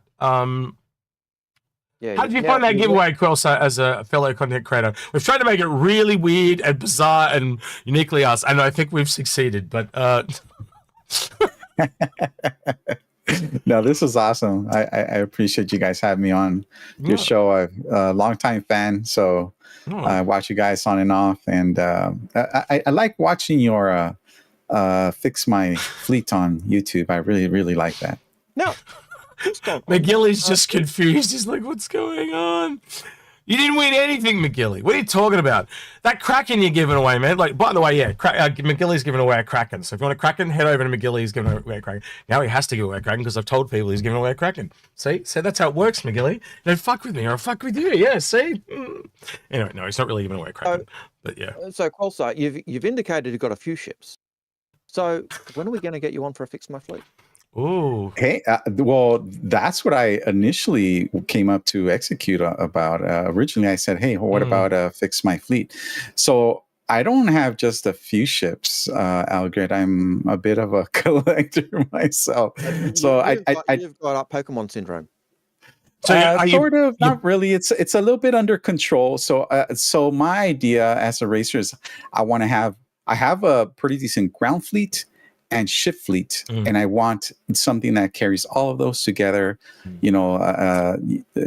Just I have a few of different varieties of ships. So I need some advice. I need to fix my fleet because I think I might be a little bit over, or maybe I'm missing a critical piece that I'm not seeing.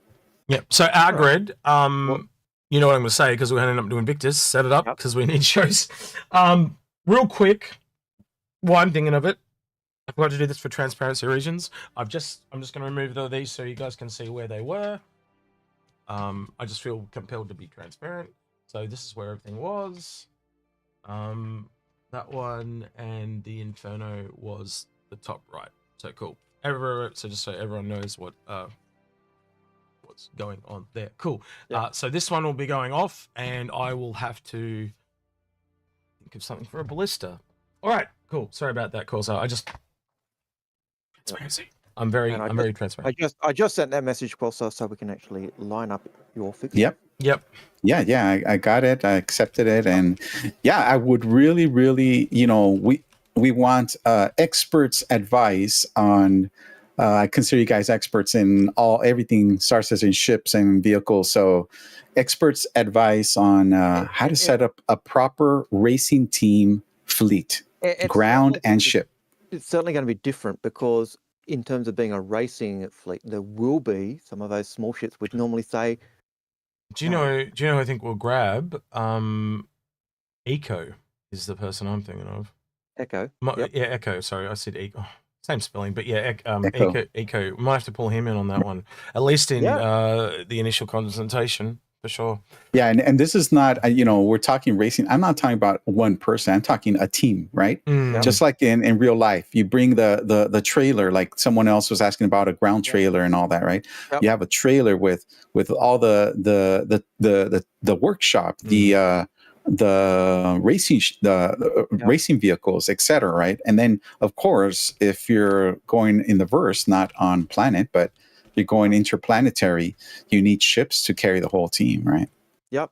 Yeah, well, I know when I used to look at doing the prizes for Crux Cup back in the day, I'd always try and pick ships that, the Constellation, because it worked as a pit crew, but, the habitation while you're taking your ship, or you took the Crucible because it was that type of thing. So, Algared, what do you reckon about that one for the ballista? Yep, that looks good. Did you get that, Quelsar? Did you see that? Oh, that was great. I saw it. Yeah, I think it'll work real well. I'm going to do that. Yeah. Right. Yeah. So that's what we're doing. I'll get that ready for next week. That makes it easy. I didn't have to do any work. I just Control P, done. All right. So, question: do you think the raft will be more appropriate than an SRV for unloading a whole sea? That's from Kyla Ulrich. So that a raft will be more. Yeah, I think the raft is built for the whole sea. I think it's taking big containers. That's my thought. And I think it really is for the big one. I think something like an SRV is a stopgap ship. It's kind of like the multi-tool to ships. So yes, you can pick up cargo with it. Yes, you can pull ships with it. Yep. But should you? It's an emergency kind of stopgap ship. But yeah. Next question from Lucazali. Thoughts on the Spirit? Go, no go, no go. I'm assuming he means for ILs. No, it won't be Queen Victus. Is your cutoff now? You got to head off, Quelsar, or you got a couple more minutes? I'm trying to remember how long. Yeah. I have about a minute or two. Now, before I go, one last thing, Algared. Yeah. This is for you. So I know you support like Crux Cup and whatnot and all of that. And I know you talked about racing a little bit. So I'm going to talk to Eco bit, and I'm going to say next time you guys, have a race event, at the end of the race, we're going to have all the support people race against each other. So you're not in the official race, but after the official race, we're going to have a support team race. Celebrity race. And yeah.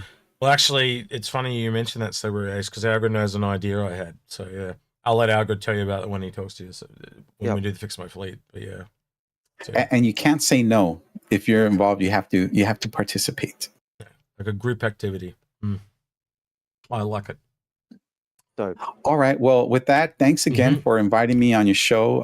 I'll let you guys do what you guys do best. Well, we're gonna be wrapping up anyway. So in the next, we usually go for about 4 hours. I think we'll just knock out the rest of the questions. We've got 20 questions, would you say, Algared? And so we'll be done. But yeah, thank you. I can be very rude. Look, I can just do this. Look, and you're gone. And you're back. Bye, everybody. Thanks for stopping by, and please support this channel. Hey, follows are great, but subs always help more. So support our fellow content creators, and I encourage you guys to do so. We don't do it for money. We do it. We just do it to because we enjoy it. As we say, whenever we get the donations. Yeah, Always that's it. appreciated, never expected. Exactly. It's been great having you, man. Really good. And it ironically didn't pick you like you know how what was it, like a month and a half in advance I kind of planned this, so it was a fair way away. It just happened to line up really perfectly with the racing recon ship, and it just all kind of lined up. Very ironic how that works. Cool. Yeah, it was meant to be. It was. This was fun. Again, thanks for having me. So I'll dip out here. Well, when we talk to you about the Fix My Fleet, we'll see if we can get you in for an episode. Maybe there's something in your wheelhouse. So yeah. Okay, definitely. The buyer's guide for the new maybe yeah. I'm down for that. Got that. Yeah. So we'll go back and have a look at it with you. All right, then. You take care, mate, and we'll talk to you soon. Bye. All right. Take care. Bye. All right. So alrighty. Atreides 4. Yep, go for it. How do you participate in the giveaway? It's mysterious bunch of clues, each one more mysterious than the other. That you have to figure. If actually anyone can tell where that's from, there's actually a line from The Simpsons. Anyway, but no, yeah. So we generally give random things and get you to tell us where it's from. That puts you in the draw. And then we do 3 each week. Those 3 people then do the last one, and then the winner of that picks the window. Pick a window, Algared. And the square window, please. And you would win. Then the Microtech armor set. That's it. The skin pack. Yep, that's it. You got it. So depending on what's under there, it goes. So we do. It's 3 stages. So a little competition to see who's in the draw. Last one where they work out who's picks gets whatever's under the window, and every window has a prize. But I think now we've done the nerdy stuff. We I think one week we could do like a Star Citizen trivia one. Yep. Need to start looking at that aspect. And then I thought of things like who can say the best line Not-A-Tuna, so we might try that. I don't know if that'll work. I don't know, because I don't think we'll get as many people. Like when you've actually got to do work, maximum effort.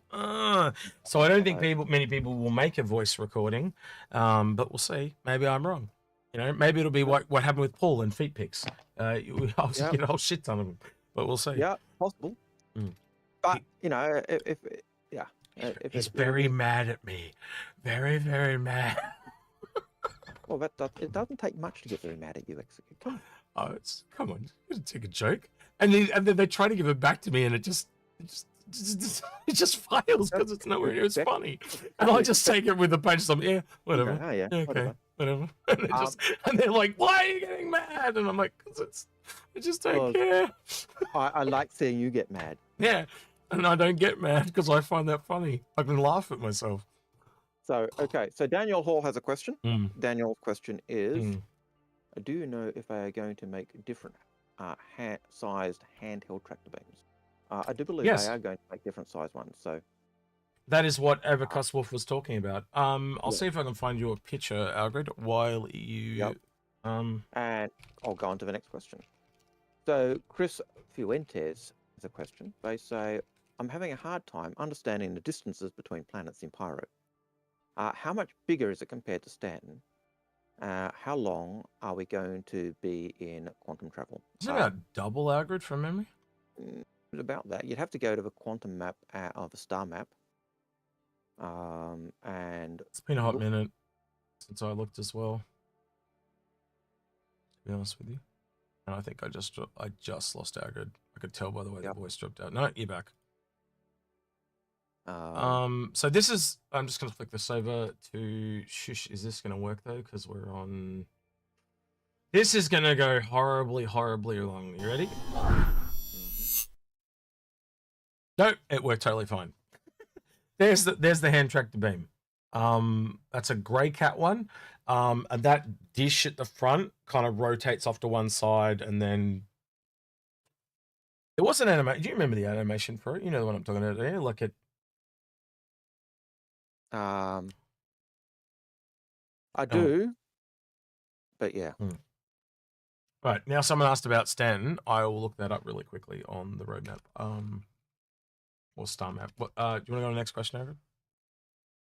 Okay, I was trying to look up the star map, but I Okay, didn't want to screen. that's So okay. Yeah, you keep doing the questions, and I'll look it up while you do that. so we'll get on to that question, Chris. Eminent Shadow, question for Algared.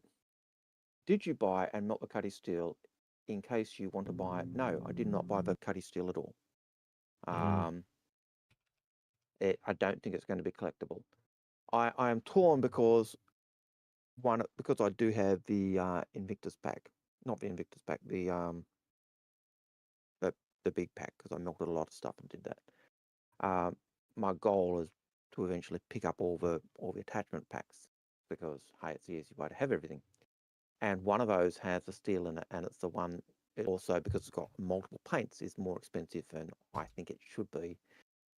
And so I'm loath to get that pack, but there are ships in that pack that I do want to add so I can actually melt other stuff. So, and from that completionist idea. So I don't want to buy it. I really hate the steel. It is anathema to me.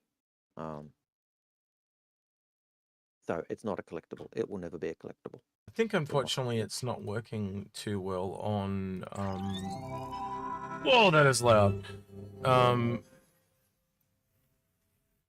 So I'm just gonna mute the entire tab. Jeez, that was loud. Yep.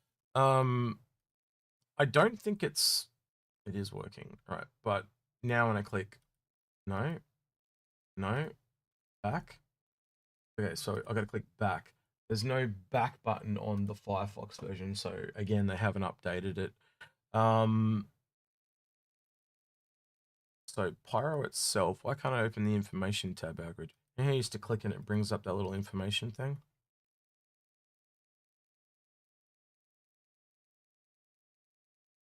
So Find planets on. Okay, so on wiki, yeah, Pyro is gotta find PP. Pyro is 13 UAE. yep. So AU. 13 AU. And Stanton is about half that size from memory. Yeah, that's what Stanton is so I'm looking them up now. So Pyro's 13 AU and Stanton. No, Pyro is 13 and Stanton is 5. Yeah, there you go. So it's basically 3 times the size. Now, where those planets are is going to be the big question. We don't really know where the planets, what the spread of those planets are, but it is going to probably take 3 times as long. How will they only 3? Travel? I think there's only 3 in Stanton. Wait, in Pyro. Let me double check. Number of planets 6, and Stanton's got 4. Oh, so it's not only bigger; it's got more planets. Wow. Space Station 7. There's only 1 space station though in Pyro. There's a big difference. Yeah. Well, there was 1 space station officially in Pyro, but now added a whole pile of other little bits and pieces. So yeah. So Pyro is going to be a lot fuller than it was originally going to be, because they've just added things. But I think we're going to find the different pirate plans are going to have control of those different plans. So where a Stanton is the industry guys having control, you'll see the pirates having control, and that there's going to be a lot more Wild West, I think. Sure. But the travel times are going to be longer. How CIG will balance that for the travel times and whether how they're going to scale that, we don't know. But we know they will scale it and make it playable. So, all right, Algared, it's past 10. I want breakfast. Let's go. Yep. Rapid fire. This is where I take over and I do rapid fire. All right. Okay. Eminent Shadow says, question for Algared. Did you buy and melt the cutter? Oh, wait, you did that one. Shinobi trip. Maybe Stanton doesn't. Well, you never ticked it. Your fault. No, anyway. Maybe Stanton doesn't have nice outposts because the settlers were asked to leave by the UEE and they took all the good stuff. Well, that's true. Never thought of it like that. They just packed up shop and left. Well, but do you pick up your house and take it with you? Not many people do. Well, there are outposts we're going to see that are good that the corporations have built, but there are also the old ones that have just been abandoned because people have been booted. I think companies are building big bunkers too, not just outposts. So yeah. Yep. All right, Monster Avery goes, admittedly, no context, no specs, but seeing it is, you think the STY or Fury looks like it's going to be pretty competitive and similar. So I think if the Storm is the vehicle, then maybe it's the thing that's got the suspension in the engines. But realistically, there's no reason why the TIE Fighter part at the bottom doesn't have some form of suspension. Because if you think about it, if you're coming down with those TIE Fighter S wings, when you hit the ground, aren't they going to articulate like hovering? I can visualize that. I don't know about you, Algared, but I would see hovercraft using suspension. Yeah. as a means to keep them off the ground. You know, it's looking at that aspect. Well, remember when looking at movement for flight. So remember when I talked in the episode and I said I can see them taking a very Zion alien engine and then attaching human parts to it just to get it to work. I so see that even in the TIE Fighter thing. So like you can have those massive articulated Zion engines, but they're moved by humans' pistons or hydraulics or whatever. But we'll see. Sebastian has a can of worms. If you could redesign one ship exterior, which one would it be? Ooh, exterior. Yep. I'll let you go first, in case you say the one I'm thinking of. I've got none. 600i. I don't like the look of it. It looks like it's sitting. It is like someone brought up a jellyfish on a silver platter and said, here, because the whole thing's got this thing under its chin like this. See, I don't mind the 600i. I don't. In fact, most of the ships. If you took the tray off, I'd no problem with it. But it just looks weird. It's like, here, want my ship. It's just weird. I could see. Yeah, I can't think of one. So, you know, there's so much variety in the ships. It's often the interior of a ship, and I like the interiors to have, and I'd like the exterior of the ships to have function. What about the steel? So they don't call it the steel anymore. You mean make it black? Well, black, red, blue, silver. Why didn't they call it silver? Like what the fuck? Yeah. You know? Yeah. Because, well, you know, people do say the color steel is a color. But, yeah. It's not. All right. Robert Voles has a question. What do you think of the price range for the Fury? I think we did do that. Yeah. So what did we say? It's similar price range to Arrow and the Talon, but I think it'll be slightly more because of the TIE Fighter appeal. So I think it'll be. I think the safe bet, Algared, you tell me if I'm wrong here, $100, $150. Got a safe window. I think that's too much. I'd like, if it's a starter ship, I expect it to be lower. I expect it to be. It's fucking small though, too, isn't it? Yeah. It is very small. It looks like a starter ship. I'm pushing for that viewpoint, but the top end, I think. You got to go combat. It goes up for combat, and it goes up for. So the TIE Fighter, and it goes up for because it's partially alien. It's this new, you know. I still think starter ship around 50, max price around 100. So I'm gonna realistically, the ironically funny thing is, if that thing comes under the price of the Ballista, I find that hilarious. A Ballista at $125, I reckon. You know what I mean? And I found that funny then because that was the original price of the Freelancer back in the day. It's hard to, it boggles my mind that a Ballista was priced at the same price as a Freelancer. Like, and one thing that makes me go against the pricing of the X-Wing. The X-Wing was a two-seater ship. So that's why the Reliant had an upper price. Because That's true. This is a one-person ship, so it'll bring the price down. So technically, someone's saying, sorry, Dark Salivia is saying alien text. Technically, it's not alien. It's alien parts. So it's does it have half an alien tax? Like that, you bring up a good. Well, I know you're not bringing that up, but you're making me think about it. No, Freelancer is only 110. Ooh, right. You sure that wasn't the old price for? Maybe I'm wrong.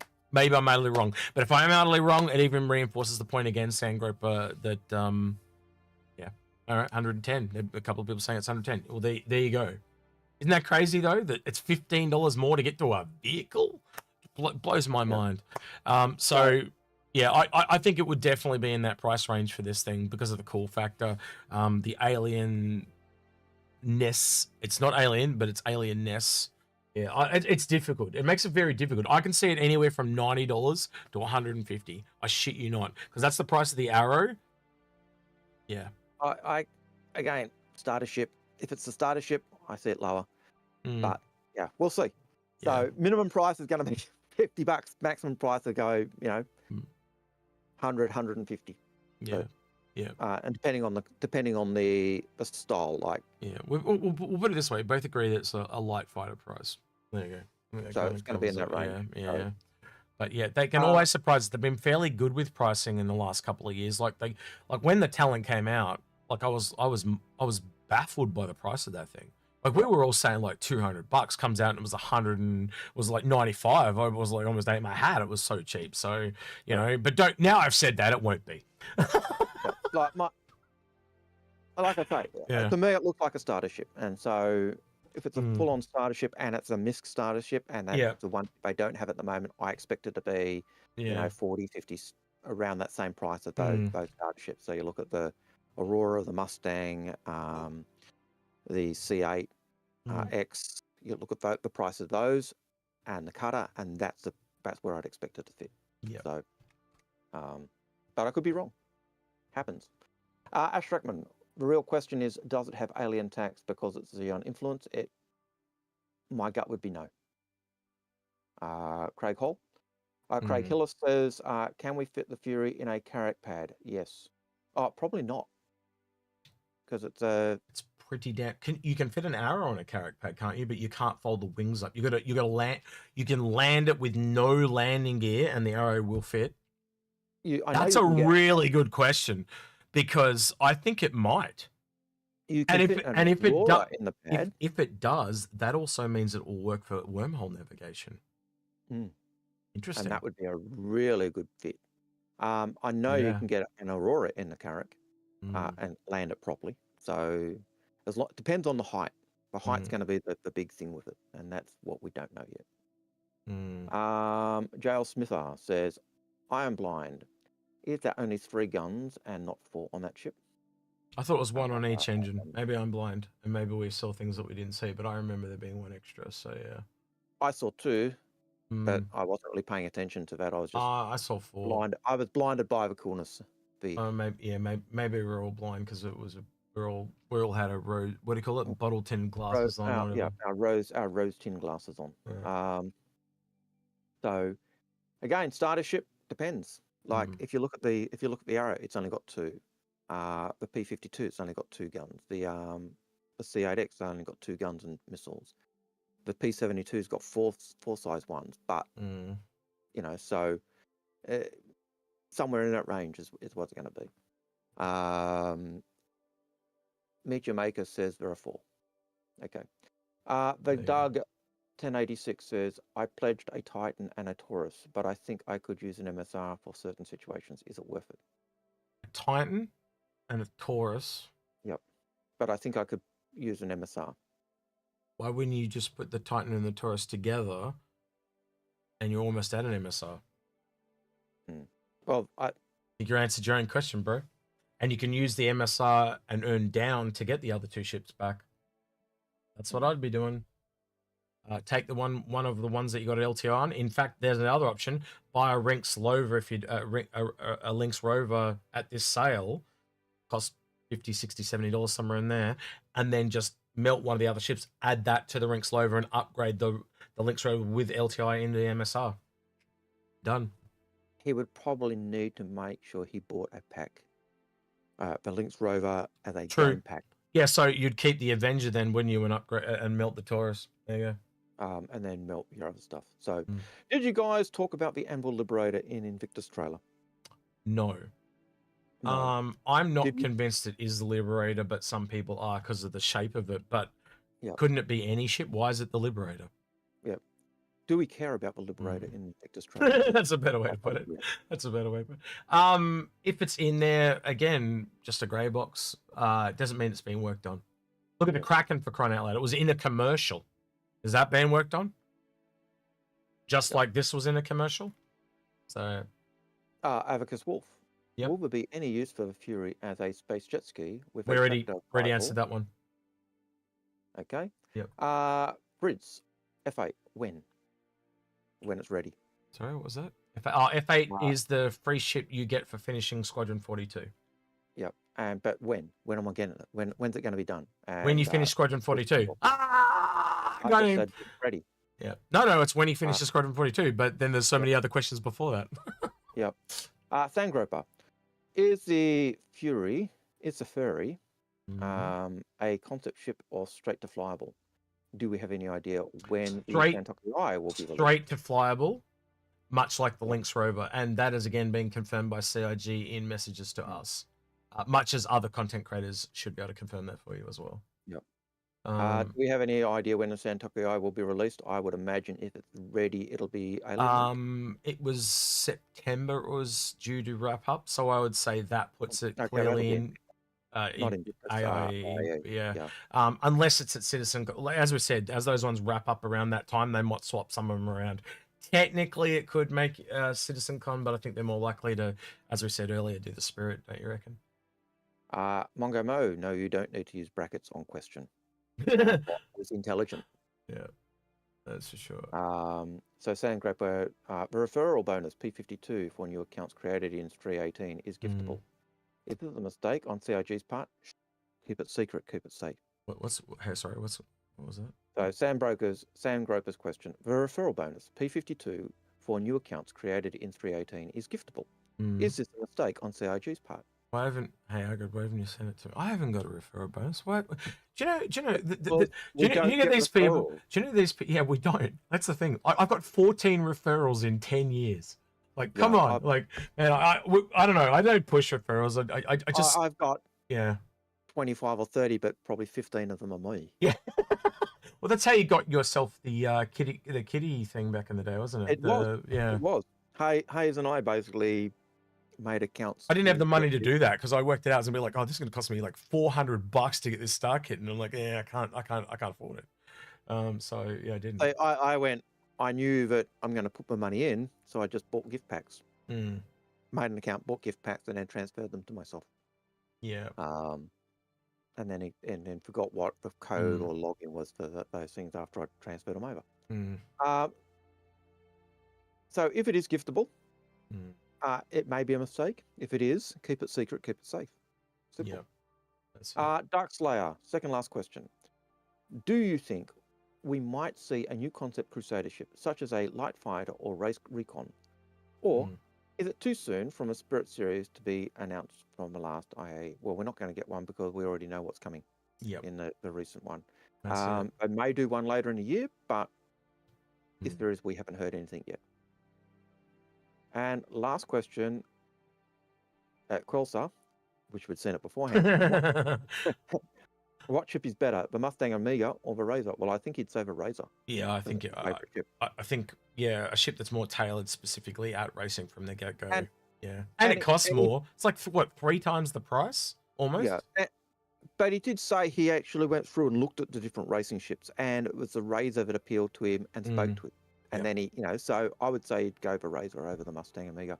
If we remember to ask him when we do the FMF with him, we might remember. See if we can, one of us between the two of us can remember that Algared, and we'll ask him during the FMF. Alrighty then. Trying to figure out on Twitch who we should raid. I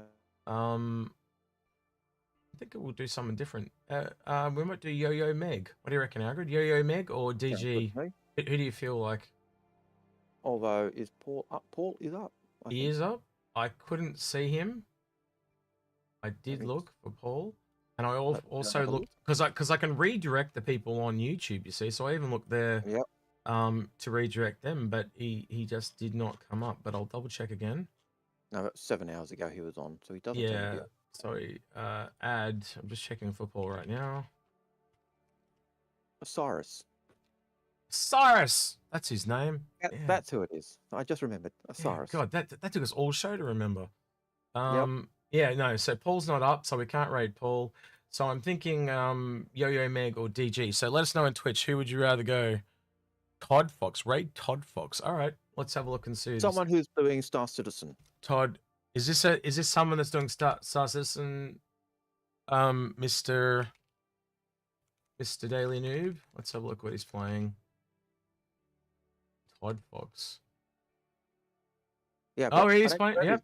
Yeah, we'll do it. Playing Star Citizen. I don't care. No, he's playing Star Citizen 18 Live. He's looking very hunt for the red October though. Okay.